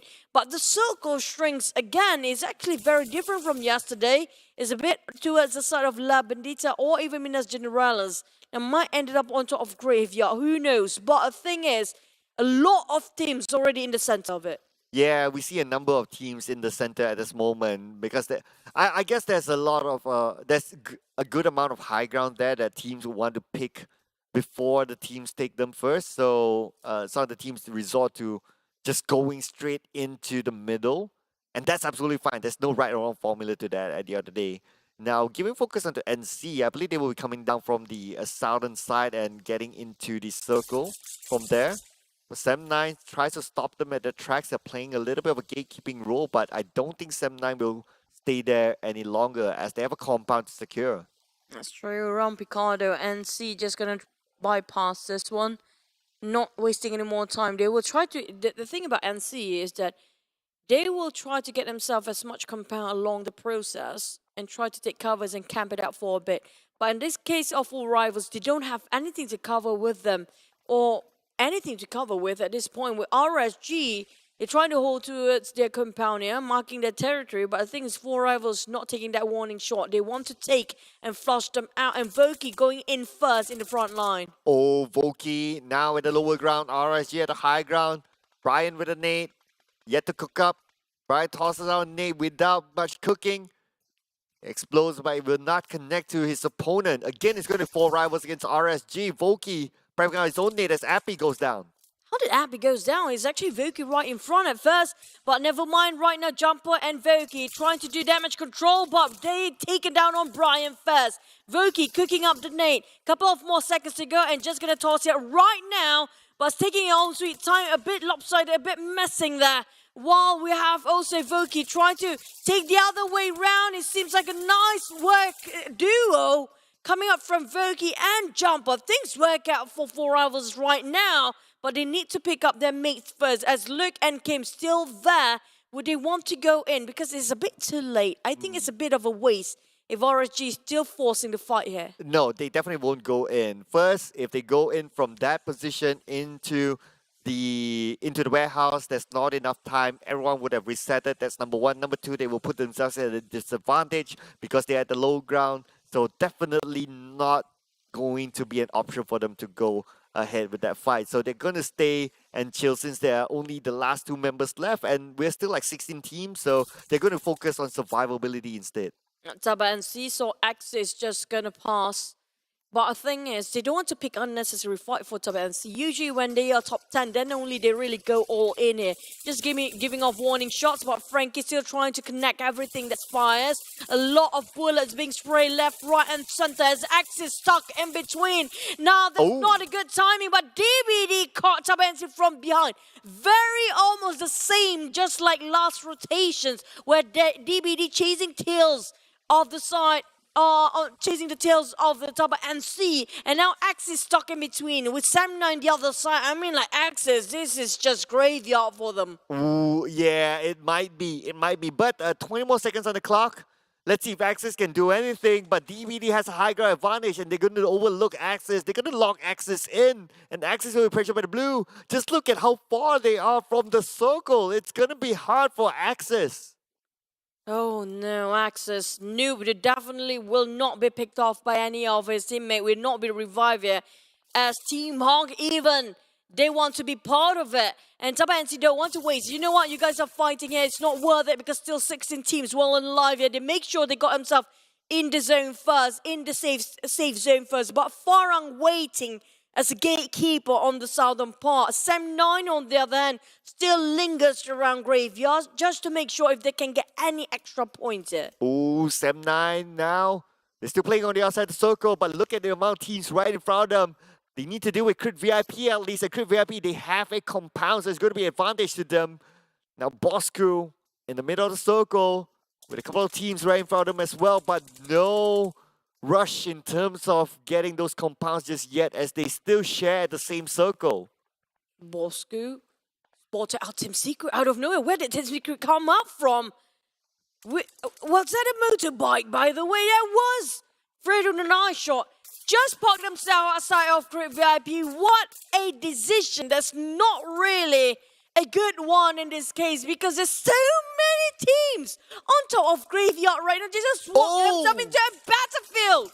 Oh, two teams, one this compound as Sam9 starts to crash in on the Crit VIP and Sam will go down to Adibs and Kuza go down as well. We are Insomniacs together with Razor, the duo that's going to do it. Can they get much out of this? They need to bail this. They need to leave this compound as Team Secret goes in with El Clasico against Sam9, but looks like high shots will be shot from afar and it's going to be another team on the high ground. It's going to be Bosskurr shooting on Team Secret. And Team Secret just walked themselves into the death trap here with their motorcycles with redONE and I shot got caught up in a crossfire between Sam9 and Crit VIP. There's also Bosskurr and Tabah NSEA and DBD as well. Now they're trying to retaliate on the side of Tabah NSEA, trying to do countermeasures of what being caught from behind just now. Backstab all the way for DBD to Tabah NSEA. But now they split into 2-2 formation again. Now we do know that Tabah NSEA goes for 2-2. Definitely means that they want to go for aggressive and try to caught up in the war zone. But Frankie just made it out alive in the last minute. Where are the two members of Team Secret just now? They were obliterated. They were bowing out quite early. Yeah, number 16 for Team Secret and no elimination points for them. So they went home empty-handed. But then again, it's going to be, DBD as well. Number 15 for them. No elimination points as well. Crit VIP has one player still active. Managed to survive that onslaught from Sam9. And now the circle. Looks like it favors four rivals. And look at this. Razor is the last representative for Crit VIP from the fight. And also RSG in between there. Now, can they actually defend with 2v4 of 3 teams? Bosskurr, 4 rivals and HomeBois got themselves inside, including RSG who left with 2 men. But the ones firing is going to be Tabah NSEA. They are quite far, almost into the blue zone here, fighting, cutting across against Farang. And there's one more team, if I'm not mistaken, it was Team Hawk. Oh, Farang Guerilla against NC. NC needs to move in. Flax right in front of him.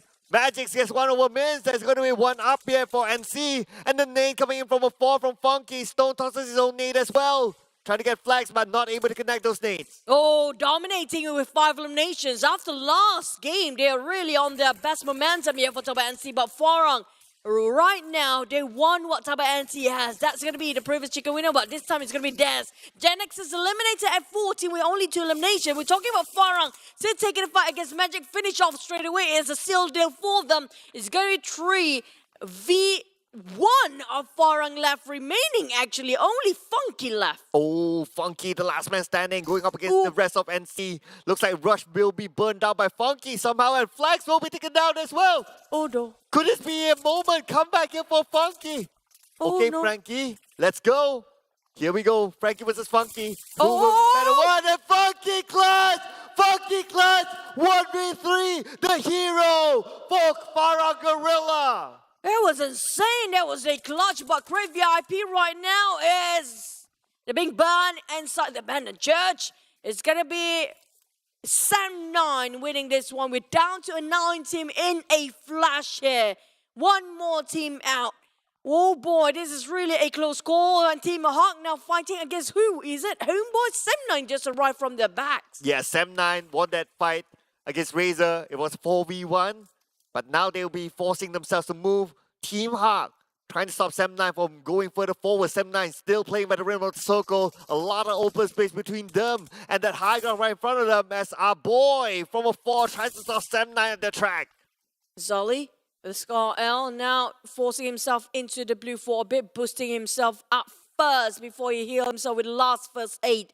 Sam9, they're really low when it comes to resources. They don't have much utilities to work with to heal themselves.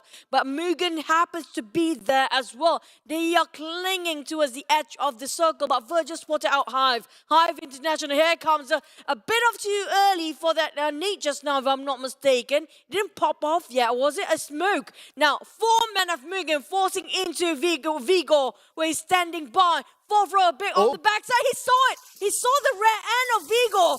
Oh, this is Vigo. brutal. Well, he can't really see because of the smoke there, but the fourth row is just behind in the fourth row, not able to finish up the job. And that is it. HYVE International, 8th place, 3 elimination points, and MUGEN won that fight against HYVE. It's been a while since MUGEN being very aggressive, but today's the day where they rise up to the occasions.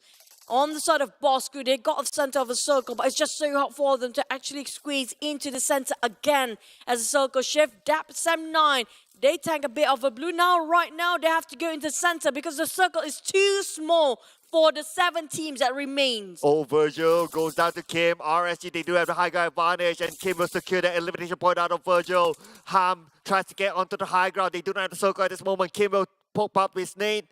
And the nade will be tossed out the side of Ham. Will it land nicely on the Ham? Ham will not connect. Oh, but the thing is, Kim didn't realize the rest of MUGEN already breached his fortress there. Dingoz, there's 1 member of Yoodo Alliance remaining behind him. But the thing is, Bamburu got caught up. Voki, the last one, remains. Run! No, never mind. It's 4 rivals. Jumper still there. 1 by 1, dropping out for like flies for 4 rivals, remaining with Appy. Appy just gonna bail this one. There's no time as the blue zone shrinks and just gonna chuck down all their HP. Dap on the other end, taking down on the lower ground, trying to spot every member that is still fighting, but it's just so hard to land a shot. Oh, we have another team just eliminated, and there's going to be 4 rivals with 4 elimination points at 7th place. Iron Pro with a long range onto him. He will be taken down. After a counter fire coming in from Bosskurr, he managed to take Ayman in the process. HomeBois will need to find a way onto the high ground. They need to be prepared for the next phase of the circle, while Sam9 still maintain all 4 of their team members. Now, the only team with the most man here feels like Sam9 might take this in the back. They won the first match of the day with a close up this today, day number 2, week 1, with another win for that chicken. While we're looking over HomeBois, also still have 4 men. They will revive one of their teammates being knocked down. Finally, MUGEN actually rise up and woken from the slumber with placing themselves in the top 6. Kim. But Kim! Oh, He can't pick at all. There's so many eyes watching. tough one. The long range, the short range, everyone's on the Kim at this moment. Sam9 still with a complete squad, but now the zone doesn't favor them. Kim will succumb himself to the zone. His point will not be given to any team, and Olio, the last man standing for Yoodo Alliance, doesn't have the circle. Sam9 needs to fight their way through as well, as HomeBois, also with a complete squad, will be going up against Sam9. What's funny is that all the teams that are favored by the circle don't have enough men to defend. But we saw how Drax did that earlier. It's not impossible for these guys to just need to rule them all. And Olio, what a big call just now. We mention how Trax did it. He made it as well. It's only dropping another nade right on top of that Toby. What a nice play by one person of Yoodo Alliance, Olio. Oh, Leo! With those nades getting knocked down onto HomeBois. Just that. Unfortunately, he couldn't secure those elimination points just yet, but Olio spots out Nasty. Nasty will go down. Can he secure that elimination point? There's still Harm. Harm will counterfire to Olio. Olio is still alive. Now Luke spotted out Olio. Now he got cramped up a bit too much.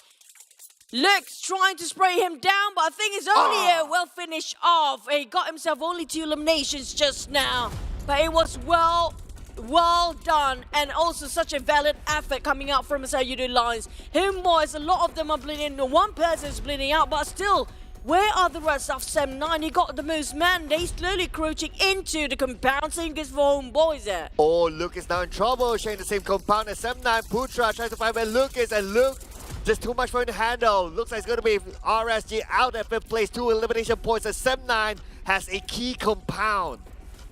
Not just that, they have a key player as well. All 4 men well and alive. Utility-wise, still have a lot of resources to work with.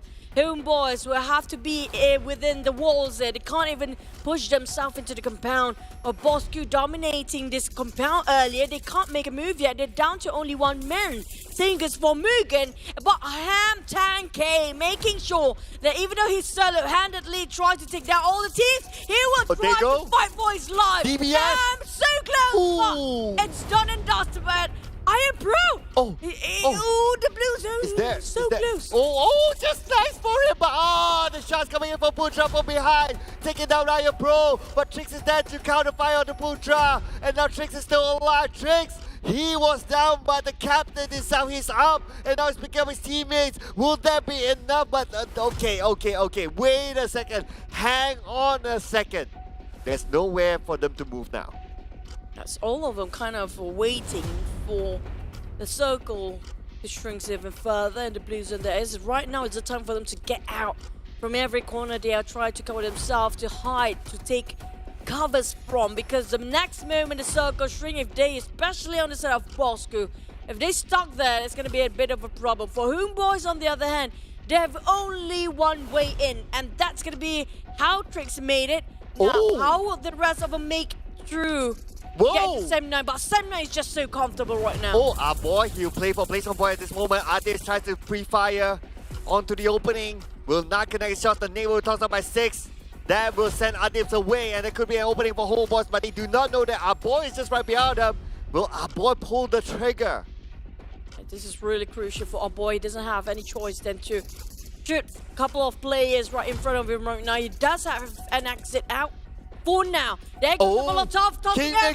HomeBois kind of distracted. Sem9 that's taken away. Boy getting on 1. It's still secure. It's actually Sem9 finish off 6. And our boy is making such a favor for Sem9. It's a steal away from Sem9. Our boy, the Kingmaker. Now HomeBois, they're caught between 2 teams. They're distracted by our boy. HomeBois, what you gonna do? And now Adis is in the focus on the Sem9. Our boy can wait later on. And Adis tries to get them 1 elimination point, but couldn't be able to do so. Sem9 still with 3. Adis will be cut down by 3, and they even up the odds. And now it's going to be 2v1. With 1 bleeding out for Sem9. Our boy still waiting for the right time here, but he doesn't have much time. Clock's ticking, blue's closing, it's burning. Our boy has to show himself fight for the world. Now by bowing out in 3rd place. It's going to be them stealing that elimination away, and that's between Sem9 as well as HomeBois. It's a hard fight here for HomeBois. If they get this chicken, then it's going to be well deserved, but at the same time, Harm picks up Adif. They're going to be back at the trio. HomeBois, Iron Pro seems to not have any more healing items for him to reset himself. He needs to play with whatever he has at this moment. Trix tries to stop that from moving further forward. At this point, the zone is starting to close in. Trix starts to move in. Trix with the European towards the left. Will connect. Trix will be down. Now it's down to Iron Pro. It's going to be a double chicken dinner. Oh no! There you go. Sem9 securing the same like how Tabah NSEA did. They secure the first chicken in Sunlock today. They secure another one for the closing for the last Miramar map as well. Winner chicken dinner for our last match in Miramar in week 1, day 2. Congratulations, Sem9. They fought the heck out of it all the way just now. 14 elimination points for Sem9 in this round, plus their placement, obviously. The chicken dinner brings them to 29 points for Sem9. Wow. I mean, I'll be honest, I would have liked HomeBois to get that chicken dinner earlier because I think that they had a harder route and they fought very, very well. But our boy just had to be there. No, it's just a boy and a boy stuff. What you gonna do? What you gonna do with a boy for you?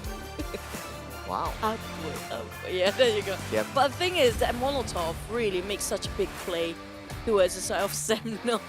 Yeah. That Molotov was very distracting. Molotov never- was burning. if that didn't happen, right, I think HomeBois stood a chance. Still have a shot at it, but yes, because it was really a tough call for HomeBois because one, they literally squeezing themselves into the circle just now. It's such a tiny window for them to get into it. But for the other teams though, whoever's actually in the center of the circle early on, most of them being decimated quite out from the map. And that was like what, third and fourth phase. Then most of them are gone. Within one phase of circle, fourth to fifth if I'm not mistaken. Only half of the teams left. I think it's the first time we see 4 rivals actually winning a fight. And actually working together with Jumper and Voki. Yeah, For the so first time.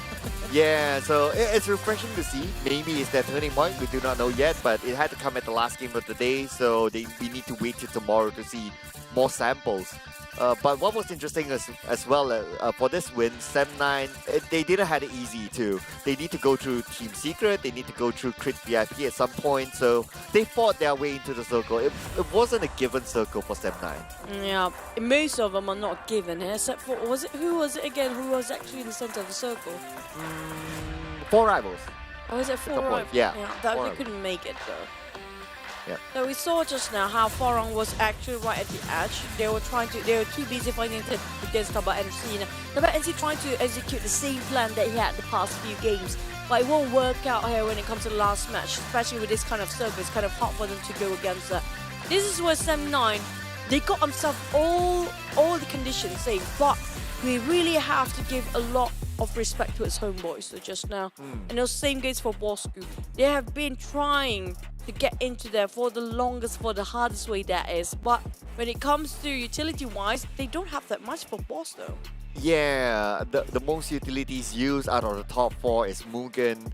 And I think this is the first time we see MUGEN actually in the top 4. So Yeah, I'm like, that's a good feat. Yeah. Like, this is really them stepping up the game. They've been very aggressive too. yeah, this is what we like to see. I'm sure the Singaporean fans would like to see MUGEN do well as well. So glad to see them at that place, at that placement. But then again, it had to come towards the last game. We wish we would have seen more today, but it is what it is. But anyway, so Sem9 with 14 eliminations with a chicken dinner, 29 points in total. Again, the only team to get double digit in terms of elimination points is Sem9. HomeBois coming in next, 19 points. Bosskurr 14 points. MUGEN 13 points. Bosskurr, MUGEN, these two teams are the page 2 teams towards the end, but they took this last round very well, and now I'm sure they would have boosted themselves up maybe at the edge of page 2. And also, the same case, just like how Bosskurr played just now, same goes for Olio. Remember when we mentioned Drax that were 1v3 or once against the world? He did the same thing for Olio. Yeah. But not just one team, he did it against 2 teams. It was against MUGEN, and who was the other team? Was it behind them? Was it Sem9 as well? It was HomeBois, but he didn't finish off HomeBois. He couldn't finish off HomeBois. Yeah. I think because there's one RSG coming up from his flank as well. Look. Yeah, Brian was distracting him, so he couldn't finish off HomeBois. But that nade knocked like 3 members from HomeBois. It took them a while to reset, so it was really a big nuisance. But then again, it would have been a really good one if we secured those elimination points. But now let's look at the overall ranking. So we have 2 teams now with triple digit. It's going to be Sem9 as well as NC, and Sem9 finish up the day with a #1 spot with 113 points, and it's a difference of 5 points from NC. And we see quite a significant gap here, 23 points between NC and Team HAK. Yeah, but when it comes to the second page, Mugen, at least they improving, but I think it's not enough because still at bottom 20. Same is for 4 rivals. You did actually see the first time ever 4 rivals working hand in hand and winning a CQC, but it's still not enough. Every single day when we cast every single game, there must be Iftar in the corner somewhere, always on the second and the third spot. But today has been a lot of flax day, and also DAP squeezing into the third place. I have to say, finally we're looking back DAP here in the MVPs. Yeah, one of the top 3 eliminators. Iftar, I totally agree. The only thing that's lacking with MAB is the chicken dinner. Other than that, they always come up on the charts. Iftar, we see him coming up a lot as well. So it's about time for them to get that chicken dinner. But obviously, it's not going to be today. Hopefully tomorrow. Hopefully tomorrow, because we saw a lot of teams. Now today has been a lot of double chicken teams today. We're talking about Tabah NSEA and also 79. The only team that's quite different for having a third game chicken dinner is going to be Team Hawk. But the thing is, Tabah NSEA got themselves in second place, and Team Hawk getting that chicken dinner. So that's definitely a lot of same teams here today. It shows something. It just a lot of things going on for the other teams, and these are the teams that rising up the occasion and adapting to the game faster than the rest of them. Yeah, so I would say 79 is one of those teams who adapted well as well. So let's check out the highlights or the recap from the previous round. So 14 eliminations, 2,208 total damage coming in from 79. To be fair, the circle is kind of like their circle. So their natural drop spot is in Power Grid. They know how to play around that. They know the hills of Power Grid. They make use of that knowledge around the areas of Power Grid as well. And considering that this round, GEEK fam isn't playing, so they wouldn't need to worry about another team coming in behind them, except for maybe NC but minus GEEK fam. Basically, GEEK fam has a lot of firepower. So look at how they play this high ground. They know how to play this, and because their drop spot is there, they hold that first. NC needs to take a different route. And not just that, they're holding on even though the circle already comprises on top of Graveyard, but they're still holding on to it as a high ground. Why? One thing, because they gain so much information based on where they stand. And the next thing, the only thing they have to worry about is what's on their back. That's going to be Tabah NSEA. Definitely over Tabah NSEA being taken by another team, which I'm not mistaken was DBD. But the thing is, how they actually manage to squeeze into the circle for the next 3 phases, that's where it's really crucial. Because you saw the previous circle, they were quite far off from the center of the zone. So it's just how did they manage to evade all the perspective of all the other teams out there and manage to get into the compound that being called by RSG at first, and even 4 rivals. Well, they fought their way through. If you remember that compound that the Crypt VIP was, that Team Secret wanted to as well. So they were there and they fought, they won that fight, and from there it was like their immigration counter to the other side of wherever they want to be. So by winning that fight, it gave them the entry into this compound, and it was only Brian alone in the compound. Easy job for them to clear that, and that's how they secured this prime position. Now, if only Putra can actually move forward from that point outside of the wall, he can shoot down all members of HomeBois. But because of the Blues, it closes that part first. There's nothing can be done. But you saw how they line up just to squeeze into the circle in the last minute. Just it was so cute, right? To line up like students, like elementary school kids. Well, I don't know if I felt that was cute. I felt that was I don't know. That was kind of tough for them because you don't have anywhere else to move, right? Yeah, I mean, like if you pass by elementary schools in the morning, that's how it looked like because they're passing through the gate and lining up to get into the gate, and that's what it looked like to me. It was so cute, but at the same time, it was really painful to watch because they don't have any way. I'm surprised the fact Sam 9 didn't actually try to gut the gate opening at the behind one because that's the only entry point for the set of HomeBois. I guess because they had the information, because Putra was there.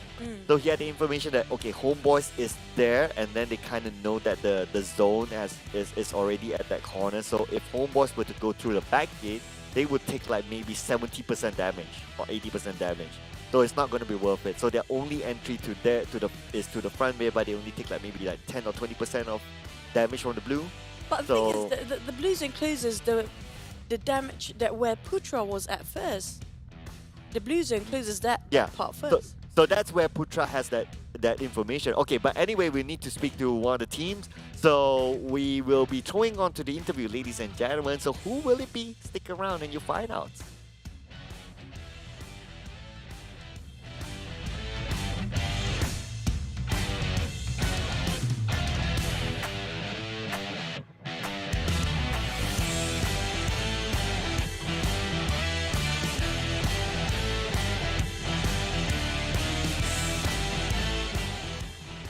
Hello, Assalamualaikum, Mampa. Congratulations to Sam9 with a double chicken dinner in a day. How do you feel for the team right now, Mampa? Double eh? Mana ada? Baru satu lah. Double chicken dinner gitu. 2 chicken. Semalam satu, hari ni satu. Earlier, Sunhawk, you got Sunhawk chicken, That right? was yesterday. Oh, that was yesterday, yeah. I mean, like, you got yourself double chicken, so still double chicken. How do you feel getting yourself a double chicken? Or is it one? Sam9. Perasaan saya memang bangga sebab orang dapat deliver memang unexpected lah. So orang memang betul-betul deliver apa yang kita orang nak dan orang did a great job. Oh. Okay, so just for our international audience as well. So Manparang says that he didn't expect them to be so successful, and he's very happy and good job to his team. So Manpa, maybe you can tell us as well. So Adib and Ham is a new inclusion into the team. Can you tell us how and why did you select them? Okay, so untuk first kali untuk Ham adalah pilihan pertama untuk coach kita orang, iaitu saya Gigi, sebab dia pernah bekerja dengan Ham sebelum ni dan dia macam rasa yang Ham tu adalah penambah yang baik. So untuk Adib pula, kita orang cuba try out dan kita orang memilih Adib sebagai player yang kedua untuk kemasukan di dalam Sam9. Okay, Mampa, for last question, I want to ask you, if you compare with the last season and this season, what the biggest difference that is when it comes to performance and overall of the team for Sam9? Okay. So for this one, the biggest one is we didn't have Drax. Oh, why? Why? Tell us why. Why? I want to know why. Tak ada. Ay. Come on, Manpa, come on.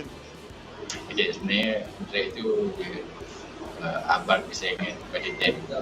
Oh, so cute lah. I still want to know why. Is it a good thing or a bad thing? Yeah, why?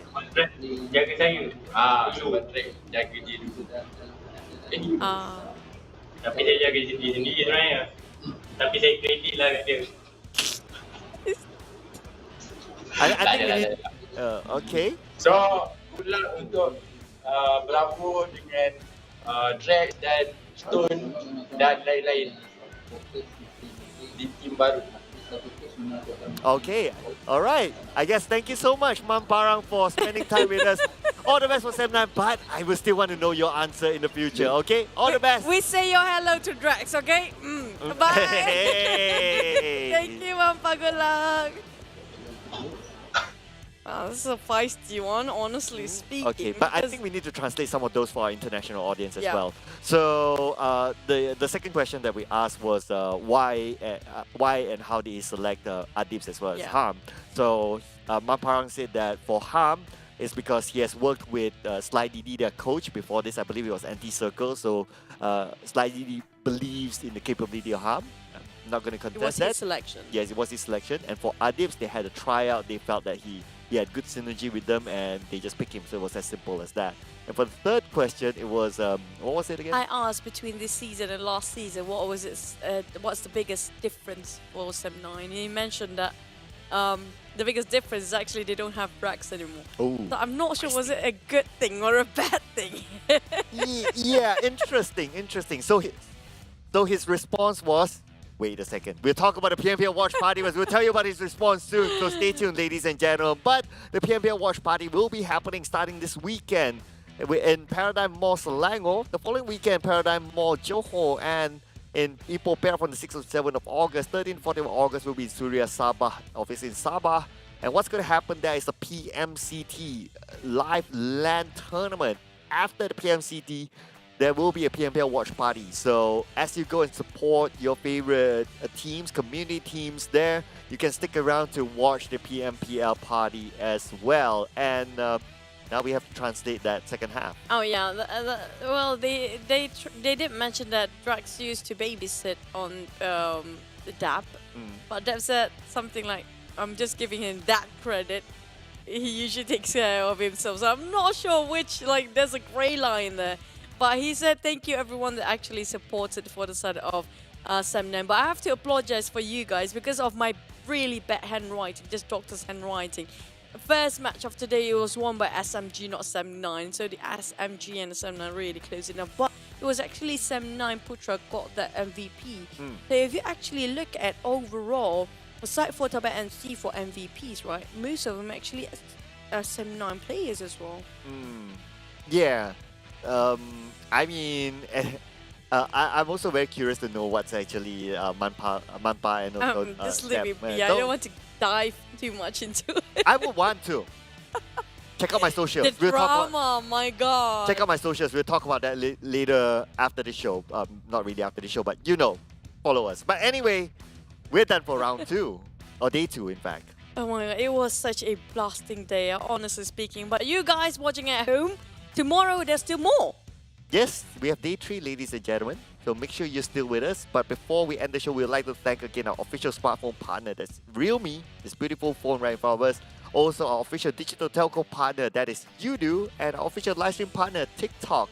And that is it from us for day number 2. Make sure you tune in same time, same different day, same channel, and we'll still be here for day number 2. My name is Sir Cloud, together with Choo Choo. We'll be seeing you tomorrow, and bye bye. We're gonna do a dance here for you guys.